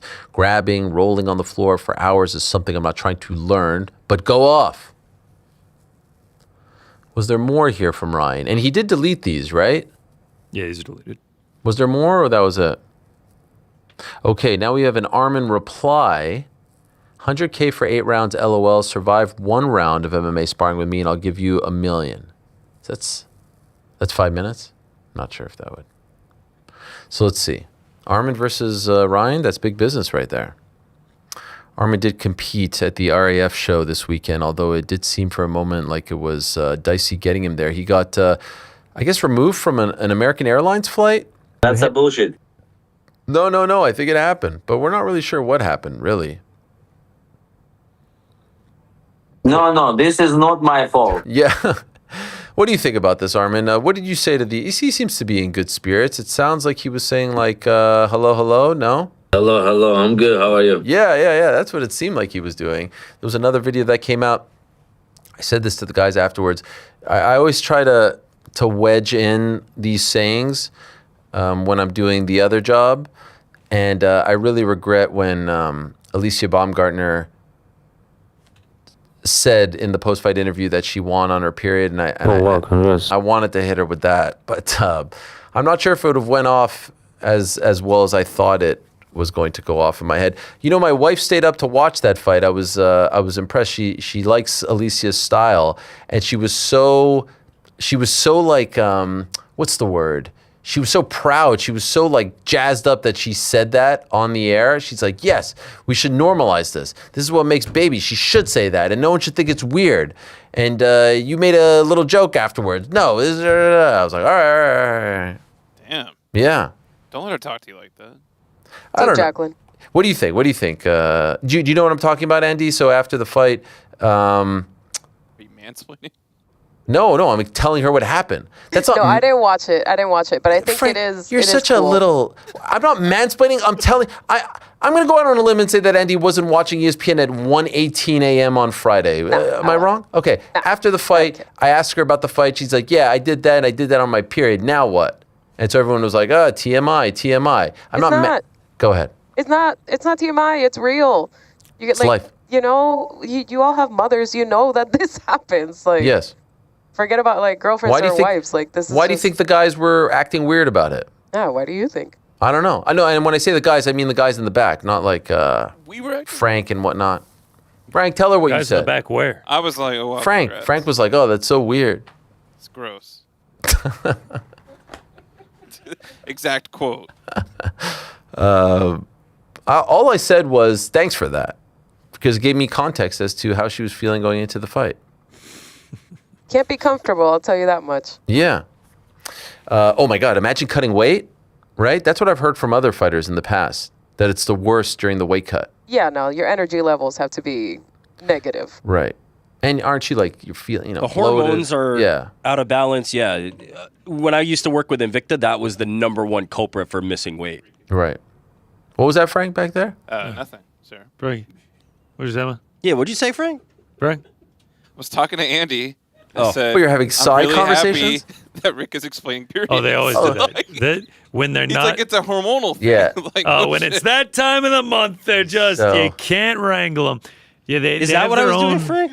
They have their own woke front bench communication line here where they can they talk to each other and it's in their own headphones. So I'm sorry. I was just giving an insight from my time in the industry, talking about what other female fighters had told me. No, you were about mansplaining, their, bro. You were but no, mansplaining. sorry. Thank you, Rick. Sorry, your joke is more important, Frank. Keep going, please. Suddenly, Rick doesn't sound so sick anymore. Yeah. He's found his. What's a more overused term, mansplaining or what's the other one that you were gaslighting? Everyone says gaslight. You're gaslighting. Much more. Yeah? Much more, yeah. I did get to the bottom of the Ryan Garcia bet thing. Oh, tell me. Yeah, it was a body shot for $40,000. Arman was like, you can't drop my boy with a body shot. And he couldn't drop him.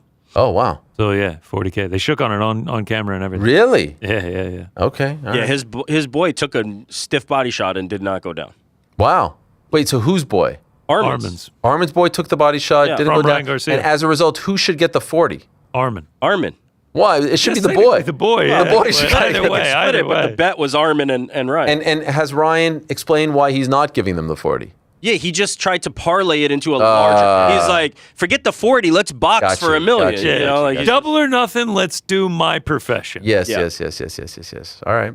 I told you about Khamzat's tweet offering 200K. He also did post this this graphic of Sean Strickland, who I guess was in the California area where Khamzat is training these days. Said he dropped his location. I'm not quite sure where he dropped it. Like, did he send them a WhatsApp, like a pin, and say, like, I'm right here?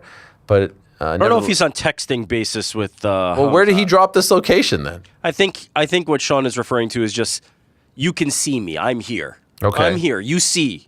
Yeah. If you're so tough, do something about it. Bro, they're about to fight in a prize fight in like 3 weeks. Like, what do you want him to do? Come find him and kill him. Do you want him to fight you on the streets so that you don't make the money that you're? There's definitely part of Sean Strickland that I do believe wants that, actually, yes. All right, fair enough. Well, luckily it didn't happen for the UFC's sake because it sounds like Khamzat didn't take him up on his offer. We have seen, though, the two guys who headlined the last June 14th card. Do we, of course, remember this? Who could forget? In Atlanta, Kamaru Usman and Joaquin Buckley now training together. Who would have thought? They're now buds. Less than a year later, the boys have linked up. You'll never forget that night in Atlanta, right, GC? That's one of the all-time nights. Yeah, sure won't. 6 main card fights, 6 decisions. Hell yeah. But I did. I walked into the arena with Joaquin Buckley. You did? Yeah, they wouldn't let him in the fighter entrance. He didn't have like his credentials. Yeah, he had to go into a normal entrance. I explained this on the show. I don't think you did. Yeah, I was texting y'all. I sent y'all a picture because like I couldn't get in. Wait, the day he was fighting? Bro, it was like 2.5 hours before his fight. It was like right before the main card was I have starting. no recollection of this. You said this on the Monday after? Said it on the Monday after, said it in the group chat. I was like, yo, I'm like trying to get into the arena right now, and like they're giving Buckley a hard time. One of his teammates or like guys in his corner looked at me and was like, tell New York Rick I said what's up. I was like, all right. Bet. This is before. That's where he's lying. But the other No, I'm dead serious. He said that. I texted this whole thing. Yeah. I do remember that, yeah. You do? Yes. Maybe I thought he it was was texting us in real time as this was happening. In my defense, it was my son's bar mitzvah weekend, so maybe I wasn't 100% locked in. But I think now that you mention it, I'm a little bit reminded. But I thought maybe it was like a joke of a guy. Like you were like, oh, look at this guy wearing the. It was actually Joaquin Fuck Connor. Golly. What was that, Frank? I missed that one. Fuck no, man. Fuck Connor. Oh, wow. I did not say that. It's a weekend I'll never forget, but everyone else already has. It's okay. I haven't heard that one in a long time, Frank. We need more of the MMA hour drops. Like, when's the last time we heard Who the F is We? Or Marlins? I don't know. You tell me. Who the fuck is we? Yeah, that's a good one. What the fuck is going on, bro? That's one of my favorites. That's like real old school. But fight is a fight, you know? Business! Ah! Guys, very exciting news. Breaking news, Frank. MMA is coming back to Tachi Palace. Tachi Palace Fights, which used to be a staple in the Northern California MMA region. Uriah talking about A1 Combat being on the on the come up in the California region. Well, they announced that Tachi Palace is returning. They're going to be putting on fights. This is the great Nolan King of MMA Junkie putting it out there. May 16th, they're back. Now, I always thought the UFC was going to put on a show at Tachi Palace because some of you may remember when the UFC was looking for a place to hold events, the very early days of the pandemic, they said that Tachi Palace had told them they can have the venue, they can have the hotels, everything, and then it didn't come to fruition because Disney told them to stand down, but Dana White did an interview with ESPN saying, whenever we're back, we are going to make it up to them.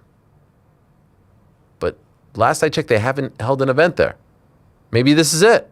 May 16th, counter-programming for the MVP MMA show? No, that's Tachi Palace Fights. It's just Tachi Palace. Yeah. I thought maybe like with the UFC overseeing it. No, maybe they'll do a separate event. Dana White owes them. Hell yeah, that would be sick. Speaking of that MVP event, they've lost one fight on the card. Jason Jackson, Lorenz Larkin. Larkin out, but we did find out today that a young man named Jeff Creighton, a.k.a. Jazzy Jefferson is his full name, is going to be competing. He's fought for LFA. He fought on The Ultimate Fighter. Solid record, 12-2-1. Fought for A1 Combat. So big opportunity for him. Ooh, fought Max Roshkopf back in the day in Cage Warriors. So that's the latest addition to the card. The Larkin fight was a great one. People were really excited about that, but alas, not to be. Valentina Shevchenko has weighed in on the Ronda Rousey versus Gina Carano fight again. And this one seemed a little bit nicer, sort of. Ronda versus Gina is like competition between iPhone 6 versus iPhone 3GS. Excellent vintage models. Love them both. Physical condition come and go, but technique will stay forever. Didn't know Shevchenko was such an iPhone fan. Is that shade? Is that like a backhanded? Yeah, she's saying they're old models. Yeah. But it's still kind of love, too. Is she saying I love No it? one has an iPhone 6 anymore. Oh, all right. 3GS? I don't know. I thought it was love. Tim Cook stepped down, by the way. Today? Oh, for real?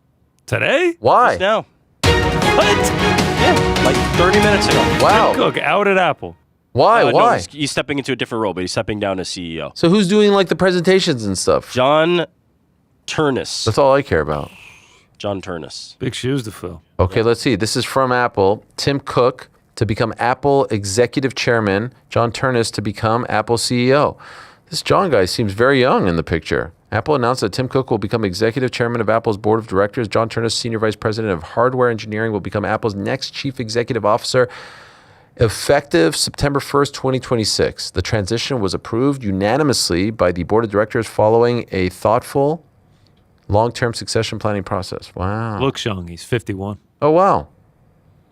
Dan just pointed out that Tim Cook was at Coachella, so having gone myself, I can understand why he would probably want a life change. You think he was like partying it up too much? I think so. Wow. You been to Saw Coachella, the Frank? Oh, yeah. I'd like to go to Coachella. When did you go? 2006. Got Who'd to you see? Tool, Massive Attack, Daft Punk, Madonna. Wow. Madonna? Yeah. Alex Terrible? Say it again. Madonna was at Coachella, yeah, Dan. That's No, very Alex astute of you, Terrible. 'cause I just said I saw her at Coachella. The hell's going on? I know She went on stage with Sabrina Carpenter. Frank, thank you very much. Wow. Dan, we appreciate you. What about Alex Terrible? Did you see him? In 2006? You don't think he was Frank around? wouldn't go to an Alex Terrible concert around the block. You think he's 6 going to days sell ago. it for it? Yeah, he was sick. Give the guy a break. Well, we do wish the best to Tim Cook. God bless him. You guys spoke last week about the whole Kayla Ronda back and forth. Look, I was just asking a question. You know, I thought it was a fair question, a pertinent question. You know, sometimes in that role, some people go up there and just do the spiel and just kind of lay it all for the media. I like to think of myself as a question asker as well. And so I thought, hey, I've seen this quote. I'd love to get a response. I had no idea. I swear, hand on heart, did not ask her beforehand, didn't see her beforehand, Didn't plan that. I had no idea she was ready to go. She had ammunition, clearly. Can I just say I'd love to see that fight now?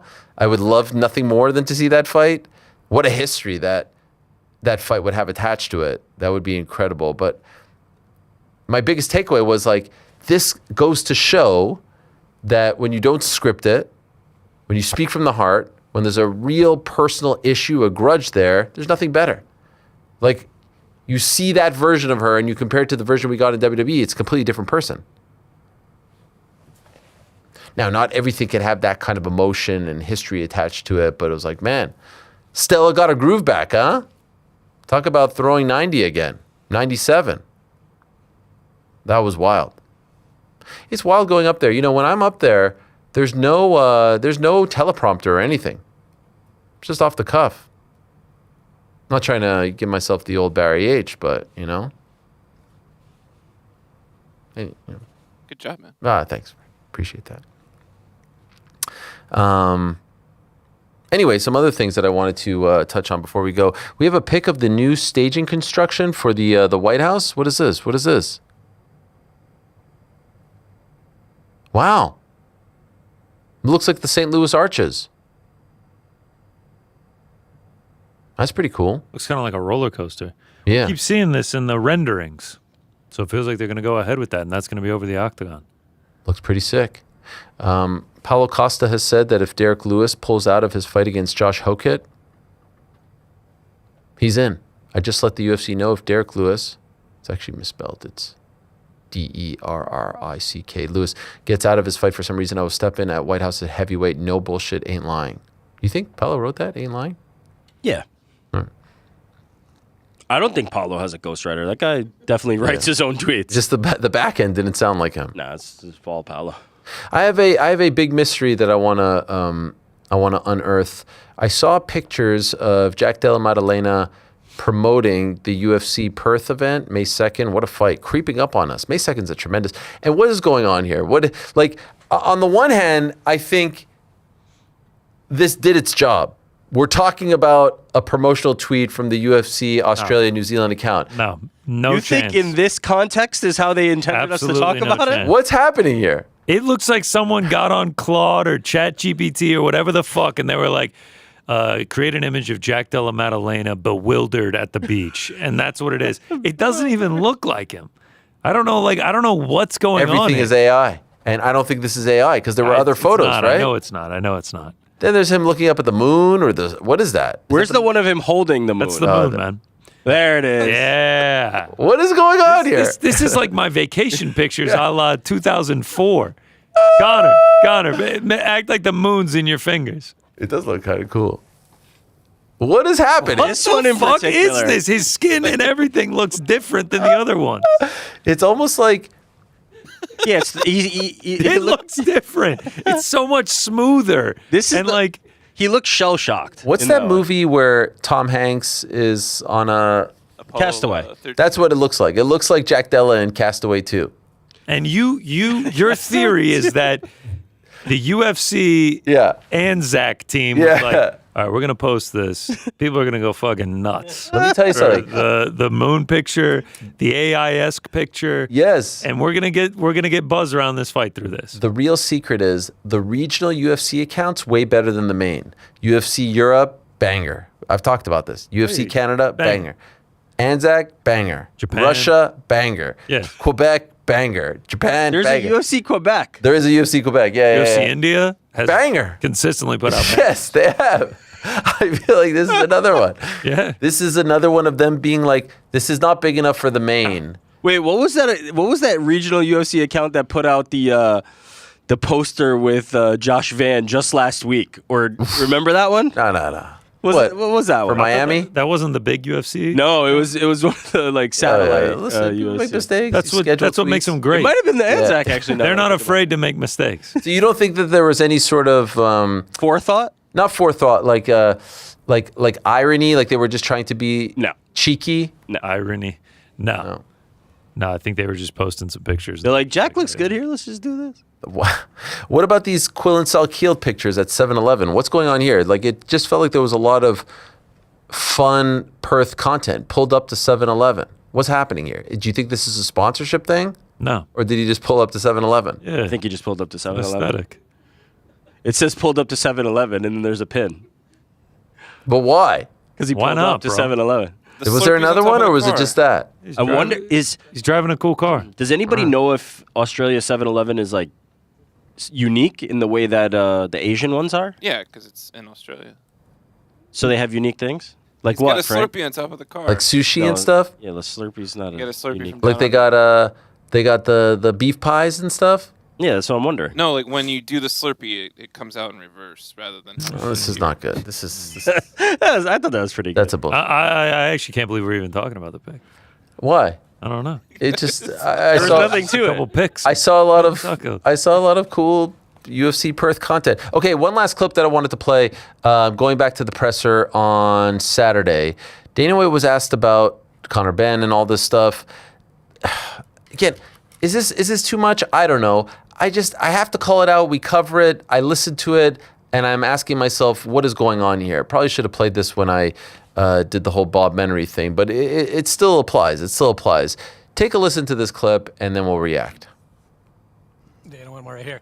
You guys signed Conor Benn to a contract extension. It was announced the other day, and Eddie Hearn had some comments as well, saying some people aren't as smart as they think they are, and he was talking about a lack of honesty. Just wondering if you can comment on, first of all, extending Conor, and then if you had any response to Eddie.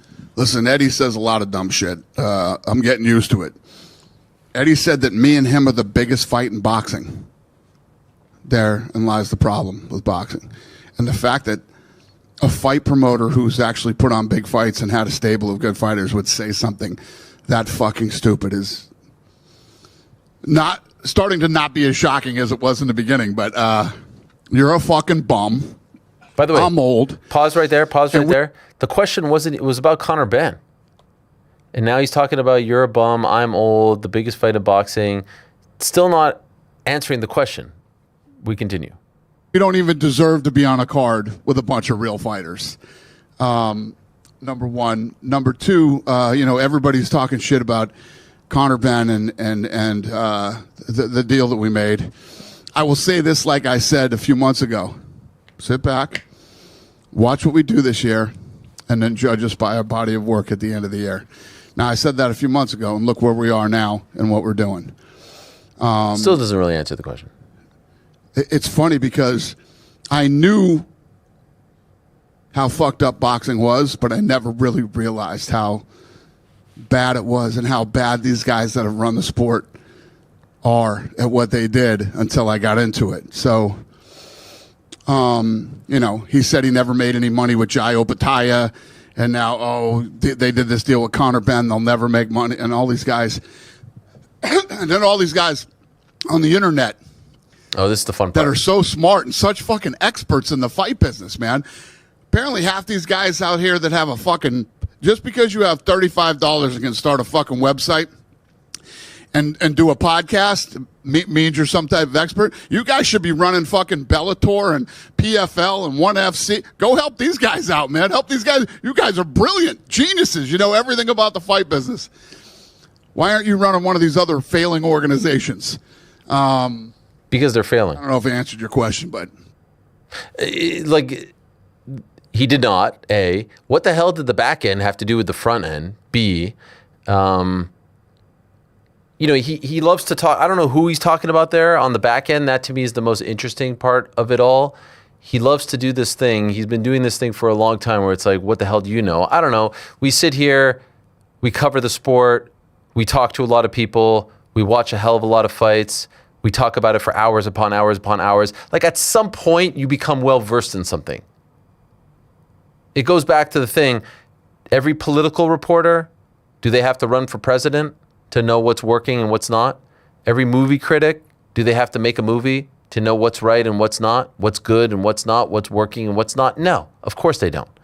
And so oftentimes when we're actually being critical of the product, we're being a critic, we're being critical coming from a fan's perspective. This works, this didn't. Me talking about WrestleMania earlier, I wasn't necessarily talking about the booking. Oh, this person should have won, or that person, or the lighting didn't look good. No, I'm talking about it from a fan. And guess what I am an expert in? Consuming products, buying tickets, buying pay-per-views, watching. I've been doing that my whole life, me personally, and most people who are quote-unquote critical who get under his skin. And so, dare I say, we are experts in this. We don't talk about like, oh yeah, the food in your cafeteria is shit, or the way you guys do your spreadsheets are shit. No, we're talking about things that fans react to because we're experts in this. We love this. We've devoted our lives to it.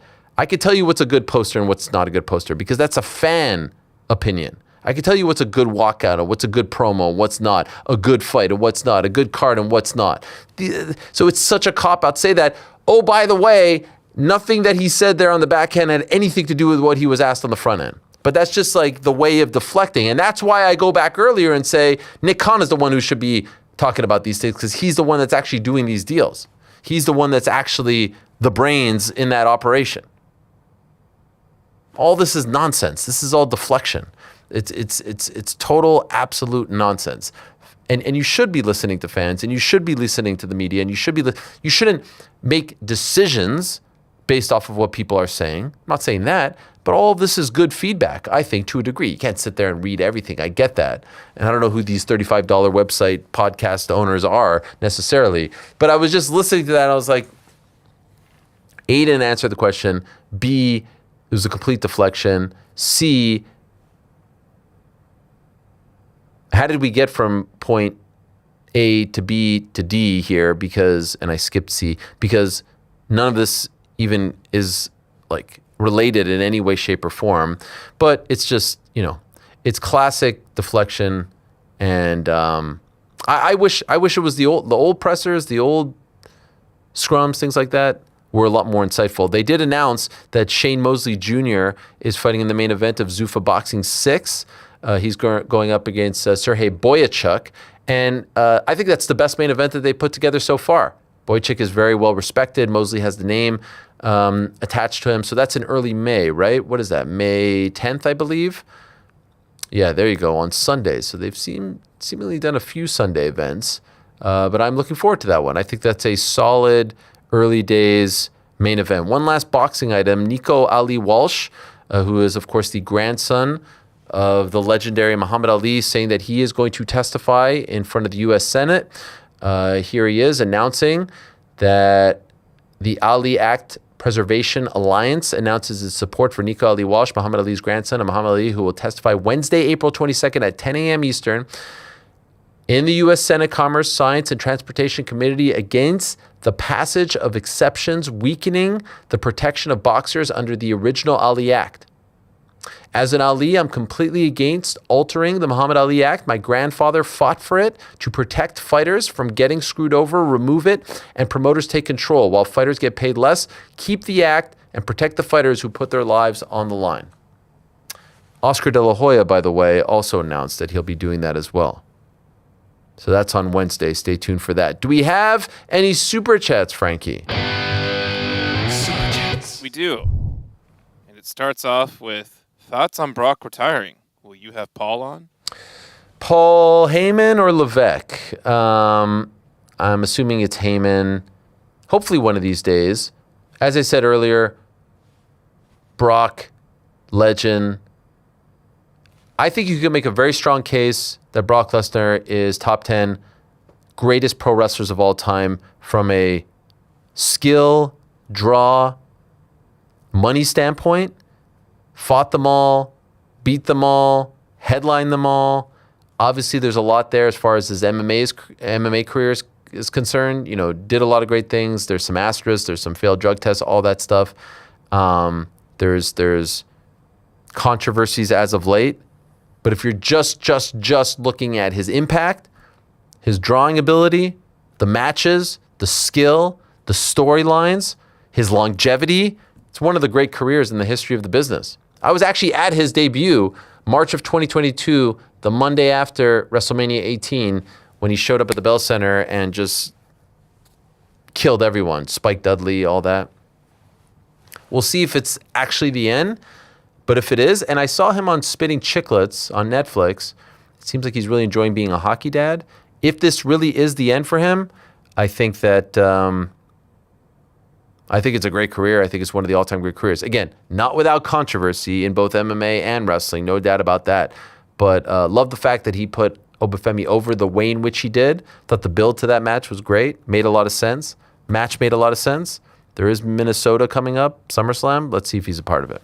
What else, Frankie? What else? 24-inch Dub says, Banner 19 loading. Trae Young still rent-free. LOL. You know, I'm happy that 24-inch Dub said this because he's saying Trae Young is still rent-free. To who? Not to me and not to most Knicks fans. Can I just say, as a diehard New York Knicks fan, I fell in love with the New York Knicks in 1990. My favorite athlete of all time, Patrick Ewing. I lived and died with those teams in the 90s. Cried when they lost in 94, cried when they lost in 93, cried when they lost in 92 to the Bulls, Game 7, Xavier McDaniel. 99 was awful, but kind of felt like the inevitable was happening when Ewing got injured. I could tell Knicks, Bills, my two favorite franchises, right? Sports teams. I cringe when I see those clips of those fans outside Madison Square Garden. I cringe when I see them after Game 1 of the season in October. I cringe when I see them after Game 1 of the playoffs. First of all, the original side talk was fine. I thought it was kind of dumb, to be honest, but it was fine. The iteration now that we saw this past weekend that he's referencing from the New York Post was downright embarrassing. The vast majority of those kids know nothing, have not suffered. They've been fans for 5, 6, 7, 8 years, whatever the case is. They're just trying to get online. They're making us look dumb as Knicks fans. They're making us look silly as Knicks fans. Clout chasers, you're showing up with custom jerseys, pouring honey because we beat the Hawks at home in Game 1. We didn't even sweep them. We didn't win the series. What are you doing? You're embarrassing all of us. You're supposed to be New York sports fans. Act like you've been there before. I don't like any of the other New York sports teams. I'm not a Rangers fan. I'm not a Giants fan. I'm not a Jets fan. I'm not an Islanders fan. I sure as hell ain't a Yankees fan or a Mets fan. And I know some of them suck right now. Knicks are probably the best of them all. Most of you probably heard or knew about when those teams were good. You're supposed to act like you've been here before. I know it's been tough sledding, but come on. It is embarrassing to see that. And I pray to God that my kids don't turn into that because they are Knicks fans. They're not New York fans of any other kind. Please stop with this. Stop perpetuating this. It is so embarrassing to see Knicks fans act like that after Game 1 of the first freaking round. Punch your ticket to the finals, go crazy. Win the finals, I'm streaking naked down the block. Great. Game 1 of the NBA Finals, you didn't even win the series. The Hawks could win tonight and then win the next. What are you doing? You're embarrassing yourselves. And when you show up with custom jerseys pouring honey on you, it just goes to show that like you're just trying to get attention. You're just trying to do what you like. When teams quote tweet when they beat the Knicks, bing bong, it's embarrassing. Bing bong was always embarrassing. Those videos were embarrassing. The Trae Young stuff is embarrassing. This is the 2026. Stop with the Knicks tape. That was like 1 year. Stop. Enough. Those aren't real Knicks fans. So please don't blame us for that, all right? I want nothing to do with those people, and I think that they are embarrassing. And if any of them try to come at me with Knicks knowledge, I dare you. I dare you. There's probably nothing on this planet that I know more than the history of the New York Knicks. I dare you to come at me with Knicks, trivia. Dare you. You ain't outside the garden like the real ones, Embarrassing, man. I was with... Go ahead. You said it's a good point. It's a great point. I was at the Garden after Game 6 against the Celtics last year, and that was a scene when we beat the Celtics and went to the Eastern Conference Final. And I wasn't mad about it because everyone was kind of having a good time, and it was a big win, and we finally went to the Eastern Conference Finals for the first time since 2000. So, okay, I got it. But that is embarrassing. They're just... It is awful. First of all, the original side talk is good. The original side talk fine. is good. It's incredible. It's good. The following up ones are also good. The New York Post one was the one. It should have been one side talk. As we get further from it, it's people. Can't. Original side talk is Conor McGregor. as we get further and further, it's people doing impressions of Conor McGregor. That is what awful. The, it's so the MMA embarrassing. equivalent is. They are trying to do what Side Talk did. They are trying to be those characters that we discovered in Side Talk, and they are just not. They're derivatives of derivatives of derivatives. They're not good. It's game one, man. It's game one of the. They don't actually care what game it is, though. They're just doing the thing. They would do it after game 56. Yeah, that's it. They're doing the thing. It's awful. I have a bit of a dilemma, I will say, just as a quick aside. I don't know how tapped in you guys are on the NHL playoffs, but I will say, man, I'm having a hard time. Like, I feel a kinship with the great people of Buffalo, Western New York. We have suffered together, okay? I'm not a Sabres fan. I'm a Canadiens fan. But I have to say, seeing the scene yesterday, did you see this? Down 2-0, third period, came back and scored 3 goals in the span of 4 minutes to win the game, and the place went absolutely apeshit. I want nothing but the best for the good people of Buffalo. I want to let you know, Buffalo Sabres fans, I am rooting for you guys. And if it ends up being Sabres Cabs, I'm going to have a hard time because I love the good people of Buffalo. They have suffered for way too long. They deserve a winner. Sabres fans have suffered for a very long time. Bills fans obviously have suffered, and I feel that sort of kinship, and I'm so happy to see them succeed. I was locked in on that game, hoping that they beat Boston and hoping that they have a great run here. Canadians won as well. Great win in overtime. I say great win by the Canadians too. Great win. Canadians are a young, scrappy, very, very fun team to watch as well. NHL playoffs are good. Frank's been talking Sabres the entire season, and then he walks in this morning, I'm just like, how about those fucking Sabres, man? Unreal. And he's like, I didn't catch it, man. Wow. Wait, isn't he a Stars fan? I'm a but his Stars wife's fan. a Sabres fan. Right. Got should probably whooped watch by the Minnesota. game. I was drinking NyQuil because Connor showed up sick. Yo, Minnesota Dallas is a great series as well. Obviously, Dallas took the North Stars away. North Stars. NHL playoffs, banging right now. Magic beating the Pistons. Anyway, what else, Frank? What else? Please bring back Helwani nose order trivia on Zoom. Also, Rick, don't get too comfy with the Raptors aren't done yet. Oh yeah, big win for the Cavs on Saturday. I think you guys the are East gonna... all sucks. The East is trash. I'm really mad at the Magic because I think we would have swept the Raptors. To be honest, I think the Raptors are a little bit soft. I think you guys are going to beat them in 4 or 5. By the way, you might play the Magic in the second round. This is everybody's food for the West. Could you imagine though? I don't care. The East doesn't matter. I don't know. The NBA Finals is in the West. Knicks could beat the Spurs and absolutely fucking not. They will not beat the OKC Thunder. They will not beat the San Antonio Spurs. We just beat and they them will in the not NBA beat Cup the final in Denver December. Nuggets. No, sorry, I'm talking about real basketball. We playoff also basketball. beat the Nuggets by like 40 points this year. Yeah, not happening in the playoffs. We're kind of cooking. No, Not gonna lie. We're The kinda East, good. the East is consolation prize this year. The trivia was great. I want to do it. Live show trivia. We should do it. Oh, Derek Lewis. What else, Frankie? What else? Thoughts on WWE denying credentials to ESPN, right? Oh, yes. I did see this. Andreas Hale, who's a longtime combat sports journalist, reporter, tweeting on Saturday that he has been denied. He had been denied credentials to cover WrestleMania in Las Vegas. Obviously, this is something that I've been through. My story was a little bit different. It was in the middle of the event, but net result the same. I will say this, I did reach out to both sides and not willing to talk on the record about it. So obviously I'll keep those conversations to myself. I feel like there's a little bit more to the story. And my main takeaway from it all was, okay, what is ESPN going to do here? Because ESPN is in the rights holder business. And, I've learned this. I learned it at Fox. I learned it at ESPN. I've learned it recently with DAZN as well. It's hard, whatever you want to call it, journalism, critical thinking, whatever. It's hard to do that while also working for a rights holder. That's why I love this arrangement right now so very much.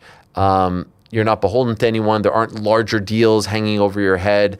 And so I know Andreas... Ain't that what journalism is? It is, but it's hard to do it, my good friend Jamal, when you're doing it for a rights holder because I'm expendable, everyone's expendable because there's billion-dollar deals hanging over our heads and executives who are, very close and in good standing and, they don't want things getting in the way. So I don't think Andreas has done anything wrong with any of his reporting. But, if you're rubbing people the wrong way, if you're not, in the best of standing with people, then these things are going to happen. Not the first time it's happened, not the last time it's happened. I do think this is very interesting, and that's why I would love to know more about it. Do you guys remember Mayweather Pacquiao what was it, 2011, 2010 even? When the hell was Mayweather-Pacquiao? No, wasn't it? Wasn't it like 15? Yeah, 2015. Was Mayweather-Pacquiao 2015? Yeah, 15 or 16 or something like that. Okay, yeah, 2015. Do you remember Rachel Nichols and Michelle Beadle were denied credentials the day of the event? Yep. Their agent was Nick Khan. And so Nick has been on that side of the equation. Fought for them, everything got rectified. I think Michelle was working for HBO, doing the fight game show with Jim Lampley. And so I don't know where, I don't know where this came from, but he's been in a very unique spot in his career where he was the agent and now he's the executive. Did it come above him? Did it come from someone else within WWE who doesn't like it? PR, I don't know. But all to say, not the best kind of PR to have on a Saturday morning before WrestleMania, and I hope it gets sorted out. I'd like to think that everyone's just trying to do their job. Everyone's trying to, be as fair and objective as possible. And, it's going to be very interesting to see how ESPN handles this.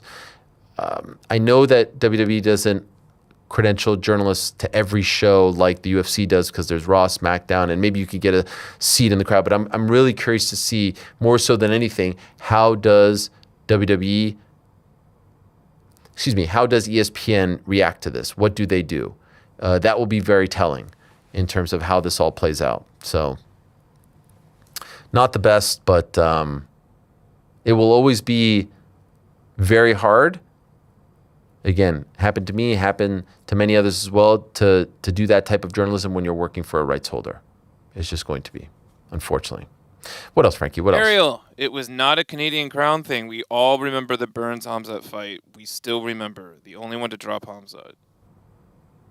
He means crowd. Yeah. Yeah, no, shout out. Everyone loves him. But, they were happy for their guy. They could have booed him. They didn't. They're menches. What else, Frankie? Back home from Vegas for a first Mania experience, I'm more than satisfied. Bloodsport was my favorite event, but match of the weekend was Sandman's last match against the Invisible Man, a.k.a. Thin Air. Oh, yeah, I saw Sandman do his thing, but I didn't see much about it. I saw much about it. Kendra Lust was over there. But was it the same match? Yeah, she came out with the Sandman. Yeah, but was it because I saw her hit someone. That wasn't an Invisible Man. About that. I just saw Kendra Lust come out. That's why I wasn't sure. Yeah, but... My main takeaway. Yeah, I saw it. Kendra Lust was shout there. Shout out to Kendra. She was there. Former guest on the Ariel Helwani show back in the day. One of our best interviews. I don't know. My main takeaway was all this stuff is going to go away next year. All these indie shows and all this stuff, unless they all do come together like What did Josh say? PWH? For a second, I was like, who's PWH? Oh, Paul Walter. Shout out PWH. Yeah, shout out Sandman too. Shout out Kendra Lust. What else, Frankie? What else? I Am Angelo Media sends a 4-pack. Arman goes viral for the wrong reasons. Faber is twice his age and more legacy in his pinky toe than Arman's entire career. Deserves more respect. Followed up with, can you please detail the sale of WME to private equity firm Silver Lake that took place in 2025? The writing is on the wall for WWE and UFC, in my opinion. Are there two more? There are. Okay. Do you want to just keep going? I do. The fans' loyalty can only be taken advantage of for so long. That goes for the WWE and the UFC. And lastly, Faber is such a good sport. Arman does not deserve the grace he's been shown. All right. So it's an Arman guy. I like it. The equity question, yeah. I mean, it's 550, but I do appreciate it. And we could talk about these things and do other reporting, but it is late. What else, Frankie? Shout out to Pizzi for the PFL pick last week. Amran Shaban putting Finland back. Okay, No, I actually think you nailed that. Why'd you? Because that was even like a nasal laugh. You took like a beat, which I thought was smart. And so you laughed at it. Back on the MMA map. Also keep an eye out on Abdul Hussein soon and tough. Shout out to Finland. Shout out to Ludwig Borga. What else, Frankie? What else? Do cornermen need security clearance for F-250? Ariel, I believe leave the ball on the court for the next guy when you're done. Should athletes, all sports, work to put the next generation over? I mean, in the fight game, no. You shouldn't try to do... you want to win on the way out, so it's a little bit... No. I think these are very proud people that don't want to, What about for wrestling, though? Wrestling, you talking should. about pro wrestling? Yeah, You should put them over. time-honored tradition. Yeah, but John Cena, like, yo, man, he deserves to give those people a happy send-off. Man, you hate John Cena. I love John Cena. That's why I'm saying this. The one was perfect, though. Brock was different. He's saying Cena should have won. Yeah, I'm saying Cena should have won. Yeah, but John Why John wanted to close his eyes and smile and go to sleep and do the thing. Even the great Quentin Tarantino doesn't get it right all the time. What was the thing about the security? Huh? Yeah, like he's sitting there telling me, like, this is what I wanted. Well, guess what? What you wanted wasn't right. You deserve better. What was the security question? I think it was security for the cornermen. cornermen. Yeah, for the White House. The White House. Everybody's going to need security. F-250, Freedom 250? That's Every what we're calling it? person who is even 10 miles away from that place is going to need security clearance. What else, Frankie? What else? And Including lastly, James. Atomic Pasty says, any thoughts on the Jamie Lynn Horth versus J.J. Aldrich decision? Oh, yes. Well, you know, Dana tried to say, like, all 3 judges had it the same, and 2 of them were Canadian, I think he said. Yeah. They didn't all have the same. Oh, was he wrong about that? Yeah. Oh, here we are. Wow, that was fast. Jamie Lynn Horth also outstruck her every single round. Oh, no, I thought it was a bad decision. No doubt about it. But wait a second. Where's the first round? Wait. Greg Jackson has a different. They're not even, well, even the 2 and the 3 aren't the same. Oh, wait, they are the same. Yeah, they Excuse me. Is the same Greg Jackson? So he had the first round and the second round different. And where's that guy from? Well, I guess what he's saying, but didn't he also say that the 2 judges were Canadian? But I don't think Junchiro is Canadian. Yeah, I would assume he isn't. I don't, you never know. Yeah, it wasn't a good one. It wasn't a good one. Hopefully she doesn't have a show win type of contract, you know? Yeah, the third round was very, very close. All right, that's it, Frankie? Yes, sir. Okay, tomorrow on the program, Yusuf Zalal, Renato Moicano, and others. Wednesday is going to be great as well, but I'll tell you about that tomorrow. We got to go. It's been a long day. What are we doing? Have we gotten to this point? Have you ever done that before? Yes. Can you imagine people logging on right now? Oh, what's Ariel cooking up on this Monday? Post WrestleMania. My favorite thing to do is that in the pool. Yeah, Have you ever done that in the water? Oh, yeah. I do with my kids where I go like this. Watch this. And then it like goes super high up. So cool. Let's see what Ariel's got cooking up. Oh, there's other stuff here. What do we got? It is crazy, that tweet. September 25th, 2025. Who wants to bet with me that I'm the main event at the White House? This freaking guy. He actually called it. Find form, right? I mean, look at that. That's September 25th, 2025. That's insane. Fine form, right? Would you guys say Ilia Topuria in fine form? Fine form. The one takeaway I forgot to say, like, dude, we need this guy back desperately. Oh, yeah. It's just the aura is Star. fucking believable. Yeah, Star. Big business is what I think of when I think of Ilia Topuria. Yeah, and it will be almost exactly a year. Hey, we've got some exciting things in the works regarding some upcoming dates, so please stay tuned for that. Helwani.com. Just a few hoodies and shirts. I believe they've all been shipped out if you bought them when they first came out. So thank you to all who supported us with that endeavor and more to come as well. Big show tomorrow. Don't miss that. Thank you very much, all our guests today. Oh, what a day it has been. What a day it has been. Thanks to you. Thanks to them. Back tomorrow, same time. Peace out here. Y'all see them, though.